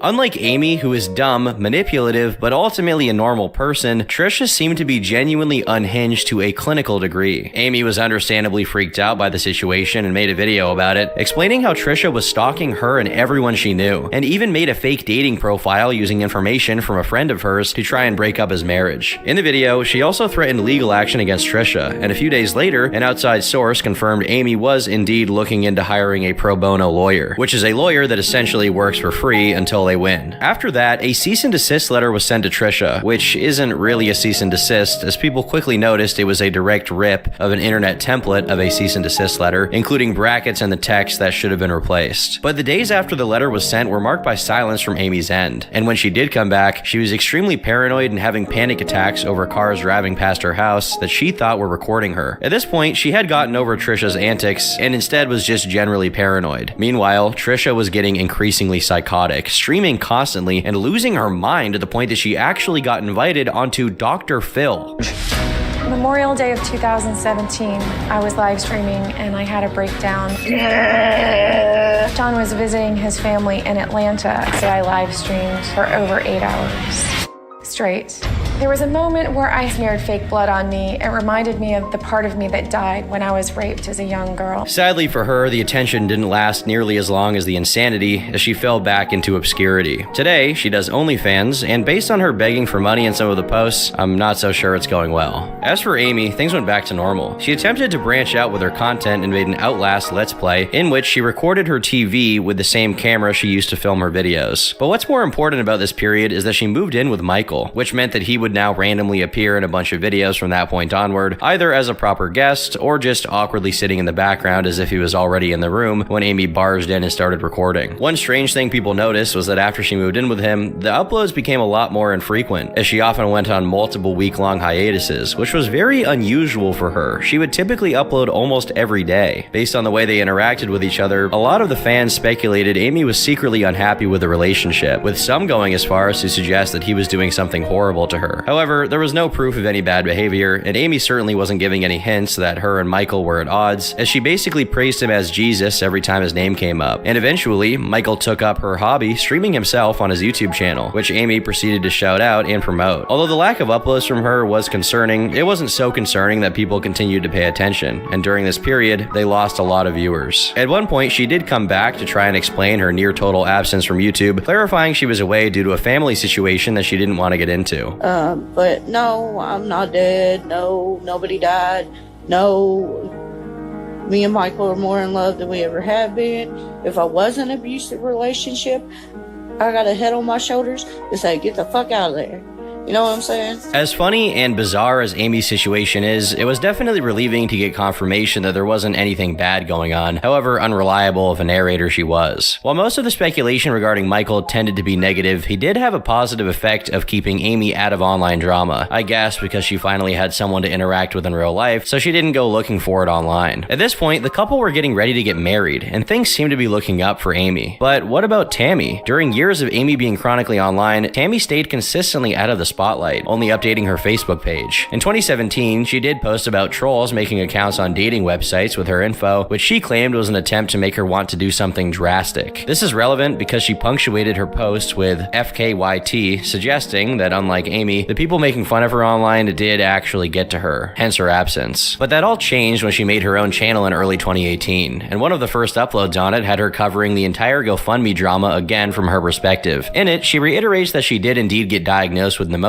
and that it got so bad she spent 3.5 weeks in a coma, almost dying, thus justifying Amy's fear that she was actually going to pass away. Since the GoFundMe was made while she was in a coma, she only found out about it later when she woke up, and when she did, she got very angry, saying that while she did appreciate the donations, it's not how she would have wanted her bills to get paid. But even with that, she still defends Amy, claiming she only ever used the money to pay bills and refunded everyone who reached out and proved they had donated. Now initially, the followers had a very positive impression of Tammy, seeing her as a much nicer and more genuine person than Amy, who was reveling in online attention and getting herself tangled up in petty drama constantly. And with that, the sisters went back to frequently collaborating, and even did a live stream, this time without struggling to find the start streaming button. Things were going unbelievably well, as Amy and Mike moved into a new house together, and a good while later, announced they were about to tie the knot. Unfortunately, Tammy didn't show up to the wedding, and when people got on her case about not going to her own sister's ceremony, she made a video claiming that her stomach issues prevented her from doing so, which most people chalked up to an excuse, but some did believe. Besides the hiccup, for about a year, both sisters remained relatively drama-free, and it seemed like things might finally turn around for their online career. However, eventually, the same issues they had previously been facing began to surface. For starters, during a storytime video about going to the arcade with Amy and Michael, Tammy unwittingly revealed they had left Amy's dog locked in a hot car during their time there. Although she acted like it wasn't that big of a deal while she recorded, she deleted the video right after it was published, probably because she realized this wasn't going to turn out well. She managed to do it early enough that the comment sections on the following videos weren't completely infested with people bringing it up, but ultimately, everything is archived, and sooner or later, these things do get noticed. In another video from around the same time, she went over all the things she got for her birthday, which deeply aggravated the viewers since she complained about most of the things she got and continued to ask for more free stuff. In this moment, it seems that Tammy was set on a path that led her right back to her full-on lol cow status, and in all likelihood, she was going to take Amy and Michael down with her. But before this return to form could take place, something unexpected happened. Back in 2016, someone had reached out to Tammy claiming to be a TV casting producer in LA. It didn't look like a credible contact since it was made over Facebook, and what kind of professional does that, right? Well, as it turns out, a real one. A few years later, the two sisters were supposedly invited onto the show Family by the Ton, which seemingly went nowhere, but immediately after, TLC officially reached out to the sisters and offered to create a brand new show with them as the stars. To promote it, TLC asked the sisters to announce their intention to get weight loss surgery on their channel, and a few months later, the TV show 1,000 Pound Sisters aired on TLC. The first season of the show was filmed throughout 2019, detailing their journey to get the surgery, and throughout it, we're even given a glimpse of how the sisters live. At the time, Amy weighed over 400 pounds, 406. while Tammy was just over 600. 605. While Amy could still get around and live as a relatively normal person, Tammy had to rely on everyone else to do even basic tasks. In a way, the show worked to completely reverse the roles that the sisters had been placed into prior. Now, Amy was seen as the likable and relatable one, as surprisingly, she was a much more charismatic person when she wasn't trying to make content for YouTube. Additionally, she seemed to put in some genuine effort to losing weight, exercising, and maintaining a halfway decent diet for someone her size. On the other hand, Tammy fully embraced a victim mentality, being completely uncooperative with the weight loss efforts and feeling sorry for herself all the time. Come on, Tam Tam. Who? I don't know that person. Shut up and do it. Just do it. Interestingly, Amy's husband Michael also got a serious makeover by the show, previously seen by the fans as potentially abusive. But through the episodes, he can be seen being very supportive of both sisters, who, by the way, were both living with him at this point due to a health scare earlier that year. While this was odd and unexpected, the show didn't just paint Michael in that light arbitrarily. You could actually see him being of help to them, and you can't really fake that. But Michael isn't the only partner of theirs we get to see, as despite not being able to walk or even sit in a car due to how big she was, Tammy had somehow managed to get herself a boyfriend named Jerry. He was first mentioned on her YouTube channel, and in the show, he appears while the sisters are in Georgia, and soon after he has a romantic encounter with Tammy on the show. Jerry came and see me last night, all the way from North Carolina. I was like so shocked. I was super nervous. Got some hickeys. But he's only properly introduced in the following season, as the first season focuses on the core members of the family. Due to her efforts, Amy quickly managed to lose enough weight to qualify for the weight reduction surgery, but Tammy did not. When I met Tammy, she was at 608 pounds. I gave her a goal of 58-pound weight loss, but she's only lost 21. It seemed to motivate Tammy, as by the end of the first season, and about 2 months after Amy's surgery, she finally got under 600 pounds, 10 pounds away from being ready to get her operation. When I started this journey, I weighed 608 pounds. But now, I made it down to 559. It feels great to be this close. But things got a lot more dramatic in the show's second season, which took place during the height of the pandemic. With the sisters now stuck inside their house, Tammy went into a depression and put all of the weight back on. Are you on there? All right.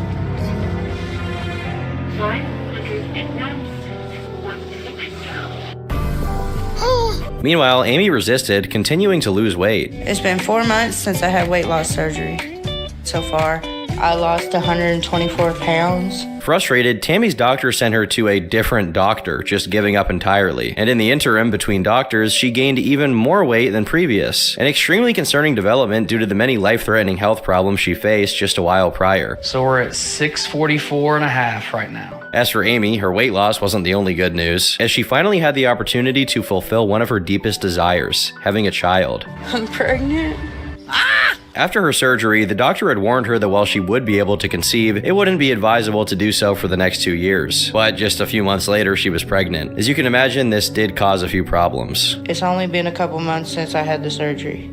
And Dr. Proctor told me not to get pregnant for 2 years. But she went through with it regardless. Although the child had to be born through a C-section and was slightly underweight, the baby was still healthy. It was around this time that Tammy once again contracted pneumonia, this time as a consequence of COVID, but despite her being ill, she put on another 20 pounds, which is strange because people with these illnesses typically lose weight. It's not explicitly stated anywhere in the show, probably because it's too freaky even for TLC, but her continuous weight gain was actually a consequence of her boyfriend Jerry's feeder fetish. If you don't know what that is, consider yourself blessed and not as terminally internet poisoned as I am, I guess. Basically, it's when someone gets off on literally pushing someone to eat their way through obesity and into an early grave, actively lavishing in how debilitating all of it is. Very fortunately for Tammy, right as her obesity reached a peak and a rift began to form between her and her sister, she was sent to rehab. Hey guys, I had given thought and I decided to go into a nursing rehab situation. What's not so fortunate about this is it didn't happen because Tammy realized how disgusting Jerry's interest was. As a matter of fact, if it was up to her, she was going to stay with him. In reality, it's because Jerry felt guilt due to the fact that while dating Tammy, he was married to the mother of his 7 children and was actively cheating on her on national TV. If you're wondering, yes, Tammy knew the entire time. The extra 20 pounds Tammy put on right before going into rehab went away, as she lost 60 during her time there, but left the program early to try and lose weight on her own outside of the facility. Ow! Remember what I told you? Just keep saying no. Of course, she failed, as she walked right into the arms of yet another feeder, called BBW King, who proudly had never dated a woman below 300 pounds. Currently dating the BBW King. This marked yet another period of tension between Tammy and the rest of her family, as she was openly indulging in her self-destruction by dating feeders and slowly taking her own life through food. This also coincided with her behavior becoming increasingly dislikable, as she seemingly ruined every potentially positive family function, including an entire trip. We're all in this together.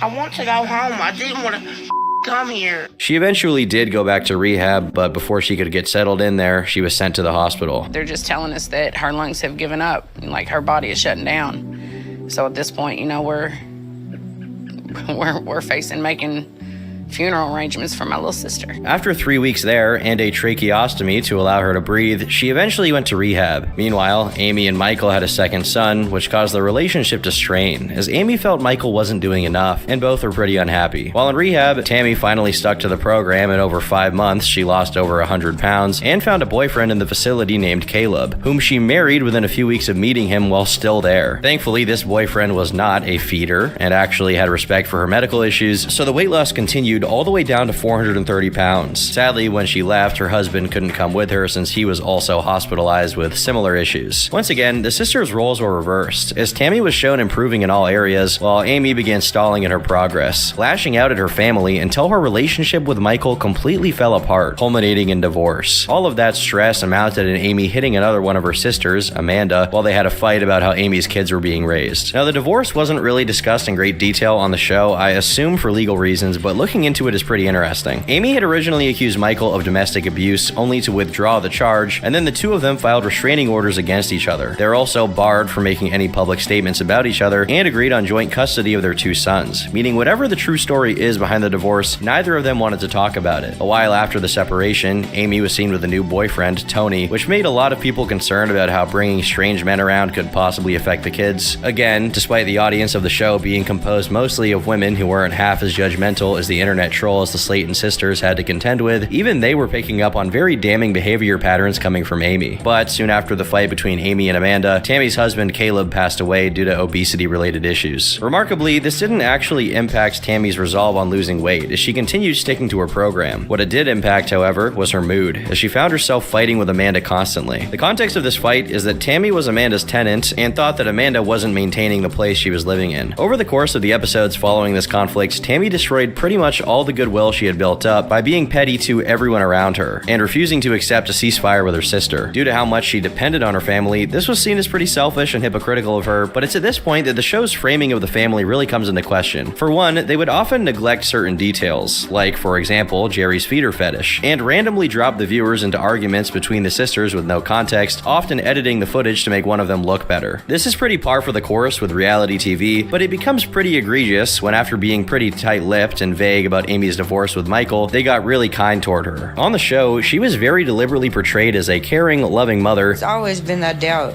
What if I'm a bad parent? What if I can't give one baby time without the other baby time? And whenever she did something negative, she was always given a lot of time to explain herself, and the context was always clearly in her favor. Of course, all reality TV is like this to some degree, but the way it was being done here, especially considering the fact that it could potentially affect her kids, looked a lot more deceptive in nature. For a while, the concerns about something insidious going on behind the scenes appeared to be mistaken. As time went on and nothing really changed about Amy and Tammy, even with the increased attention and mountains of money they got from the show. However, in early September of 2024, the police were called to the Tennessee Safari Park after one of the guests was reportedly bitten by a camel. Once they got there, they found Amy, who had apparently been bit by a camel so bad she had to go to the hospital. I don't really know how you get bit by a camel, but maybe this is karma for her biting that guy from all those years ago. The thing is, she was with her 2 sons who went along with her to the hospital, and the cops noticed that she smelled like weed, which gave them the bright idea to search her car. In it, they found 80 grams of the drug, which is illegal in Kentucky, as well as an unspecified amount of mushrooms. As a consequence, Amy and the man she was with, Brian, were promptly arrested for drug possession and 2 counts of child endangerment, while the bond was set at $10,000 per person, with both of them being paid for by Amy's brother, Chris. Both of them pled not guilty, and interestingly enough, the owners of the zoo came out to accuse Amy of lying about having been bitten by a camel, as none of the security footage supported her claim, and based on the examination of the wound, it wasn't consistent with an animal bite and looked more like a cut she got. Given that they also described the man she was with as very erratic, it wouldn't be surprising to me if they were so out of their mind on drugs that she accidentally cut herself on an object and convinced herself it was a camel. Whether it was a camel bite or not, the point remains the same. Amy is seeing strange men and doing drugs in the presence of her kids, and usually that combination leads to the kids being put in all sorts of danger. That isn't to say she shouldn't be given a chance to redeem herself, but with 2 child endangerment charges, which can be felonies depending on the circumstance, she definitely stands to lose custody of her kids, in which case they would go to Michael. While Michael himself also has a conviction on his Michael's record, avid followers of the show have pointed out time and time again that their divorce was depicted in a very one-sided manner, trying to make Michael look negligent and lazy when he had already demonstrated himself to be neither of those things, diligently putting up with both of the sisters' insanity and doing his best to help around the house. Since then, not much of relevance has gone down with the sisters. Tammy continued to successfully lose a lot of weight and has been angling to get a surgery to remove her loose skin, but otherwise she's continued to be disliked by fans of the show for her attitude. Amy, meanwhile, is seen as more of a mixed bag, and most of the show now focuses on her struggles as a mother, typically framing it with a noticeable positive bias towards her, probably because they're trying to appeal to the middle-aged female demographic that composes a significant amount of the viewers. While their lives are far from the catastrophic dumpster fire that was coming their way during the GoFundMe and camper fiascos, there's no way to know if this is because they genuinely improved, or if the writers and editors behind the show were working overtime to make them look better. If it weren't for TLC, they wouldn't have hundreds of thousands of people supporting them. Instead, there would be a small army of detractors, picking apart at their lies and excuses, and they've already proved themselves to be terrible at sticking to their stories and would undoubtedly fall apart without the safety net of the show. For the time being, we can only hope that their children aren't affected by whatever inevitable fiasco they're heading towards. But until then, I've been Turkey Tom, thanks for watching, and until next time, leave me alone.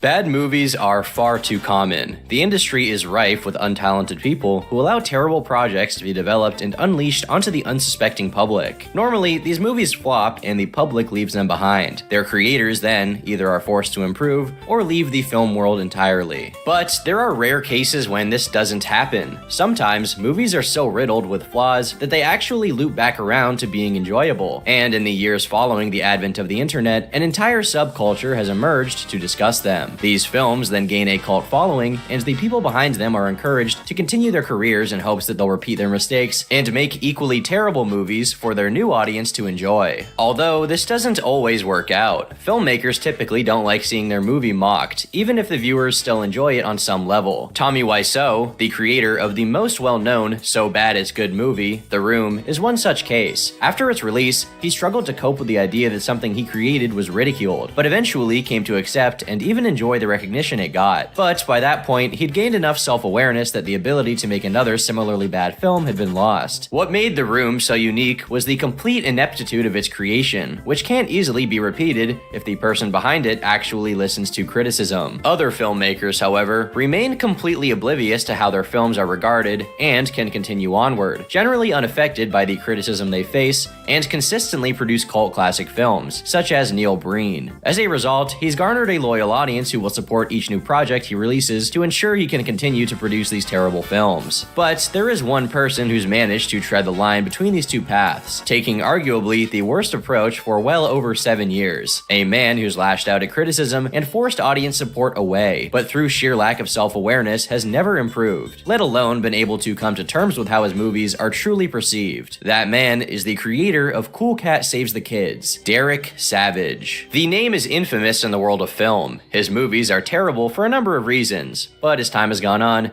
Derek Savage himself has become the subject of ridicule rather than just his work. From sleazy business practices to flat-out awful treatment of those around him, Derek has carved out a more infamous reputation for himself as a person than Cool Cat Saves the Kids or any bad movie ever could, even to the point where those who love his work refuse to support him when creating new films because of his actions over the years. Derek's descent was a long one, and few know exactly how he became the way he is today. Derek Savage was born on May 3rd, 1962, in Virginia. There is very little information surrounding his early life, but he stated numerous times that he was bullied a lot at a young age and created an imaginary friend to support him through everything he endured. Its name was Cool Cat. At the age of 10, Derek also got his first gun, and possibly as a result of the bullying, he became very passionate about self-defense training, and it eventually led him to getting a concealed carrying permit and being armed during almost any situation. Sometime during his teenage years, he spent time living in Raleigh, North Carolina, and began forming high hopes for the future. Derek has never been overtly clear about this period of his life, but many have guessed that his original aspirations were to be a movie star in the action genre, since most of his early interest pivoted on those types of roles. By 1986, he'd moved to Los Angeles and began trying his hand at acting. Most of the roles he managed to land were as an extra. That year, he appeared in Rodney Dangerfield's movie Back to School, and the year following, he had bit parts in the movie Fatal Beauty and a TV show called Hotel. Derek immediately learned how competitive the the Hollywood scene was, and for one reason or another, he took other kinds of opportunities that came his way. He appeared as a model in Playgirl magazine, as well as on the cover of Singles magazine at the same time. Presumably, after this point, he took a break from the spotlight in favor of steadier jobs, since little else was public about Derek's career history for the next several years. He himself claims to have worked in the machine gun industry. And I even used to be in the machine gun industry,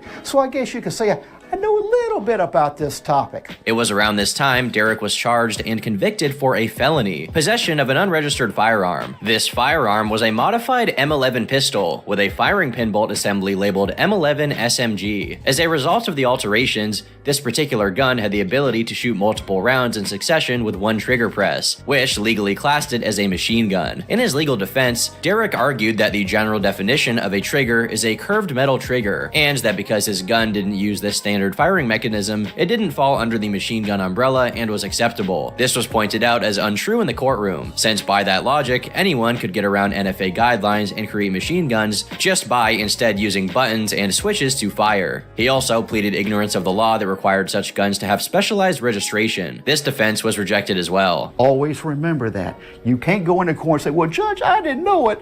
I thought it was this. I thought it was that. No, it's not. Ignorant of the law is not an excuse. Interestingly, the name listed on the court documents was Daryl Ray Evans, which is presumably Derek's real name. This was unearthed when internet users looked into Derek's companies. They found that his publishing firm, Blue Thunder Books, was legally owned by this name, and that its birthday and other information matched perfectly with what is known of Derek. From here, public records surrounding the court case were discovered. He never confirmed this was actually him, but has blocked people on Twitter who ask him about it. At the time, it seemed as if this conviction marked a change in Derek's life. Possibly to avoid the stigma of being known as a felon, it was around this time he began donning the name Derek Savage and pivoted away from both the gun industry and acting in favor of a more creative outlet. He founded Derek Savage Productions and gave it an accompanying website. And what's more, he switched from appearing in movies to writing them when he began creating his own screenplays with hopes of having them developed into films someday. The first of his self-published work included Hell's Nightmare, a love story set during Christianity's Armageddon, The Dancer, a male stripper story, which had been referenced as being vaguely based on his own experiences, and Sweet Revenge, a book about a man seeking revenge against a gang that killed his family. Derek ends its description by saying, "The story has little to no profanity with a message that white and black can live in friendship and overcome evil together." Of the three, Hell's Nightmare was the only full length to see any form of release when it was sold as a novel. It's unclear exactly why Derek started this venture, but his last known acting appearance was as an extra in a movie called Ricochet in 1991, a year prior to the court case. Despite the fact that Derek had withdrawn from acting, he continued to involve himself with the Hollywood sphere, stating he worked as an agent around this time. His free hours were spent writing, and over time his focus would shift quite a lot. I started writing kids' books about 20 years ago. First I started out writing screenplays, then novel manuscripts. I said, hey, I want to start writing some kids' books. Derek would first make the jump to writing stories for kids in 1999 when he created a book called Trolley the Trout Makes Friends, following a character of the same name. The goal behind it was to teach children basic lessons about friendship, which seemed to become Derek's calling going forward. In that same year, he followed it up with 2 more installments, hoping to instruct kids on other topics, like what to do if you find a gun in Trolley the Trout Finds a Gun, and why stealing is wrong in Trolley and the Stolen Necklace. Shortly after, he followed this up with a second series called Donnie the Dinosaur, whose stories were similar in tone. These books were printed with both English and Spanish text in order to be bilingual and be able to be read by as many kids as possible. It's quite possible that his childhood of bullying made him particularly sympathetic to the struggles kids face, and wanted to be able to help them using the media he created. Derek most likely felt creating books with useful messages for kids was a positive contribution to the world, which built a strong sense of purpose for him. That's why the very next project would focus on a character he'd conceived long ago for that very reason, Cool Cat. His imaginary childhood friend was now reimagined and put into a storybook, setting out to become a children's icon and help them with their struggles, as he had helped Derek during his childhood. By August of 2000, Derek had released 3 Cool Cat books on his website: Cool Cat, He's a Cool Cat, Cool Cat Goes to Hollywood, and Cool Cat Goes to Texas, none of which are available today. Most of them seem to be Derek's attempt at using Cool Cat to talk about things he liked. This same theme would be adhered to in a later series called Baby Cat, aimed at an even younger audience. On the page hosting the books, characters of the series introduce themselves, including Cool Cat's mother, Blue Birdie, and Cool Cat himself. The Blue Birdie character would also later be repurposed for his own book called Bible Birdie. The site also links to a short Cool Cat cartoon, which was the first known video adaptation of the character. Derek adds that its music was sung by the Tony Award-winning musician Linda Hopkins, who he had likely connected with during his acting days. He likes to read and his mom is happy because he plays around. Cool Cat School. Over the next several years, Derek began to expand his catalog of books. He created 2 stories for a new series called Barnyard Buddies, and an animated short for his Trolley the Trout books, also featuring vocals by Linda Hopkins. But most of his energy had shifted to Cool Cat. By 2004, he'd written 9 books around him, with no sign of stopping anytime soon. Although he continued to work a day job alongside his creative efforts, at some point in the next several years, he received employment at a trade school as a recruiter, which paid decently to the point of being able to fund some of his artistic ventures. For one reason or another, Derek shelved his previous collection of books at this point and hired a new illustrator to produce installments of the Cool Cat series going forward. This could have been for any number of reasons, such as an increased budget, a falling out with the original artist, or simply being dissatisfied with the older style. It's not overtly clear what happened, but Derek would revamp his literary work going forward, and even created his own publishing company called Blue Thunder Books as a means of being able to better distribute his bibliography.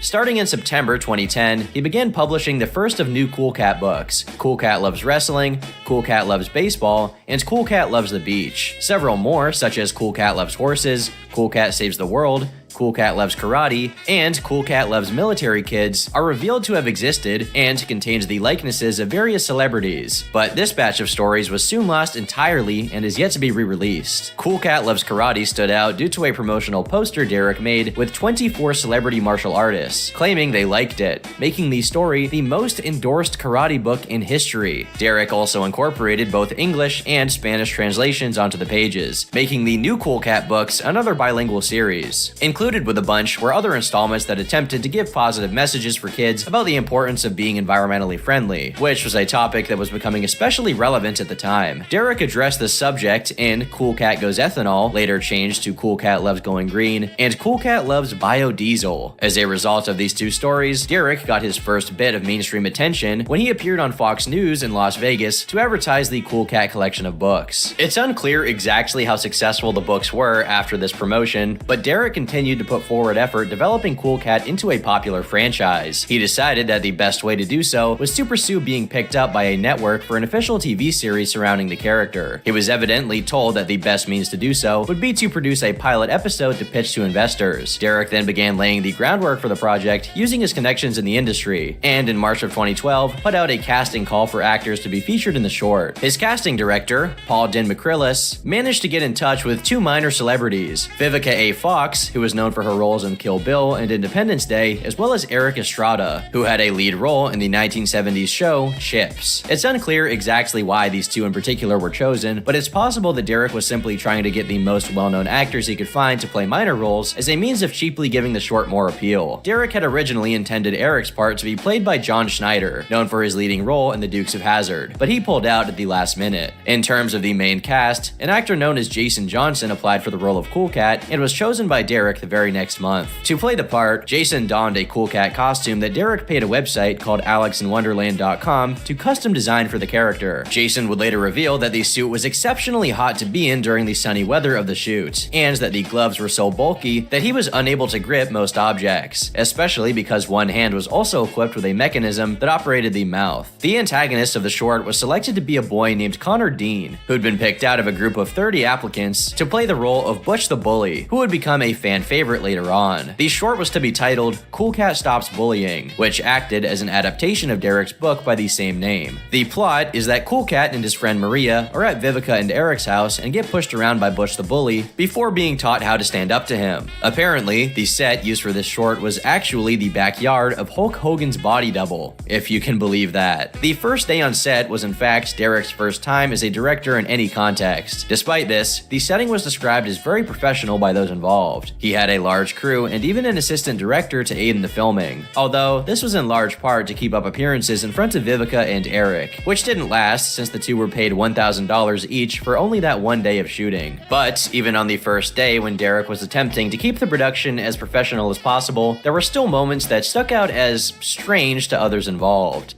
He made a very big deal about the only editor that he ever worked with, how he won an Emmy. Well, he actually had this editor come down to the set and bring his Emmy, and he had the actors pose with this Emmy. So that's where that picture came from.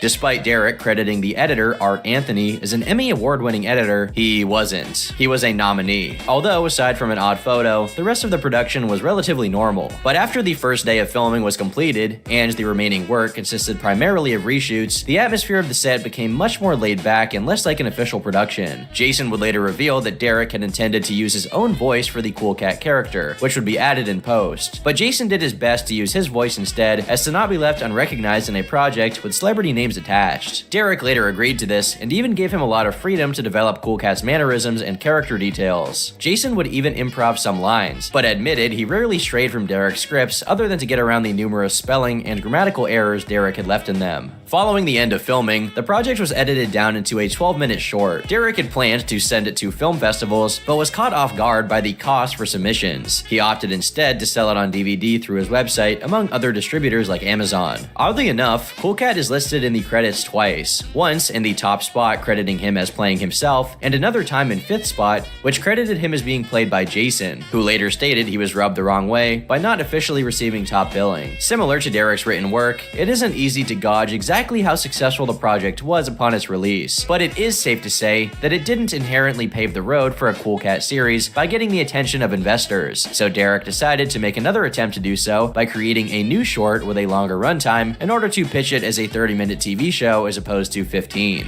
We started off with Cool Cat Stops Bullying. It was an anti-bullying film that I made. It was the first project that I actually directed in, the whole 9 yards, produced, directed, wrote, and so it was a crowning achievement for me. But what I quickly learned is that it's extremely difficult to promote a short film, even when they got good actors. I mean, the lovely Vivica A. Fox and Erica Strutter starring in this project. But by getting it out there, it was really difficult. So I said, I need to produce another project. And this time, I want to make it right at 24 minutes to get a 30-minute show. The Cool Cat Finds a Gun short was the next project Derek would take on in order to give gun safety tips as a result of the Sandy Hook shooting. The story was once again lifted from one of Derek's previous books. This time, Trolley Finds a Gun. The short featured a return of Butch the Bully as the antagonist, as well as introduced Derek himself as Cool Cat's father, who's referred to by him as Daddy Derek, which Jason himself was off-put by. You just, a grown man, just can't ask somebody to call him daddy unless it's your own child. Otherwise, you're doing it behind the door, a closed door of the bedroom. That's okay. It's just, It was during the filming of this short that a lot of Derek's questionable business tactics were made apparent, such as the fact he had filmed a scene wherein Butch the Bully brings the gun to a school, but did so while it was closed to avoid having to get a proper permit or consult the staff before recording the footage. The cop that then arrests in the following scene is also a well-known male porn star named Steve Crest, who Derek hired because he had access to a police car. Jason recommended another actor he'd met through previous work that owned one as well, but Derek rejected the idea because he had a Scottish accent that Derek was worried kids wouldn't be able to understand. Gary Scotty Collins was an actor that I worked with. I recommended him for the policeman role several times. And Derek didn't use him because he has a Scottish accent. So he went with the porn star. The project was completed with a 22-minute runtime and with Jason directly credited on the box, but it too sold quite poorly. Derek then decided to create another project of the same length to add to the Cool Cat Finds a Gun DVD in hopes that having double the total runtime would increase the odds of the franchise being picked up for a full TV show. Once again, I ran up, it's really difficult to get a TV show when you just have one product to sell. I mean, if you got a full-on show with, an episodic show, maybe a little bit easier, but it was really tough. But then I just can't put this on a DVD and have a product to sell. So I came up with, bam! Cool Cat in the Hollywood Christmas Parade. Of course, Cool Cat and I were in the Christmas Parade a couple times. This was the third and final of the Cool Cat shorts, and was produced featuring Derek and Cool Cat participating in the annual Hollywood Christmas Parade in November of 2012 while driving a Cool Cat themed car. Derek has implied that he and Jason were invited to the event, but this was not the case. He paid thousands of dollars for the two to both drive in the parade and be allowed into his after party. The money apparently came from Derek's trade school recruiter job, which he was still apparently working at this point. Interestingly, they were driving what Derek called the Cool Cat convertible. Who we got right here? Derek, this is Cool Cat car? I'll tell you, it's a Cool Cat convertible, baby. You're kidding.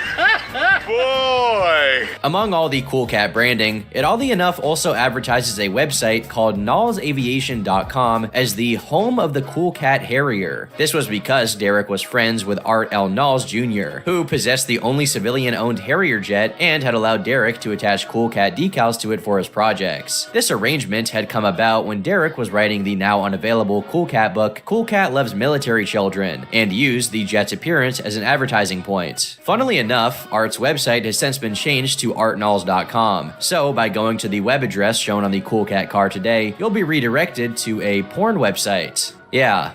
The car used for this was also a rental, and at one point it needed to be washed with all of the Cool Cat decals removed, so Derek made Jason help out before he would pay him. In fact, Derek also had Jason help him put together sets, including a green screen for footage that went on to be cut from the short. And the issues with Derek continued into the event itself when he consulted Jason on how he could sneak someone in a witch costume into the audience for an upcoming Cool Cat project he'd thought of, Cool Cat vs. the Wicked Witch, in order to film two projects at once. Jason talked him out of the idea. After the parade itself, the two showed up to the after party, with Derek insisting Jason arrive in costume to record segments with the celebrity guests for upcoming Cool Cat movies. Throughout the night, Derek recorded several segments in which the celebrities look especially uncomfortable, with Jason trying his best to make polite conversation. However, upon wanting to talk to Lou Ferrigno, who he'd grown up watching, Derek held him back since he didn't like him personally. This shoot was when it was becoming clear to Jason exactly how unprofessional Derek could be. But for the moment, he still largely enjoyed the work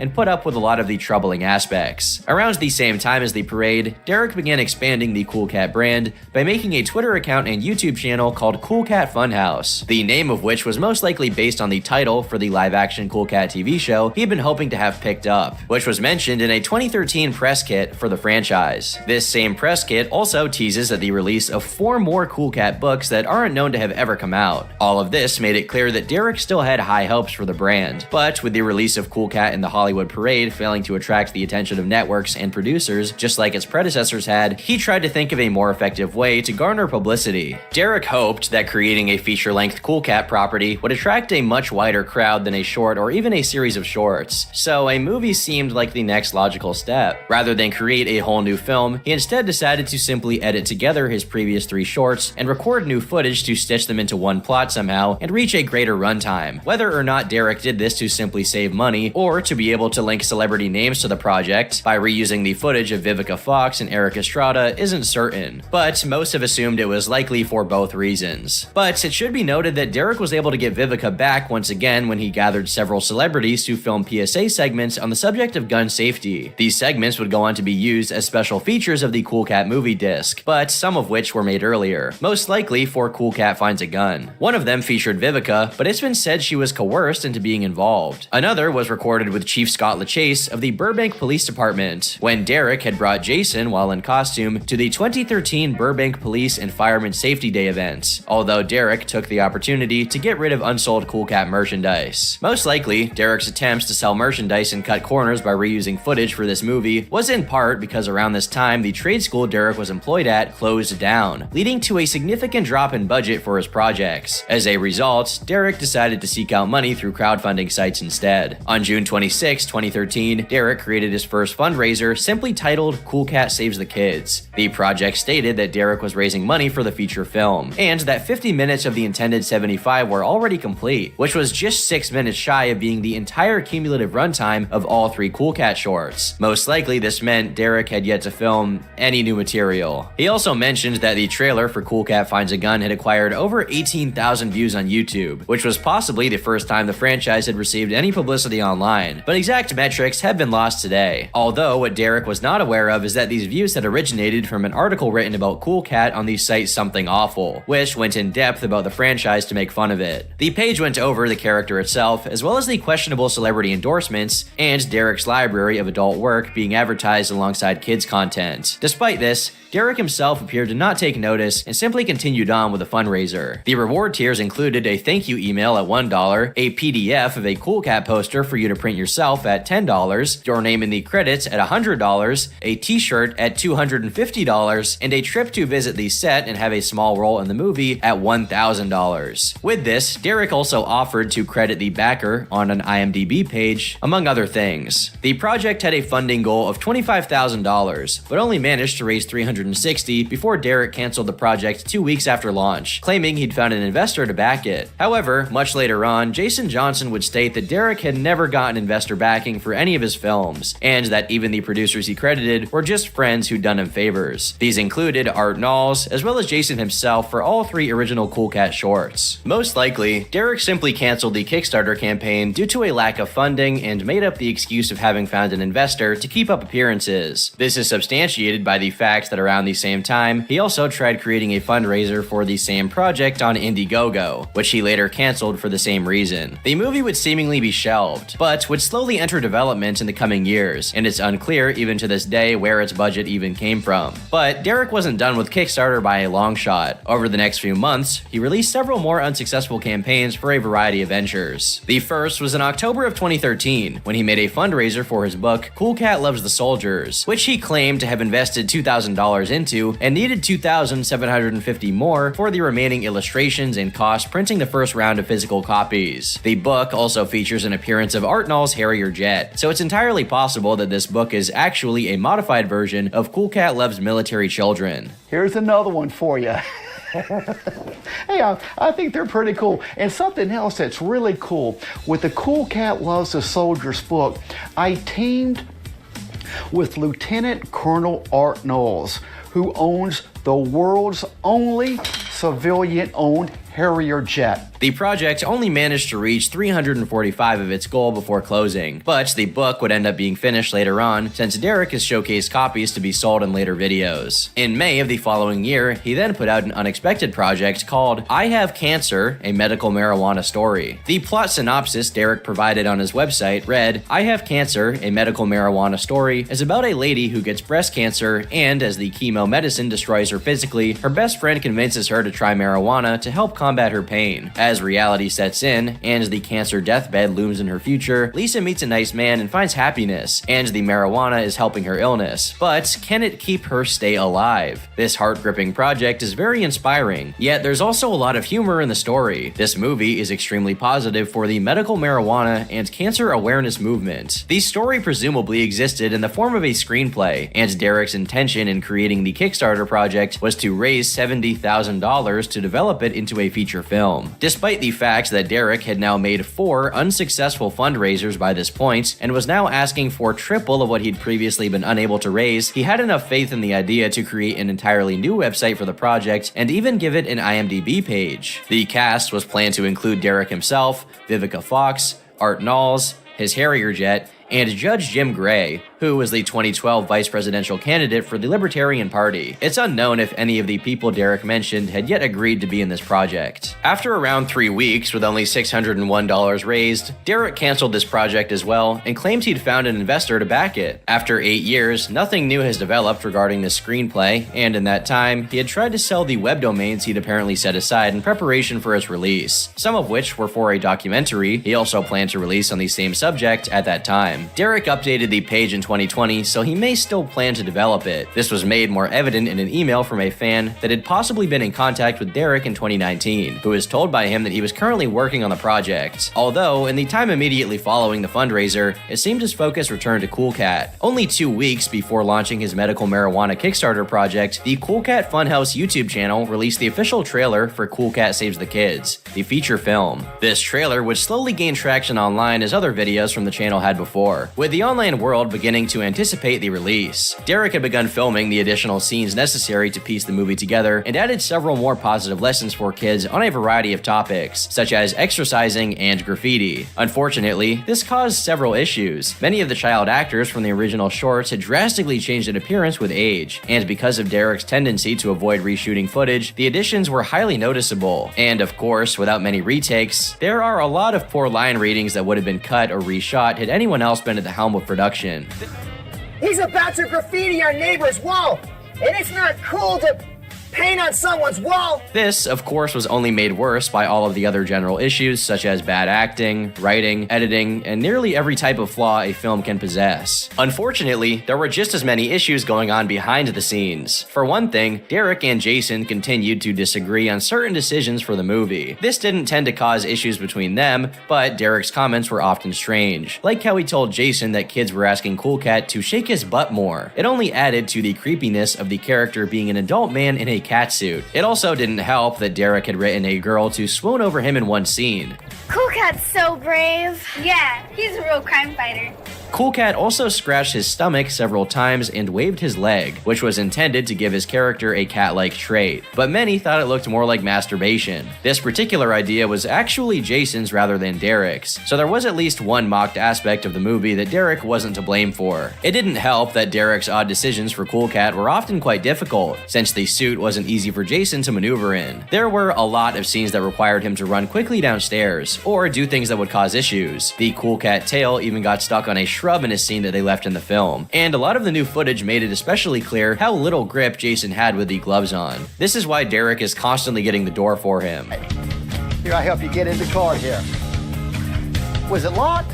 Yes, it was, Daddy Derek. Well, that's for safety purposes. And of course, the California heat made a lot of the outdoor segments difficult to bear in a giant cat costume. Because of Derek's limited budget, there was only one suit that had to be shared between Cool Cat and his mom, which led to editing issues when Derek had to show both of them on screen at once. Jason also later stated that there were points when the actress couldn't make it, and he himself would have to be in the costume cuddled up with Derek, specifically with a scene of them on the couch. This was also the film that gave Cool Cat's mom more screen time, and given the fact that she's a cat as well, it made a lot of her and Derek's interactions quite awkward. Vivica said anytime is great for the kids, and I'll be ready in a couple minutes. Hey, I bet you will, you fine-looking kitty cat, you. The woman who voiced the Mama Cat character actually experienced a lot of issues with Derek, since he apparently had asked her out, with her having to repeatedly tell him no. She lived across the street from the house they were recording in, and on the very last day of filming the movie, she'd invited Jason over to let him shower after a hot day in the suit before heading home. Derek apparently stormed into the house and accused the two of having an affair, for lack of a better word. The issues just seemed to be piling up even towards the end of production. The house they used to film in didn't actually belong to Derek either. It was owned by his former agent, who he was renting a room from. Derek set about piecing the movie together himself, since by this time he decided he could fill that role single-handedly. The Emmy-nominated editor, Art Anthony, hadn't worked for Derek since the Cool Cat short. Throughout post-production, Derek apparently kept calling Jason back to record additional filler footage in order to reach the 75-minute goal. This consisted of music videos set up in front of a green screen, and one that Derek would write to give himself the opportunity to show off his valuable Van Halen signed guitar. Throughout the process stitching the film together, he would also make a variety of editing mistakes, including spelling errors, within very amateurish looking titles. As the months passed, the movie drew closer to completion. Derek juggled it with other Cool Cat related endeavors, and in November, he published yet another book called Cool Cat Loves Hollywood. It was clear Derek was invested investing himself fully into the franchise and had a lot of faith in it. With high hopes for the future following the release of his first feature-length film, it was clear that despite all of the glaring flaws, Derek was blind to how his work came off to others. Even with the input of others throughout production, he was still caught in a bubble. In reality, no one saw Cool Cat as highly as Derek himself did, even the others involved in his creation. The praise given to the Cool Cat character by celebrities that Derek quotes on his website has been stated as fake or made by his friends, such as Linda Hopkins, who had made the music for the original Cool Cat cartoon that Derek later repurposed for the film's credits. Even the quote on the movie's box art reading, "Cool Cat is cooler than Barney the dinosaur," was later revealed to have been a sentence uttered by Derek's former roommate. The Dove Award he showcased as well was actually not an accolade, but in fact a rating intended to show that the film was appropriate for kids rather than a measure of quality. However, the company itself lists one of the adult themes as bestiality, since Derek had chosen to portray himself married to an anthropomorphic cat. Even at this point in the film's development,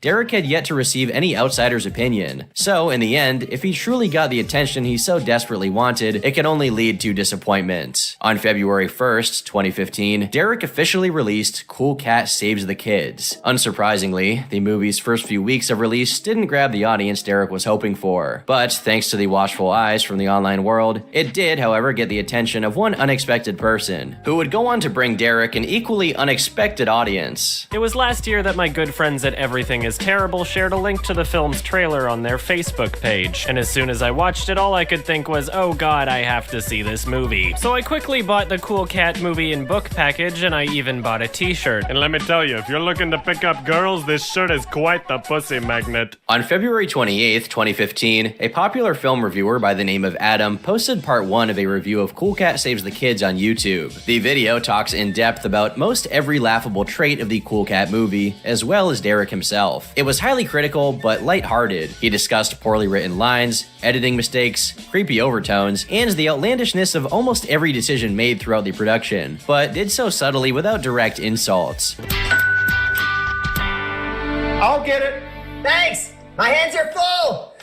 No, they're not. Remember, kids, Cool Cat says it's okay to be a lying little shit. I guess whoever broke into the house was polite enough to close the door behind them. Hi, Maria. The video not only showcased the flaws of the production in a comedic way, it also pointed out how the movie managed to mess up the lessons it was trying to teach, or even taught the wrong lessons altogether. Hey, Cool Cat, I just got a text, but I don't know who it is. Well, there's only one way to find out.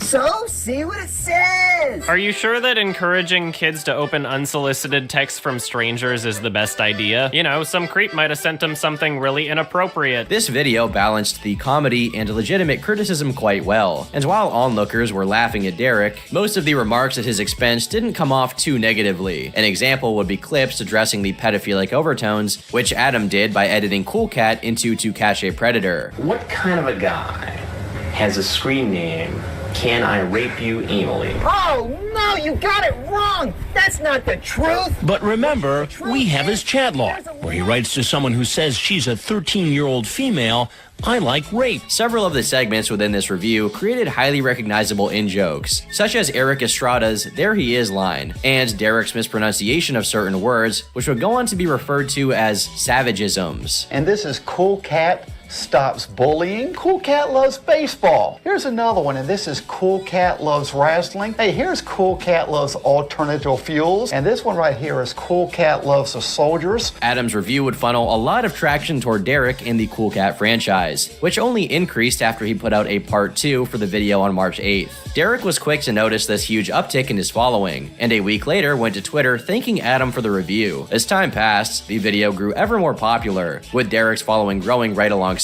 it. He thanked Adam continuously, and the two struck up a cordial friendship at this time. Derek also acknowledged a lot of Adam's criticism as valid, and made changes in response, such as removing his appearance from Playgirl magazine from DerekSavage.com. Although these changes didn't end with the website, he also sought to remedy some of the flaws within his film regarding the lessons he improperly taught that could make the movie harmful to its intended child audience, and took many of Adam's words to heart. He decided to re-edit the movie and remove some of the issues, while keeping the original available on eBay for those wanting to watch the version from the review. As some of you have noticed, the Cool Cat DVD that some of you have purchased off of Amazon isn't the exact same as what I reviewed.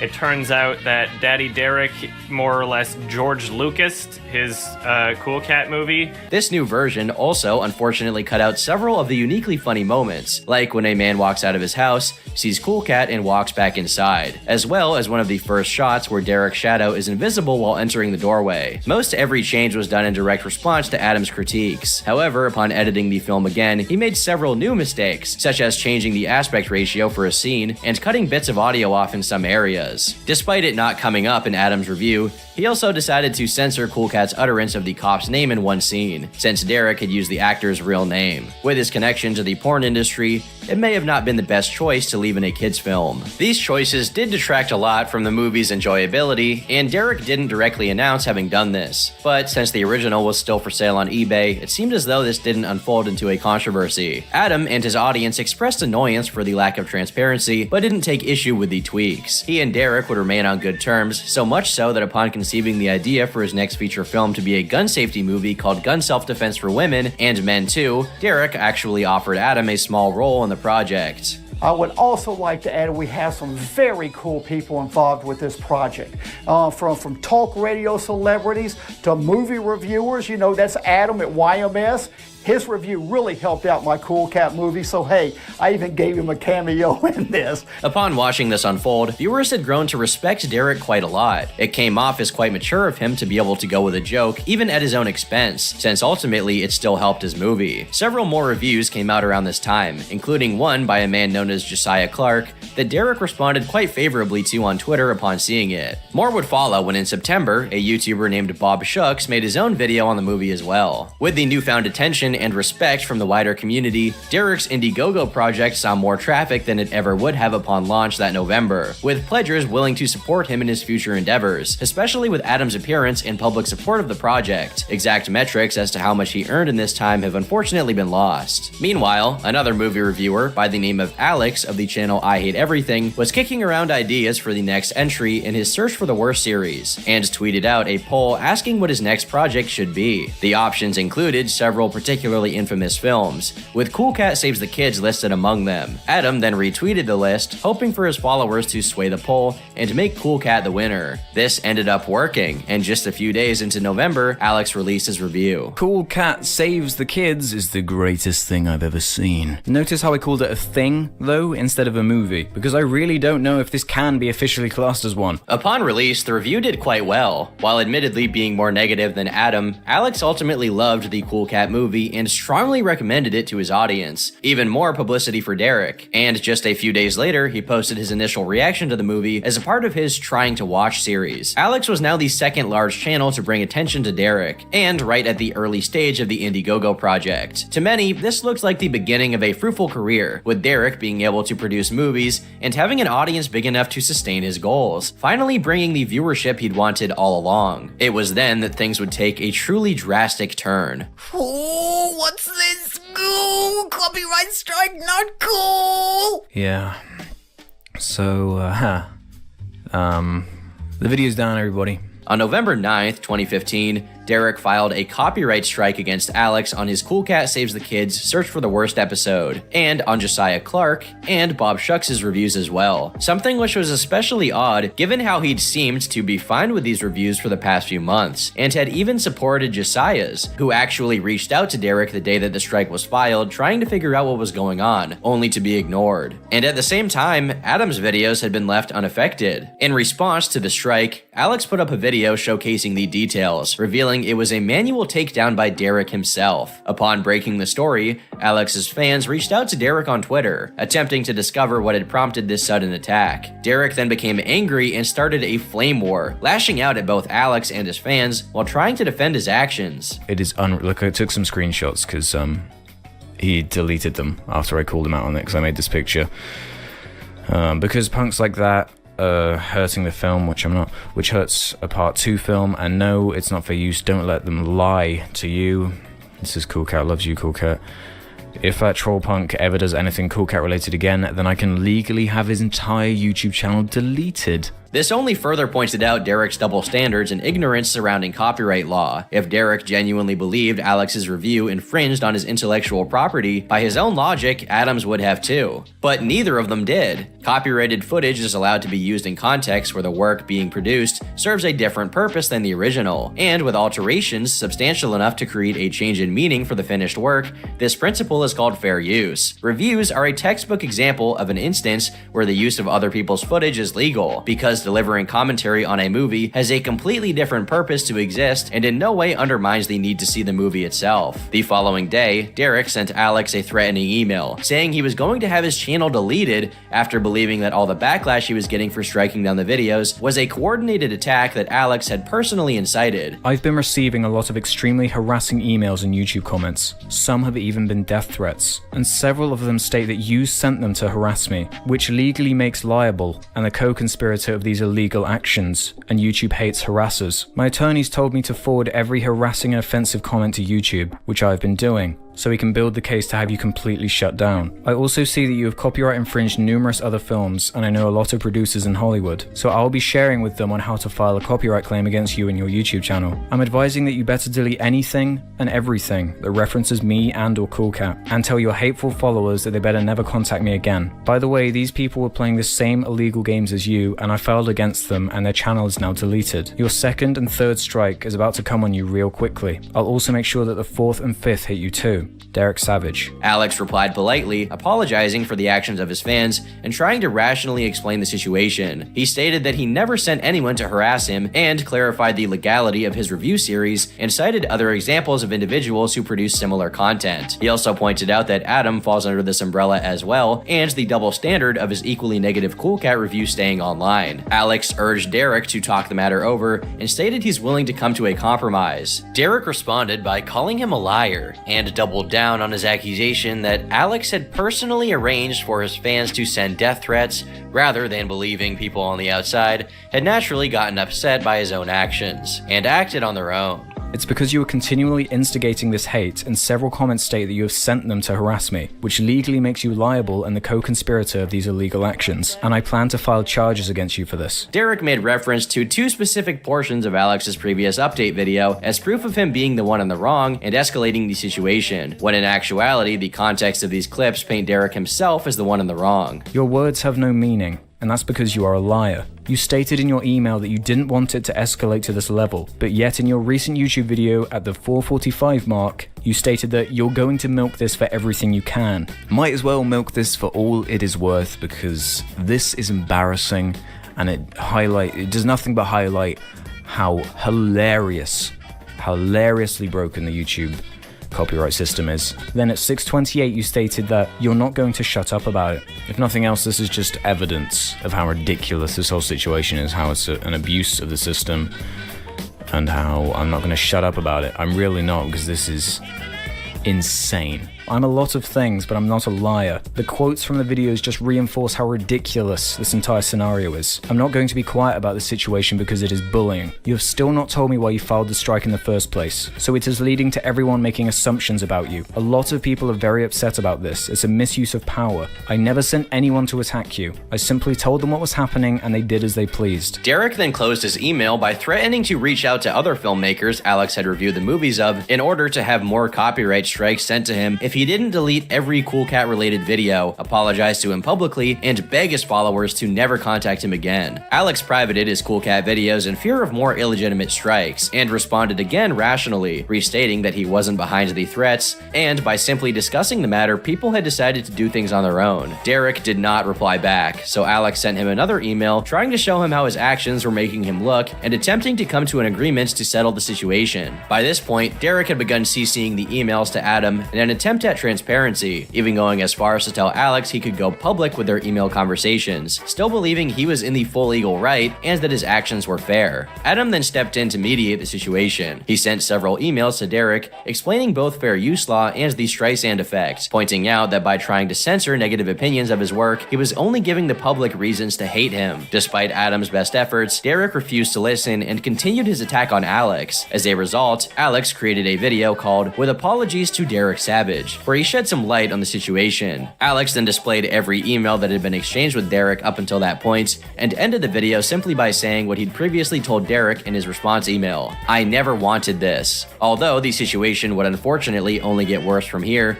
as Derek decided to take actions that dug himself into an even deeper hole than he'd already been in. On the same day as Alex's video was released, an expected email was sent to him with very dark implications behind who wrote it. Dear I Hear Everything, our law office represents Miss Anne-Marie Friggin, the producer of the Attack of the Jurassic Shark feature film. Mr. Derek Savage contacted us and brought to our attention your two videos that uses our client's copyrighted material. I personally have viewed both videos, which links are provided below, and they are a violation of the US Copyright Code Title 17 USC, and you are infringing against my client's copyrighted intellectual property. We demand that you remove and delete both videos that contain Miss Friggin, whatever, copyrighted footage from the Attack of the Jurassic Shark feature film. If both videos are not removed within a 24-hour period from the timestamp of this email, we are filing copyright infringement charges against you and your channel with YouTube Incorporated, and we will take further actions against you in a court of law. This is your only notice. Sincerely,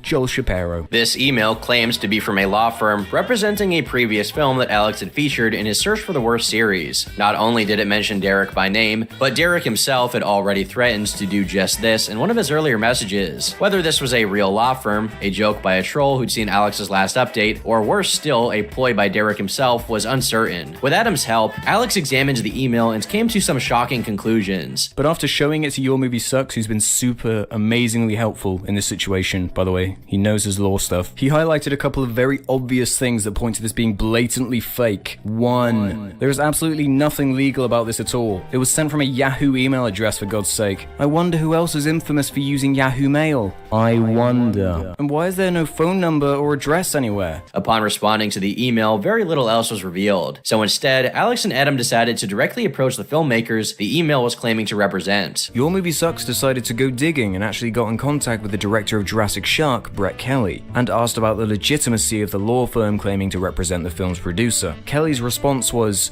"We don't know any Shapiro law firm and no one is acting on our behalf." And on Facebook even responded to Adam with, "P.S. No idea who Derek Savage is." Having called Derek's bluff, but still without recourse, Alex went quiet for a while. It was during this time that Derek either realized Alex was not going to concede and accept all of his requests, or had seen through the ruse surrounding the law firm. So Derek attempted to cut his losses. "Alex, this is what I'll do for you. First of all, I don't want to shut you down. All I want is a simple apology. And the last thing I am in the world is a bully. I'm a businessman who only wants to protect my brand. I'm going to retract the charge filed this morning, as I don't want you to have two strikes. The first one stands, as I have to protect Cool Cat, but I don't want anything additional to hit you. And I'll even contact the producers who I spoke with and really try to smooth things out there. I'm very good at that, so I'm confident that I can make it where you'll have no problems on that front." Wink, wink. "Just make a little 15-second video where you apologize and say that we worked it out and that I'm a cool dude. And then say that Cool Cat loves you.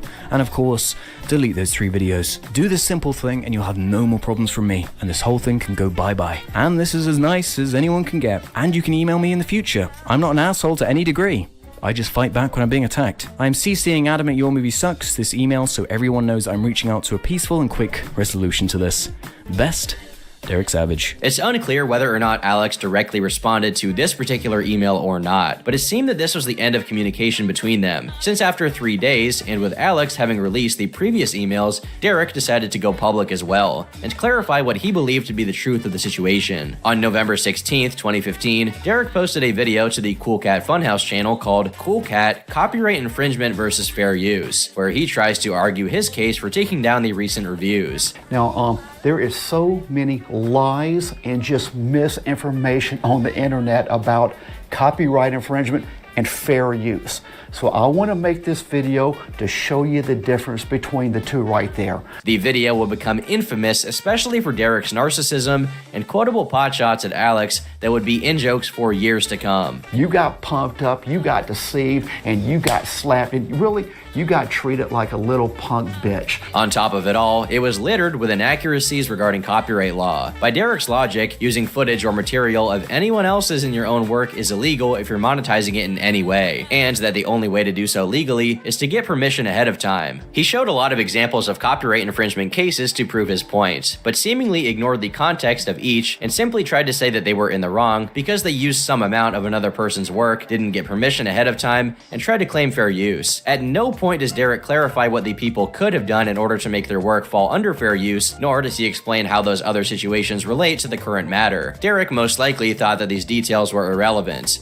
and that copyright infringement is as simple as using some amount of others' work in any way. A statement which in and of itself is ironic, since it was later discovered that the name Cool Cat was shared with a lesser-known Looney Tunes tiger character that Derek owned a coffee mug of. Some claimed he had intentionally lifted the name, but it's unclear if this was actually true. When speaking about fair use law, Derek seemed to regard it strictly as a poor excuse people give to get them out of trouble when they infringe on someone else's copyright, and refrains from describing how it was used legitimately in practice. He had plans to release a part 2 to this video, which could have been him going over the cases where fair use is actually warranted by his own definition, but it's impossible to say since this sequel never came to be. He also addressed Alex without naming him directly, and stated that the reason he made the video was because Alex hadn't responded to accept his earlier demands. I sent an email, a nice email, just about three or 4 days ago, saying, let's end this crap.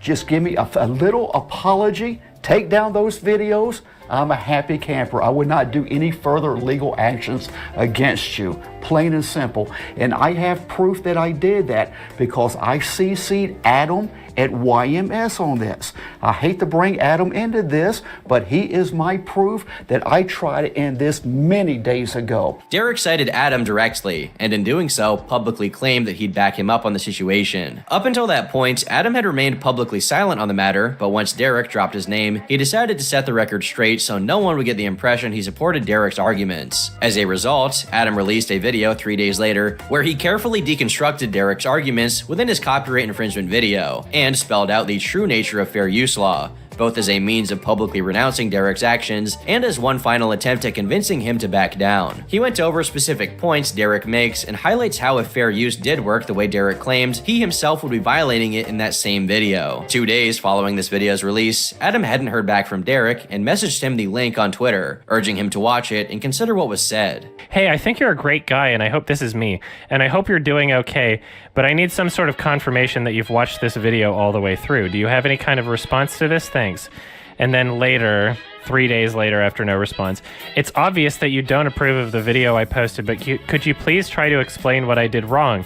You were literally spreading misinformation about the law in ways that would negatively impact my business, so I was forced to make a public video in order to correct any misinformation that would have spread from yours.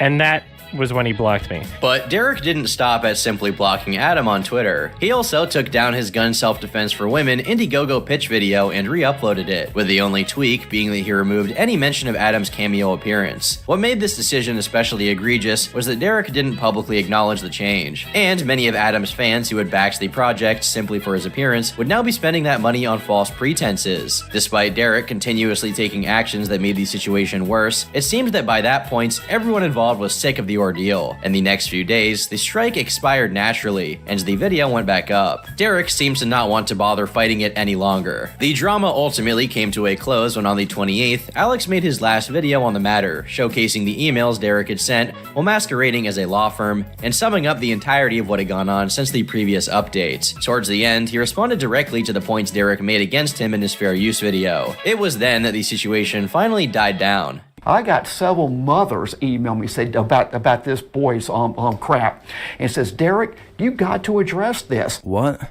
Mothers told you? Are you really going with a please think of the children argument with this?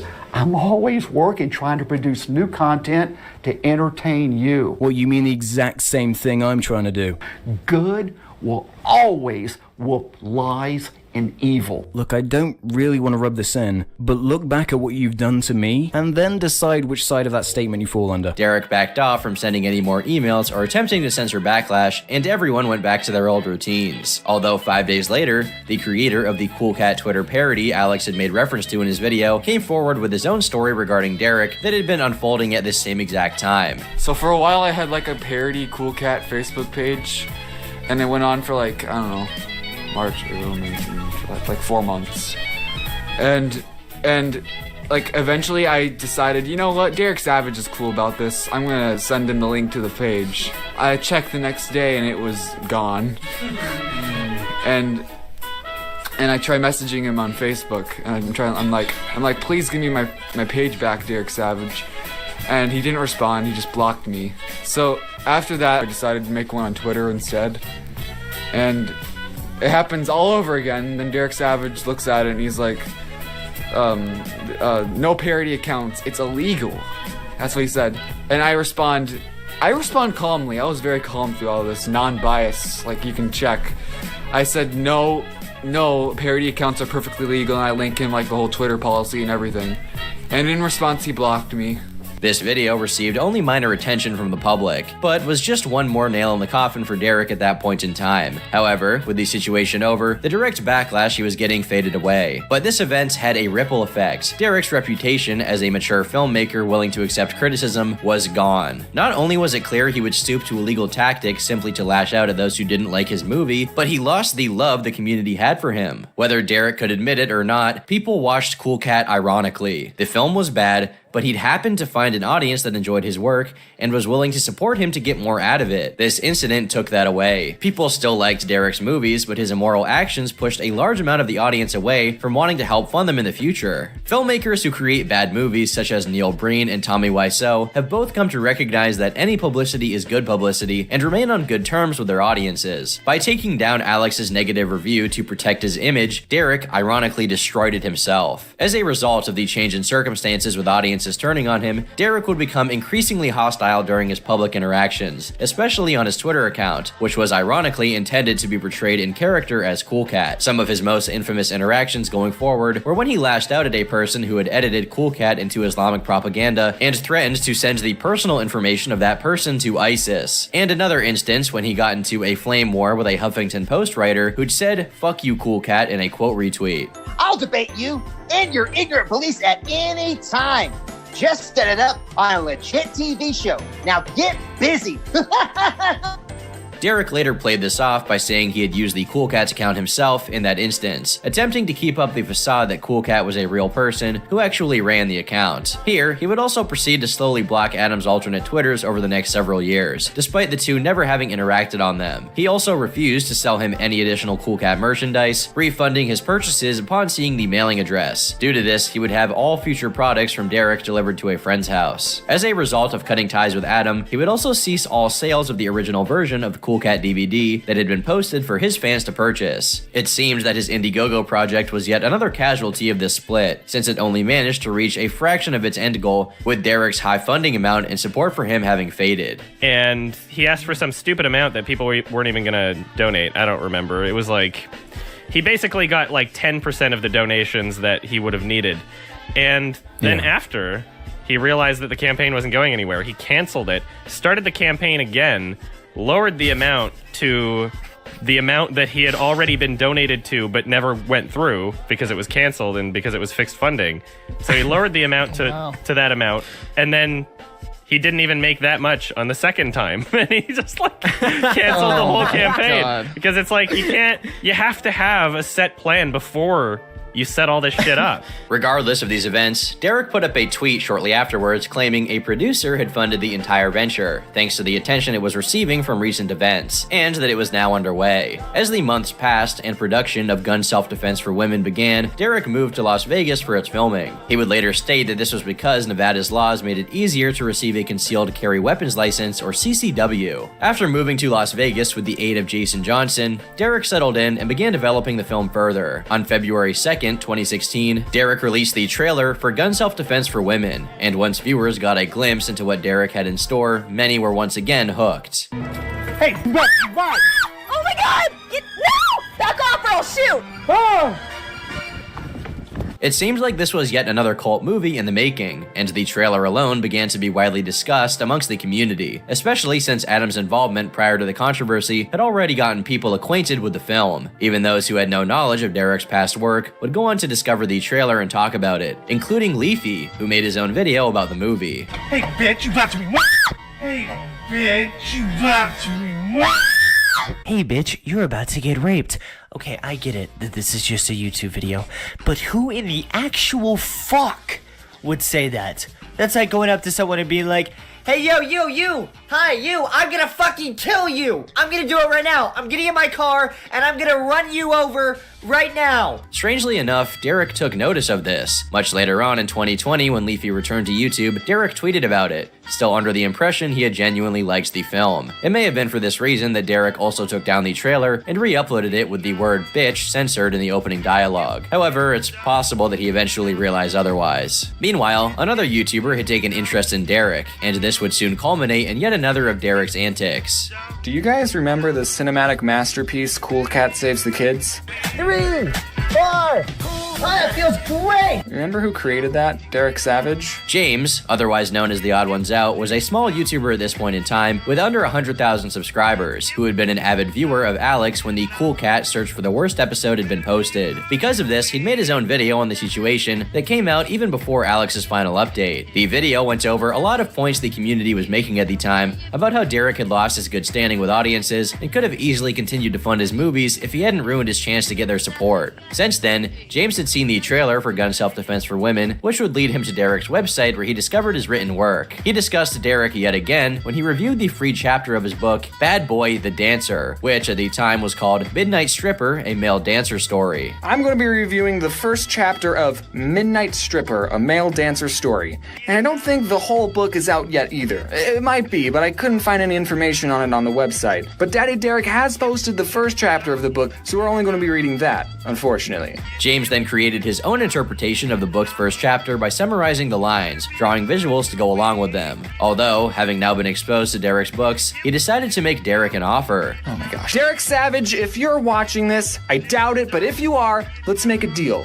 If you let me talk about one of your books and even read passages from it without shutting me down, which I'm totally legally able to do, I will make you a new cover for Bible Birdie. Upon releasing this video, James decided to design the cover without asking Derek ahead of time and tweeted it to him that night. Derek responded quite favorably and asked him for a few tweaks, which James gladly did. He sent a preview sketch and Derek offered him full credit for the art. Upon seeing the finished sketch, Derek asked him to email him and the conversation continued on privately. James shed some light into this when he posted an update video the next day called Update, Daddy Derek uses my Bible Birdie cover. I email him, hi Derek, do you really like my cover? Are you actually going to use it? Is there anything you would like to change? And he takes a little while to respond, and I thought, oh geez, he's seen the video, he's watched it, deal's over. But then, surprise, surprise, he emails me.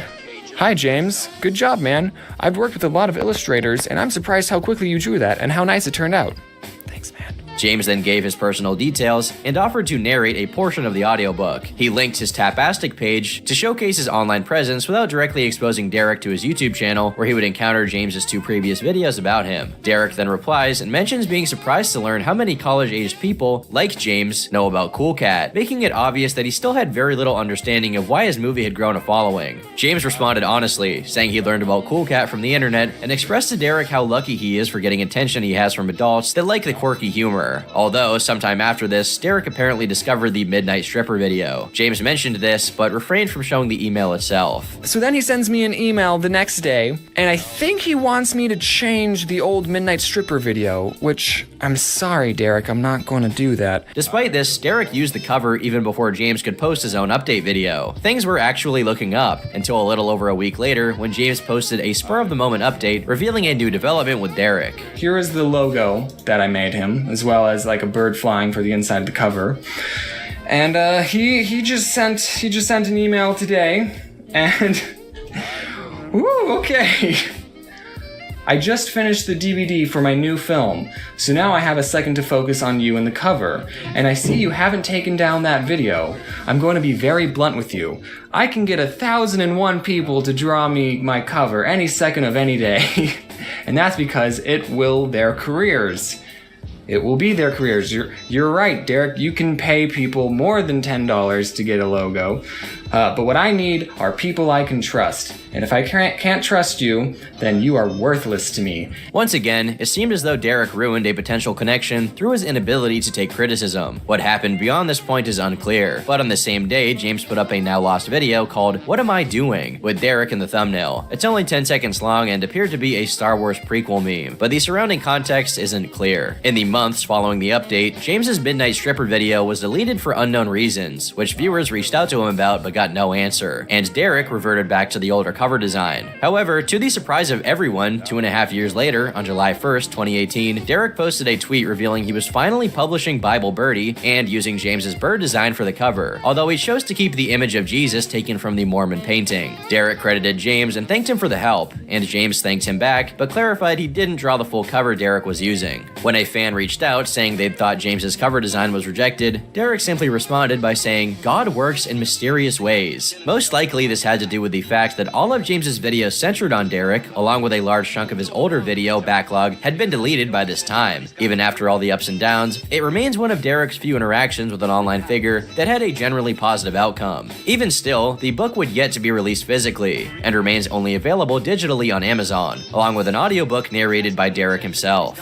Alongside this, though, he continued work on his movie. Amidst this progress, he and a woman who was creating captions for the film were nearly robbed at a bank. And I saw this big boy coming right toward me. I mean, I just sensed, and I said, "Oh, we got trouble coming." And by the time I said that, the boy, boom, right at the ATM right there. I just pulled my gun, boom, and I had it under the door ledge, not pointing at his face or nothing like that. And I said, "We don't want nothing." Derek interpreted this as a reason for why his gun self-defense for women film was necessary to exist, and made his video describing the incident an hour later. A couple months later, he was featured in a radio interview by Heidi Harris, who had appeared in the project herself. All right, well, the video came out great. When I first met you, I was like, oh, I don't know if I want to do this, and then you were really sweet about it, and we had a great interview, and as you mentioned, some of it's in the video, and I was honored to be asked. I really was. It was a lot of fun. As time passed, Derek soon completed the film. Several months after he put up the trailer for gun self-defense for women, the full movie was released to Derek's site on DVD. Upon seeing it, many were left with mixed feelings. The film was as shoddy as expected, which came off as humorous, but it also ironically contained a lot of dangerous scenes that made many refrain from giving it support. Despite its intention to talk about safe gun handling practices, most safety measures are tossed aside during later scenes. For instance, when one of the women is shooting a gun for the first time, she has a hot shell casing land in her cleavage, causing her to recoil with her finger still on the trigger and inadvertently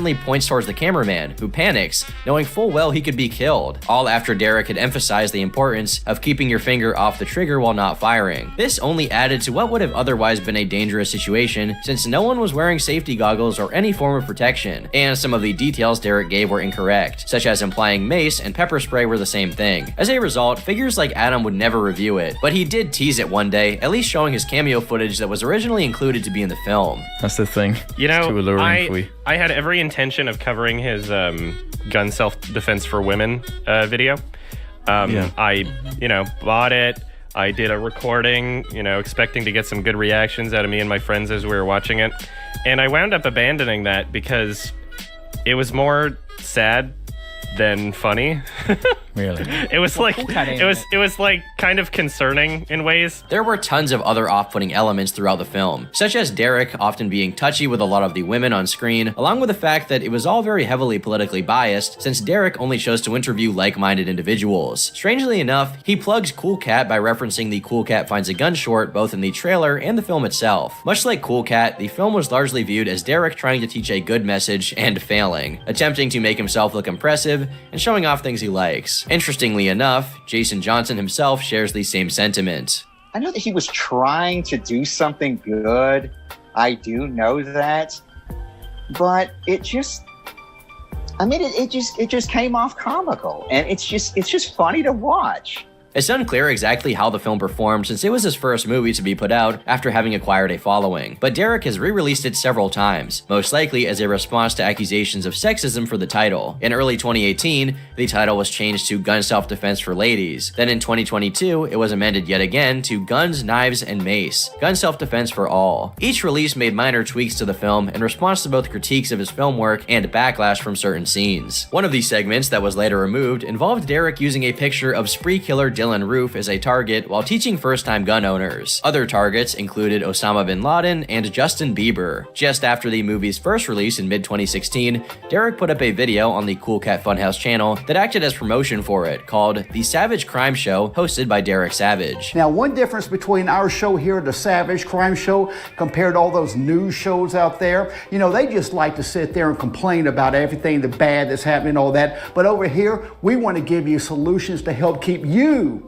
and your family safe. Derek referred to this video as episode 1. However, he wouldn't continue the series any further. 5 days later, he would put up a Twitter poll teasing 2 potential Cool Cat sequels and letting viewers pick which one will be made next. The first was called Cool Cat Loves You and focused on autism and Down syndrome, while the other was Cool Cat vs. the Wicked Witch, described as a scary movie. This had been the same film Derek wanted to shoot footage for back in 2012 by sneaking someone in a witch costume into the audience of the Hollywood Christmas Parade. Cool Cat vs. the Wicked Witch was the winner by less than 1%. Derek revealed very little about it as time passed, except that it was planned to contain zombies as well as a cooking scene, and that he was nearing completion of the script late that year. For unknown reasons, Derek silently shifted his focus over to the other project, Cool Cat Loves You, claiming he was working on both. He was still writing the script as of March of 2017, but little else was heard about it from then on, and later that same month he began a Kickstarter campaign for Cool Cat Loves You with a $10,000 total funding goal, although this would only be online for about a week before Derek took it down to reformat it. This was most likely to lower the funding goal to a more reasonable amount. The project went back up a day later, this time only asking for $2,700, but viewers were shocked to discover what the actual project was. It was described as an anti-bullying and kids gun safety film, featuring Vivica Fox and Eric Estrada. In reality, the film was nothing more than a modified re-release of the original Cool Cat Saves the Kids movie, with the fundraiser paying for the changes. The film was planned to cast 3 additional celebrities, as well as 7 new scenes. Derek clarified the decision in his pitch video for the project.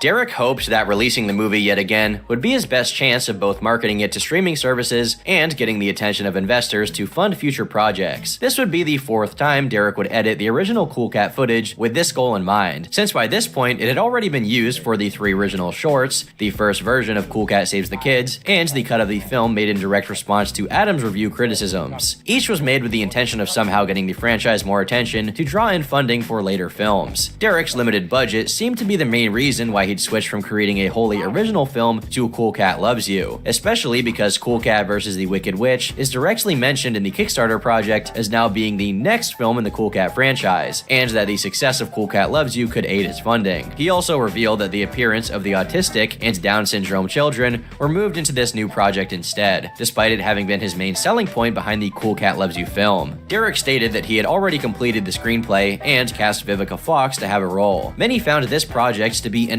egregious business tactic, since Derek not only went against the fans' wishes by shelving the projects they'd voted for, but he was yet again taking shortcuts to attempts to garner publicity. Even still, people were still willing to indulge him. Along the way, Derek released several promotional videos to advertise the endeavor, such as one with Cool Cat in front of a limousine, as well as another video going in depth about the rewards offered in the donation tiers. Sometime into production, Derek decided to change his name to Cool Cat Kids Superhero, after reading an article that said the only successful films in today's world were superhero movies. The amount of celebrities promised also lowered from 3 to 2 on the Kickstarter page. Derek later went into depth about the changes made to Cool Cat Saves the Kids in developing it into Kids Superhero, and what he intended to happen upon release. Cool Cat Saves the Kids really just started getting the brand going. You know, it helped launch the t-shirts and everything.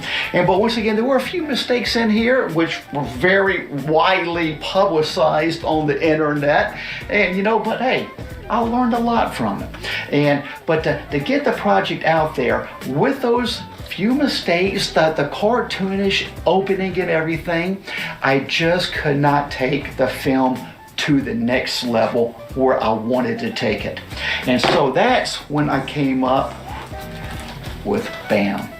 In May, the Kickstarter reached the $2,700 goal, and Derek had begun filming the additional scenes with Jason. These consisted of a new opening that featured Cool Cat painting a picture, which led into a song number, and a scene where Cool Cat tells Derek to recycle. There is also a segment where Cool Cat eats a lollipop, and another where he and Derek ride a motorcycle, which seemed to be yet another one of Derek's attempts to look cool. Evidently, Derek cut the promised celebrity appearances down from 2 to 1 and cast Cynthia Rothrock, an actress most well known for her roles in martial arts related films, who he'd claimed to have met during an earlier Cool Cat project, quite possibly during promotion for Cool Cat Loves Karate. However, her involvement in Cool Cat Kid Superhero was voicing over April Ann Reese's lines, replacing her as the voice of Mama Cat after she had been fired by Derek for the incident with Jason on the final day of shooting Cool Cat Saves the Kids. Evidently, during the filming of this project, Derek also didn't pay Jason adequately while continuing to bring him back for reshoots. Upon completion, the film's success didn't live up to Derek's expectations. He did manage to get it hosted on Prime Video, but this had already been achieved with several of his other prior films, and wasn't the coveted streaming deal he'd really been hoping for. It didn't bring recognition or attract investor backing for future projects, but did receive some acclaim in the form of a Young Entertainer Award nomination for Connor Dean's portrayal of Butch the Bully